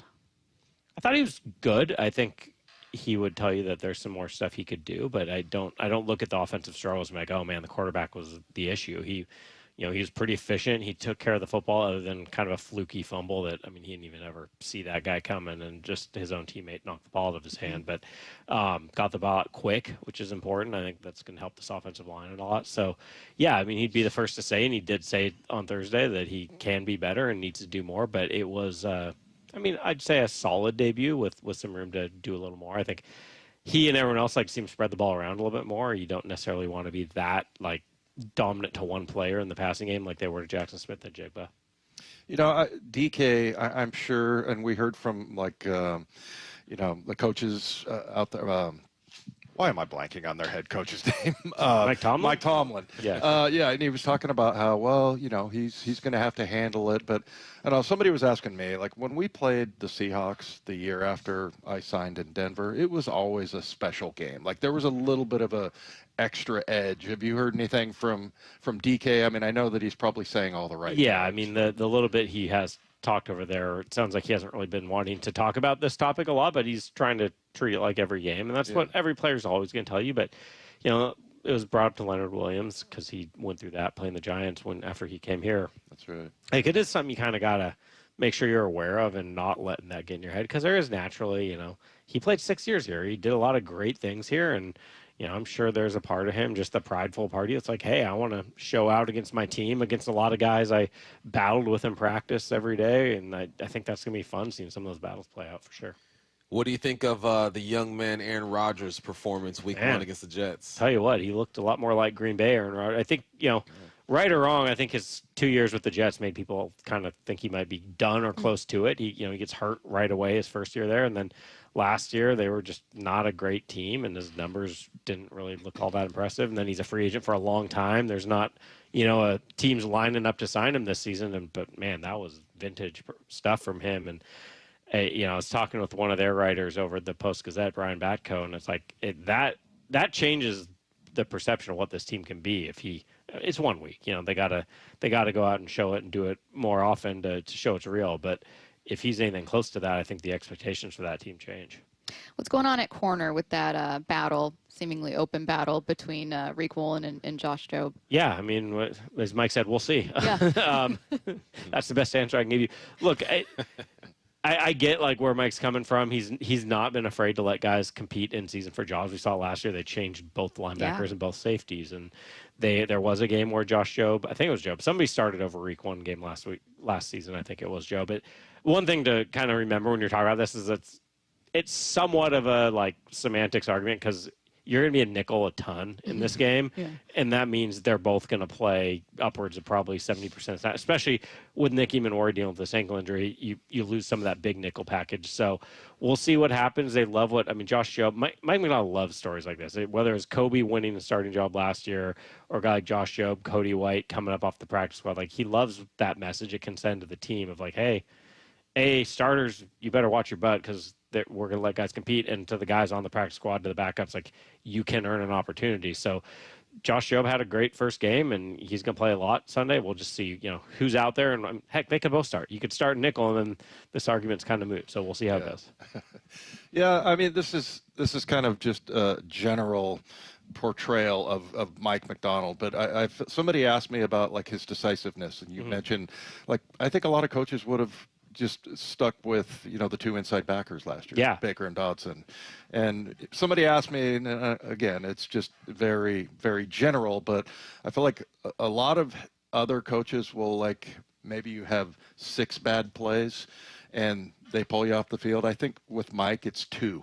I mean, is that fair? It just seems like he's like, hey, you're not getting it done. We've got to go a different way. He's very decisive about it. Yeah, I mean, he obviously wants to help guys get better, and he sees a ton of potential in Reek Woolen. So this isn't a case of like, I'm going to give up on the guy because he had a couple tough plays at the end of the game. But he's, as you just said, like, he showed it last year. Like, this isn't working with these linebackers. Boom, we're going to change it out. Yeah. And I mean, they did it dramatically. Those guys weren't even on the roster to end the season. But it's, again, we'll see what happens at that position. But for sure, Mike McDonald's not a guy who's going to wait around 5-6 weeks to just hope it gets better. He's going to make decisions if he has to. Were people reading into it too much when asked about... Wait, before you even ask a question? Yes. Yes. Okay. Anyway. The wide zone. And Mike said, we're a wide zone team. Yeah. And we'll factor in some gap and some zone. And people are like, oh, my God, he's mad at Kubiak. He's not running the wide zone enough. I felt people were overreacting. What were your thoughts? I think you already answered it. I don't think he's being mad at Kubiak or anything. I just think, again, they just didn't really get to everything they wanted to because they weren't on the field very much. And as Dave said, sometimes you kind of get caught up in things in play calling because maybe it's something the defense is doing, whatever. Like, if we get to week 5 and we're like, man, this offense doesn't look like what we thought it would, and they're not doing this, then yeah, maybe it's a conversation. But after one game in which they did not run a ton of plays, I'm just kind of chalking it up like, hey, it's early season. They're still growing. We'll see what they do in week 2. What's the recipe for success on Sunday? Man, I mean, we just talked about the run game. I think that's a really obvious answer, but I want to go with, in the passing game, I want to see him spread the ball around more, get more guys involved. I think, for starters, it just makes you a lot harder to defend, but also I think it's good for, like, guys' morale. Of like, hey, I'm out here busting my butt, running routes. I'm sure Mike can speak to this. Is like, if you're a receiver or a tight end and you're running routes all day and you're not getting the ball, you might kind of be like, hey, what's going on? So, it'd be nice just to have a drive. We saw it. Like, I go back to, because the only sample size we had, that first drive of the preseason they were out there, I think he threw 4 passes to 4 different guys. Like, that'd be kind of nice to see some of that early. Yeah. I'd say Pittsburgh, maybe a little bit underrated town. A lot of people think it's the Steel City and everything. But when's the last time? I think we went there for preseason. We've been there like 23, 21. And then 2019, we went out there. Yeah, but, we've been out there a few times. But it's a nice city. I like it. City. Yeah. You got the rivers there, and it helps when you're going in September, and it's beautiful weather. I don't know if I'd have the same opinion of it in December, but AFC playoff team would want to be one of those. It's nice. I like it. All the bridges. It's very scenic. All right. Saved us a minute here. I thought I'd keep the question simple. I think it's easier to answer this after a loss because you've already been thinking about it for a couple days now. What you would love to see in week 2. We'll go John. Ended with Bump last time, so John Bump Wyman. Sorry, Wyman. Okay, that's fine. I want to see the pass rush that was disruptive get home. Because those guys up front were kicking some butt and doing some really good things, but they couldn't quite get the one sack came on a safety blitz. I want to see like 3-4 sacks out of the defensive front. That's a good one. That's a really good one. I'm keeping it democratic. Thanks, Wyman. I want to see Bishop Blanchette put up a fight against Eastside Catholic this weekend. There we go. My guy Boyle's alma mater. That's what I need to see. Love it. But for the Seahawks Steelers, I'm not worried about them. Got it. Bishop Blanchette. You have full confidence, All right. Wyman. All right. I'll go. Well, we want them to get to play action pass, but over 125 yards rushing. That'll get you a win on the road. Ooh, I'd love to see no touchdowns by any of their tight ends. And maybe a touchdown by one of ours. Let's I like that. flip it on its head a little bit. That was mine. That's what I was going to say. I know, but then you had to show Boyle support. John, thank you for joining us. Thank as you for we having me. wrap up this edition of The Huddle. Seahawks taking on the Steelers, 10 a.m. Bump in the crew is going to be on pre and post. And then Wyman, of course, on the call with Raves. This has been The Huddle. Touchdown Seahawks! Celebrating 50 years of Seahawks football with the voice of the Seahawks, Steve Rabel.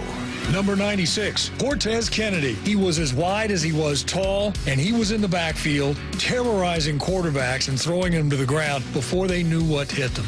The Seahawks hit the road for the first time this season in hostile Pittsburgh. Seahawks, Steelers, Sunday. Kickoff at 10 a.m. On the home of the Seahawks, Seattle Sports. The LJ way is the Lee Johnson Auto Family.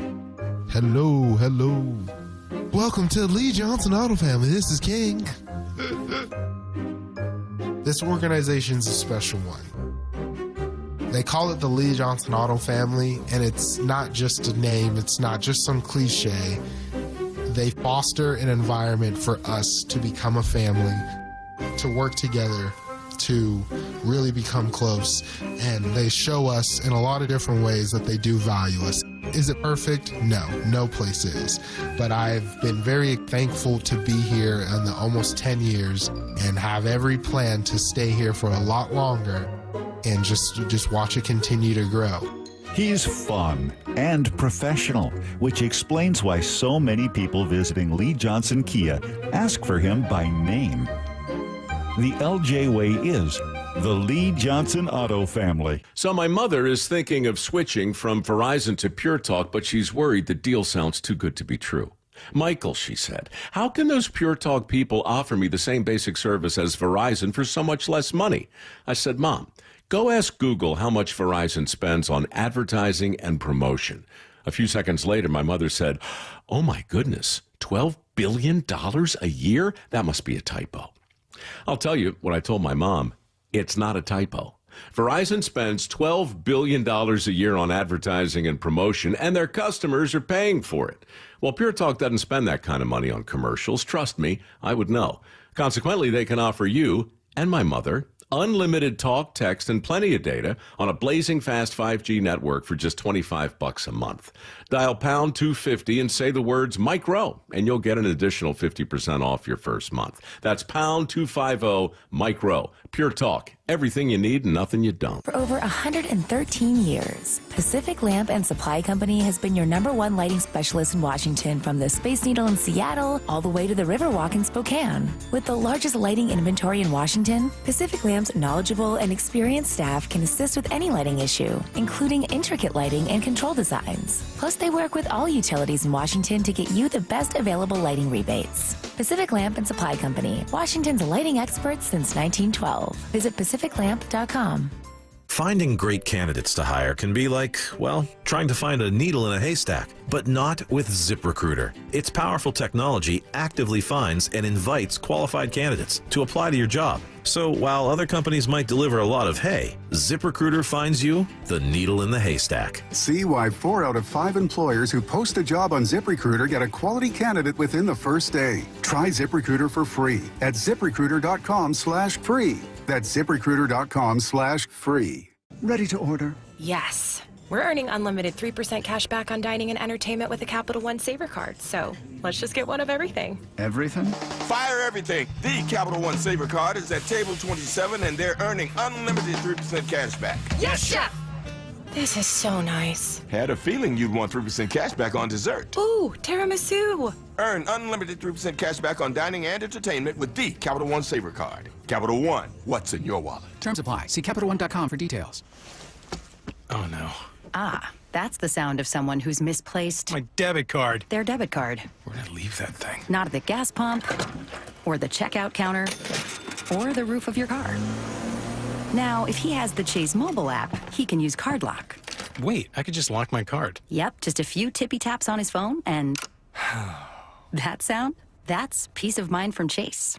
Chase mobile app is available for select mobile devices. Message and data rates may apply. JP Morgan Chase Bank N.A. member FDIC. Coach Saban here, and let me tell you, every second matters. Preparation is everything, and that's why I trust Kidde Smoke Alarms. And as North America's #1 home fire safety brand, they're built to respond over 25% faster to smoke detection. Kidde helps protect what matters the most. Find it at the Home Depot. How doers get more done. #1 claim based on total household installations as of December 2023. 29% faster average smoke detection based on internal testing of smoldering wood fires for Kidde 9th edition versus leading competitor 8th edition products. The John Deere Gator XUV lets you cut, pack, drive, scout, weld, stack, feed, pull, load, tow, spray, and haul, all in a single day.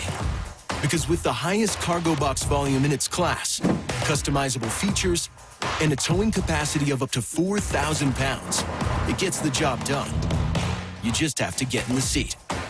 Learn more at your John Deere dealer or visit johndeere.com/Gator XUV. Huge savings on Dell AI PCs with Intel Core Ultra processors are here, and they're newly designed to help you do more faster. They can generate code, edit images, multitask without lag, draft emails, summarize documents, create live translations, and even extend your battery life. That's the power of Dell AI with Intel inside. Upgrade today by visiting Dell.com/deals. That's Dell.com/deals. This is Seattle Sports. Streaming through the Seattle Sports app. KIRO AM Seattle. KIRO FM HD2 Tacoma. Seattle Sports Snapshot. Well, it took 13 innings, but the Mariners got it done. They complete the sweep of the St. Louis Cardinals, and now they welcome the Los Angeles Angels of Anaheim to town. Game 1 of a 4-game series coming your way tonight. Bryce Miller on the hill for your Seattle Mariners, facing off against Jose Soriano. First pitch happening at 6:40, 5:30 pregame. You can catch it all right here on Seattle Sports 710. Meanwhile, games going on right now. White Sox up on the Rays in the top of the 9th in Chicago, 5-1. And this is a beautiful score right now, bottom of the 8th. The Blue Jays shutting out the Astros 4-0. So that game continuing into the 9th. Meanwhile, the Orioles up 3-2. Excuse me, that's a final now. 3-2 the final. Orioles take out the Pirates.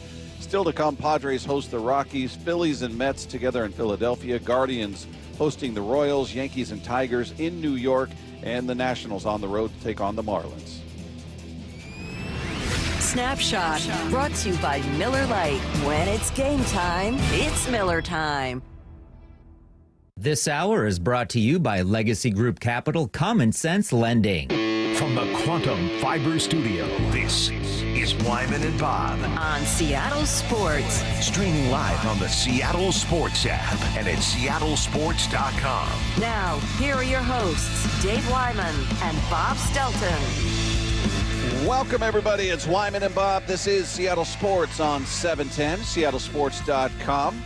Hopefully everybody's having a great Thursday out there. We are live at the Virginia Mason Athletic Center. We've got a big show coming your way. The voice of your Seattle Mariners, Aaron Goldsmith, will join us at 3 p.m. We've got the latest installment of the Cal Raleigh Show happening at 4 o'clock today. And then somewhere in the 5 o'clock hour, before we turn everybody over to the Mariners pregame show, we'll catch up with Seahawks linebacker Drake Thomas is what's on the schedule for today. You guys can text in throughout the show at 866-979-3776. You want to weigh in on the Mariners, the Seahawks, whatever's on your mind.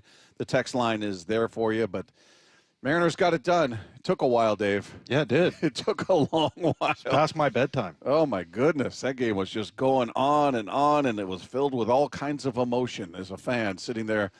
You're feeling exhilaration, you're feeling optimism, then you're feeling anger, frustration. I think I reached my pinnacle, my peak of frustration when they had the bases loaded with nobody out and they couldn't plate a run. And I'm like, you've got to be bleeping kidding me, man. Yeah. I was just, Frank's looking at me on the couch. I'm yelling at the TV. I'm just, so maddening. The Cardinals did everything they could to give you the game. Yeah. They made one mistake after that. They were just like, here, take it. We don't want it. You guys take it. You need it more than we do. Didn't Logan get out of that very same situation, though? I thought did he the give bases up the run in that inning. The bases were loaded with The bases 0 were loaded. outs. Yeah. Yeah, and I think he got out of that one unscathed. But the Mariners are at home, and you're playing Yeah. an inferior team, and you've got much more on the line than the car. I don't know. It was maddening. But you're right. He did get himself out of a jam. We'll talk about him coming up. But it's interesting that when I'm talking about them giving up or opening the door for the Mariners, there was nothing more perplexing than this play, and it was Julio catching a line drive off the bat of Contreras, and then for some reason Herrera decides, I'm just going to jog to third. I'm just going to jog to third here. Here's the highlight. Here comes the pitch. Swung on, line drive center field. Herrera's off to third base. The catch made by Julio. He throws to second base. The double play! Base running mistake. The Mariners turn 2, and they keep St. Louis off the board here in the top of the 10th. I like to think that Josh Naylor was looking at Herrera and just shaking his head. Like, why? Why would you do that? Mindless. Just, I don't know what he thought. Did he think that was the third out? Or he didn't jog like he thought the inning was over. He just started going to third. Like, I don't know. He thought the ball was going to drop, but it wasn't hit that way. I don't know what he was looking at. It was perplexing, to say the least. And if I'm a Cardinals fan, then I'm losing my mind. But I'm sitting there going, they don't want it. Yeah. They don't want. That's not a team that wants to win. They don't want to take it from them, for the love of God. And then ultimately they did. Leo Rivas, of all people, you start thinking about who's going to be the hero, who's going to walk this thing off by going deep. That's obviously the first name you think of, and here's what that sounded like. Here's the stretch. And the pitch on the way to Leo. Not Buddy swinging. Fly ball. Deep right field down the line. Walk it off. Leo Rivas. A walk-off 2-run home run. Good. Bye. Baseball. The Mariners sweep the Cardinals in the 3-game series. They have won 5 in a row. A walk-off home run. A 2-run shot by Leo Rivas. The Mariners win it 4-2 in 13 innings. Leo getting mobbed at home plate. Well, and what was it? The Tampa trip, he had his first career home run there. But of course he pounded it out of the park, Bob. He's 5'8", 150 pounds. Yeah. And they might be cheating a little bit there. But yeah, and it was just like they're finding ways to get it done. We talked about Kirby's outing and just being subpar, and then you had your bullpen come in and pick you up, and and sometimes it's pitching, sometimes it's a guy like Leo Rivas coming up with a huge play there. So yeah, it was pretty amazing, and I had to look him up again, because when he hit that, my wife was like waiting for me to finish the game so we can watch like Seinfeld or Frasier or whatever, and I'm like, look at this. I mean, can you believe that? Like, he's like your size. Your height anyway. I think he might be smaller than her. I mean, Yeah. I think she might have a few inches on him. But, yeah, I mean, good for him, man. Amazing, amazing way. Look, when that moment happens, all is forgiven. At that point, I'm not worried about what they didn't do with the bases loaded. Obviously, I don't want it to be a trend. But, at that point, style points, as I say, they're out the window. Just win the game. You got a handful of games left. You got a handful, and you've got to get this done. So they found a way, and they found a different way in each game, which was interesting. And in some ways, kind of I don't know, brings a sense of optimism that, when it feels like things aren't going right, they still find a way. I mean, game one, no home runs. They sack fly. They're moving runners along. They're stealing bases. They just found a way to scratch out a win in game one. Game two, they hit home runs, but it wasn't Cal, wasn't Julio, wasn't Gino. They went 0 for 10 in that game with 2 strikeouts. They gave you nothing at the plate, but it was Randy and it was Naylor who drove in all 5 of the runs. So you had different guys step up. And then last night, the offense goes 3 for 15 with runners in scoring position. They stranded 14 left on base last night, and they win with Rivas doing what he did, and spectacular defense on that infield, man. They all took turns making great plays. Naylor was leading the chart. Just some great plays from him. Great pick at first. Unbelievable pick at first. Fielding a throw from JP that was in the dirt, short hopped him. He picked it. That was an amazing play. And then another throw that was high and outside, to say the very least, and he stretches and snaps it out of the air. Gino making a great play at third base. JP was doing a great job out there. I mean, just tremendous defense on that infield last night. That should not go overlooked, because that was crucial to what they were able to get done, and crucial keeping the Cardinals off the scoreboard at times. It was a night that was frustrating, but at the same time, you saw some things in that game where you're going, my goodness. Yeah. That was impressive. But, I think in order for that to be a spectacular win, you had to go through some tough times there. By the way, the Toronto Blue Jays just padded their lead by 2. It's there now we go. 6-0. Let's go, Blue Jays. Yeah, bottom of the 8th with 2 outs. So, yeah, I mean, it was kind of like you said, you were pulling your hair out at one point, and then, just, I don't know. I mean, it felt to me afterwards like the kind of win that would propel this team forward, and that they go on a winning streak. They're feeling it right now. But they're in one 5-game winning streak right now. But I mean, I'm talking about taking a lot of series here. I mean, I think that's one of those wins you can build on, man. And it's so, like, you almost couldn't have written it better that everybody contributed in one way or another at one time or another. So, yeah, just really, really fun to watch. And obviously you'd like them to beat everybody 12-0, but I think winning those close games and extra innings especially, I think that can be kind of a rally cry. Yeah, it definitely can help propel them even further if they can sort of capture that vibe and that feeling out there. And Dan Wilson, just speaking of the defense, which, again, was outstanding last night, talked about what he saw from the defense. Again, there's so much that you almost forget in some of these games, but the defense was unbelievable tonight. Even the jumps in the outfield on some of those balls that were weakly hit, JP diving, Gino making a couple of unbelievable plays. We saw baseballs hitting bases that like 3 times in the last 2 games. I mean, you just don't see that stuff. And it was happening in this one tonight. But the defense was phenomenal. And again, you don't get good pitching without some good defense behind it. And these guys were. They weren't letting anything through, and if it was going to get through, they were going to get dirty trying to get it, and we saw some incredible plays. Yeah, it was a fantastic night of defense on a night that they desperately needed it. And then the bullpen again, Dave, we were raving about them before. They had to cover 8 1/3 last night. They had to cover 8 1/3. So you had Vargas, Spire, Ferguson, Castillo, Jackson, and Hancock. All of those guys. They combined 3 hits, 1 run that was not earned, so 0 earned runs, 0 walks, 6 strikeouts. In the series, they went 16 1/3 innings with 0 earned runs. I mean, amazing. I don't know what else you could ask about from these guys. My only fear is wearing them down because your starters are not doing their job. They've got one starter that you can count on right now. That's the reality. There's one guy in this rotation where you feel pretty darn certain about what you're getting when he toes the rubber up there. And everybody else you feel like, I don't know, could be great. Could get Kirby in 14 strikeouts, or it could be Kirby in 2 innings and getting his tail kicked. And we saw it from Logan Gilbert last night. Now, he didn't bury him. He only gave up 1 run, but he was not efficient. He wasn't sharp.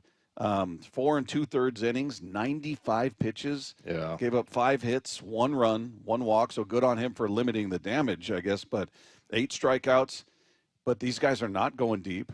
The bullpen is getting abused at this point. So as much as I love what they're doing and I love how effective they've been, especially in this series, you got to worry about how much wear and tear is happening with these guys as we're coming down this playoff push, and assuming you get into the postseason, where are they going to be? Yeah, that's kind of what I worry about as well. I'm looking at, Ferguson, he threw 10 pitches.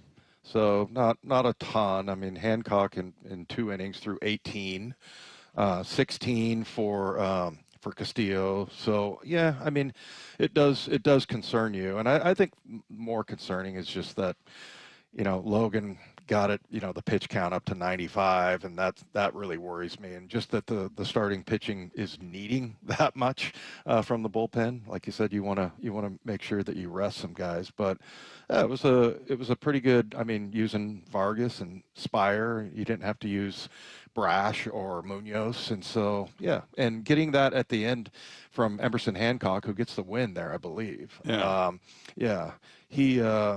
Yeah, great. He looked great, man. Yeah. So I'm loving how they're sort of putting it all together, but that's the only concern is, playing these extra inning games and the pitch count for the bullpen. Well, yeah, I mean, not even extra innings exacerbates the whole situation. But even in a regular 9-inning game, you got guys who are giving you 4 innings or 4 1/3, and it's just your starters have got to be better than this, all of them. And you've got literally one guy where I think you can confidently say, I know what I'm going to get. Doesn't mean he can't go out there and get shelled, but that's not been his story this year. He's been the most consistent pitcher without exception. It's not even a debate. Brian Wu is your guy. If you started the playoffs today and everybody's rested, he is your game 1 starter. Right. There's zero debate. But beyond him, well, and take your pick. I don't know who do you count on? I have no idea. Yeah. Well, let's rank them. Who would be your second? Before yesterday, I probably would have said Logan. He had 3 quality starts going into this game, 3 in a row. So it probably would have been him. But last night, that wasn't impressive. I mean, it was impressive that he limited the damage, got himself out of trouble, allowed just 1 run. But just wildly inefficient. He just doesn't look. I feel like they're hitting a slider. That they're teeing off on that. We've talked about Castillo had over a month where he was just not good at all. His last start was good. Does that mean he's fixed? Is he the guy you've got the confidence in? Small sample size. Yeah. 6 innings and 1 earned run, which was a home run. Look at all the starts before that. I mean, it's just I don't know maybe it'll be Miller. Maybe Miller will go out and shove tonight, and we'll go, all right, Miller's the guy we can count on. Yeah. He looks like he's fine. I don't know. That's the problem is we've had so many years of certainty. Like, go ahead, put their names in a hat and grab one. You're still going to feel like you're going to win. Well, it's kind of funny. I mean, it's like welcome to every other Major League Baseball city. I mean, we've just been so spoiled with all of this. But, yeah, I guess I would go Castillo next just because I feel like he solved that problem. He would be my number 2. But I got to see one more from him. Yeah. Before I say that, because he had too many in a row before. It wasn't like he was bouncing back from 1 bad start. But he's also got a whole career of, and that there's a reason why. Yeah. He's the Rock. So yeah, I mean, but Dan's got his finger on the pulse. We'll figure that out. That's the other thing. You've got a guy who, is an MVP candidate, managing the rotation, and he knows those guys better than anybody. And so that gives you a little bit of a good feeling. They're going to know, who's ready to go and who's not. And then you got a manager that was a catcher. So yeah, I mean, it'll be interesting though to see when we do get to that point, because not if, but when we get to the playoffs, their eye for, okay, who's hot right now. Yeah. We'll it's going to be interesting. And look, each of these guys has a couple of more starts to go, and maybe we'll have a completely different feeling when the regular season's done, and a different feeling about who's, all right, I trust this guy now. But as we talk today, there's one guy in that rotation I trust, and the others I have no idea what you're going to get. They're capable. We've seen it. They've all done it, and they've all gone out there, with the exception of Miller, who's, again, I kind of give him a little bit of grace because he's been up and down on the IL a couple of times, so his season's been completely disjointed. But everybody's been hurt outside of Castillo and Wu. So Gilbert was missed over a month, and Kirby missed well over a month, obviously, to start the season. And so it's all been disjointed. But, man, it's just a weird situation to look at this team and go, you know what, they're actually winning in spite of their starting pitching. Right. Not because of, in spite of. Well, it's just so much more fun to watch offense than, I mean, you obviously appreciate that at the end of the year and everything, but just having the offense and being able to win those games. By the way, we've got a final. Toronto, 6-0 over the Houston Astros. So as we sit, the Mariners are a half game back. Yep. A half game back. You win tonight, you're in a tie with the Astros for first place. Feeling really good about that. Let's go Bryce Miller. What are we going to get from Bryce Miller tonight? Yeah. I don't know. He's capable. But we'll see what goes on tonight. But it's such a weird juxtaposition here to look at a team that has just been built year in, year out on this rotation. It's been the envy of Major League Baseball, and it's the only reason they were able to do half of what they did when Service was here, because their offenses were amongst the bottom in the league. They were dreadful offenses, yet they had 2 90-win seasons, and they made it to the playoffs in 2022 with an offense that was not good. So now you're looking at it and going, yeah, they're kind of doing this in spite of their rotation. Yeah. And it's because of the offense most of the time, even though the offense last night, as we just chronicled, stranded 14, right. 3 of 15 with runners in scoring position, leaving 14 runners on base. You're like, oh, my goodness. Well, that's a game that the non-playoff Mariners got used to last year and the year before, or not the year before, but last year. So that's what I loved about that. I mean, I like that you're getting it from a lot of different places, and I always talk about how a win is like putting a recipe in your back pocket. Now you know how to do it, and they're doing it all kinds of different ways. So, other than my only concern is what we talked about, that you're going to tax your bullpen too much going into the playoffs. Yeah, and hopefully that won't be the case. They've been so big, especially in this series. And one quick cut from Dan, just talking about the bullpen in cut number 4 here, how amazing they've been, especially the last 2 games. The bullpen was unreal. Had to cover a lot of innings, of course. But only the one unearned run in 8+ innings down there in that bullpen. Incredible job from, one guy to the next. And we saw it last night where, it started with Fergie and handed the ball to the next guy, and it was zeros. And tonight was exactly the same, and it was handed the ball to a lot more guys. And in situations where they have never been before, some of them, and it's just a phenomenal job, on the mound tonight. Yeah, relief pitching and defense got them in that position, and you got to give it up, because there'll be times where we'll be looking at that bullpen going, what did that guy do? It's just the nature of the bullpen, but they deserve all of the praise right now. Let's take 2. The Mariners are now half game behind the Astros in the AL West standings, and they remain a game and a half ahead of the Rangers for the 3rd wildcard spot. The Rangers just keep winning. I mean, the Astros won last night. The Rangers won last night, so you didn't gain any ground on, you didn't distance yourself from the Rangers. You didn't gain ground on the Astros, but and we talked about it. It's as much as it is you want them to win the division, you just got to keep pace. Yeah. It feels like you just can't afford to drop a game, because everybody around you is winning, and the Texas Rangers are just rolling right now. Yeah, we dominated the Rangers. dominated them. Doesn't matter. They could overtake them for that third wild card. Well, I just remember the last homestand looking at, how good their pitching was. But they have the offensive players to get it done. They just weren't. Now all of a sudden they are, and I'm starting to worry a little bit more about the Rangers than the Astros. Yeah, we'll see what they are 2.5 games behind New York and Boston, because Boston and New York are tied for the first and second wild card spots. But you're a game and a half ahead of the Rangers. You're 3.5 ahead of Cleveland, and 4 games ahead of Kansas City for that third wild card spot. But yeah, the two Texas teams are the ones you got to keep your eye on right now. Russell Wilson was asked if he thought Dart might start week 2 after Giants coach Brian Daboll was non-committal on the issue. No, I don't want that. And I don't look into syntax and diction and what like all the little words somebody says or doesn't say. I think at the end of the day, I'm grateful to be the quarterback here. I'm grateful to lead these guys every day, and I'm grateful to try to help our football team win. And that's my mentality. Syntax and diction. Yeah, he's got a thesaurus. I'd like to hear what that question was. I don't know what he's talking about. Yeah. Well, I mean, he was talking. It was probably the same type of response that we got about Rick Woolen. Yeah, trying to parse what the meaning is and everything. Mike. Yeah. I mean, and he handled it really well there. I like that actually. And kind of just right out of the gates. Let's hit him with syntax and diction. There you go, Russ. Yeah, I didn't see the game. His stat line was unimpressive, but then I started seeing other stories about how bad their O-line is and no quarterback's going to have a shot, blah, blah, blah. I don't know what their issues are there. I don't know. Maybe Russ is washed. Maybe it's just not there for him anymore, and they're going to throw Jackson Dart in there. If the line is truly as bad as some of the things I was reading online, do you want your rookie back there? Yeah. Behind that line? I mean, unfortunately for Russ, he kind of becomes a sacrificial lamb. Like, all right, we don't want to ruin this kid's future.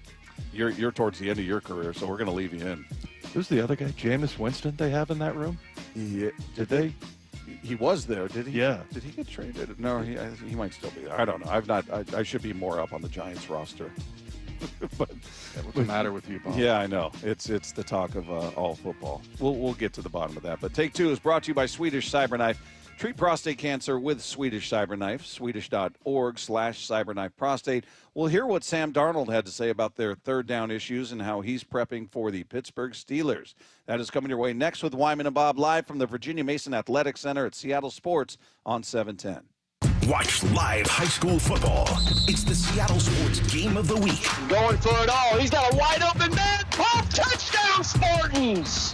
Tonight, Bishop Blanchette visits number 5 Eastside Catholic at 7 p.m. Getting pressure, and he's taken down! Watch the game exclusively on the Seattle Sports app, Seattle Sports on YouTube, and SeattleSports.com. The senior comes up with a big INT. See the full 2025 season schedule at SeattleSports.com/high school. Hey, it's Bob Stelton here, and let me tell you about one of the best decisions I've ever made in my life. That's when I went to K2 Vision for RLE. That's Refractive Lens Exchange. Now, Dr. Kopstein started K2 Vision with Dr. King from King LASIK, the most experienced LASIK surgeon in the Northwest. King LASIK plus K2 Vision equals freedom vision for every stage of life. No glasses, no contacts, readers, or cataracts. Now, if you're somebody that struggles with distance vision and now you always need a pair of reading glasses, K2 Vision RLE could be your perfect permanent solution to spending your good active years not needing reading glasses. And here's the cherry on top: you never develop a cataract. Now, if you're somebody like me that had a pair of readers in every room of the home, in your car, you had to bring them into the restaurant with you. Otherwise, like me, you couldn't read the menu. That has all been rectified thanks to RLE. So whether it's LASIK, EVO ICL, or RLE, trust the most experienced team of doctors to recommend what's best for you. Schedule your free Zoom consultation today at K2VisionRLE.com. That's K2VisionRLE.com. Imagine homes so well designed and so luxurious, they'll be setting the standard for decades. You're imagining a Mainview home. Now imagine a Mainview home on sale, saving $50,000 to $120,000. Isn't that what Brett and Amy bought? Yeah, it's a Mainview, and they saved a bundle. What are you doing? Looking at the Mainview website. It's now or never. What's better than a Mainview home? A Mainview home on sale. Mainview communities across the Puget Sound. Your new beginning starts now. D.R. Horton has new construction homes available throughout the greater Seattle area. With spacious floor plans, flexible living spaces, and home technology packages, you can enjoy more cozy moments and sweet memories in your beautiful new home. With new home communities opening throughout the Seattle area, D.R. Horton has the ideal home for you. Visit drhorton.com to learn more. D.R. Horton, America's builder, an equal housing opportunity builder. It's G. Scott. School's back and it's rally time. Time to rally around the campaign to keep kids healthy. Kids need fruits and veggies to grow strong and stay focused, but for families on tight budgets, that's not easy. Safeway and the Washington State Department of Health have teamed up and need your help.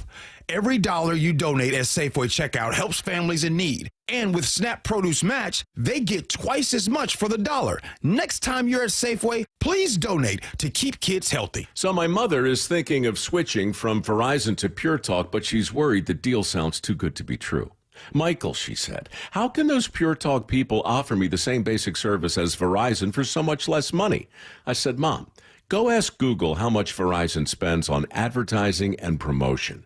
A few seconds later, my mother said, oh my goodness, $12 billion a year? That must be a typo. I'll tell you what I told my mom. It's not a typo.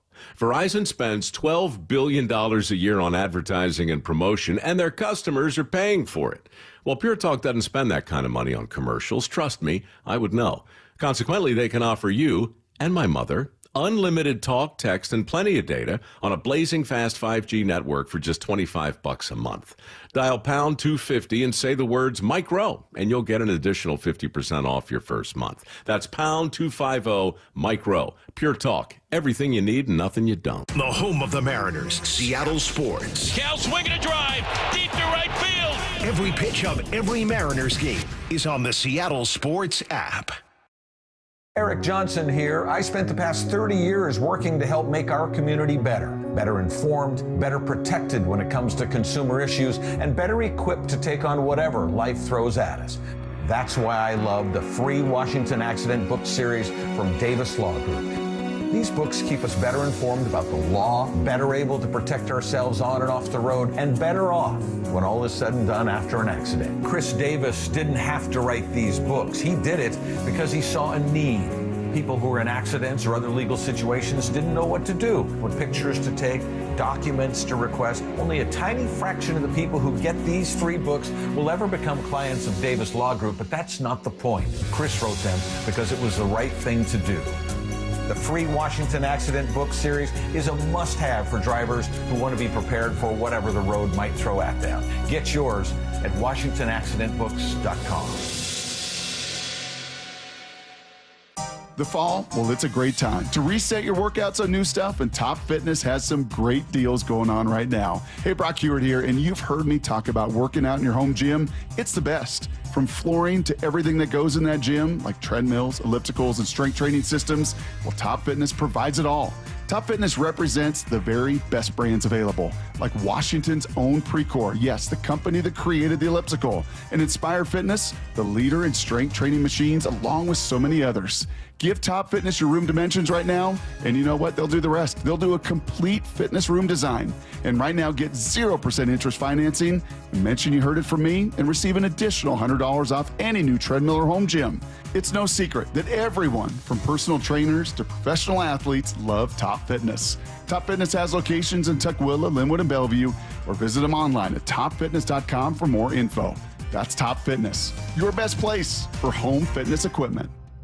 This hour is brought to you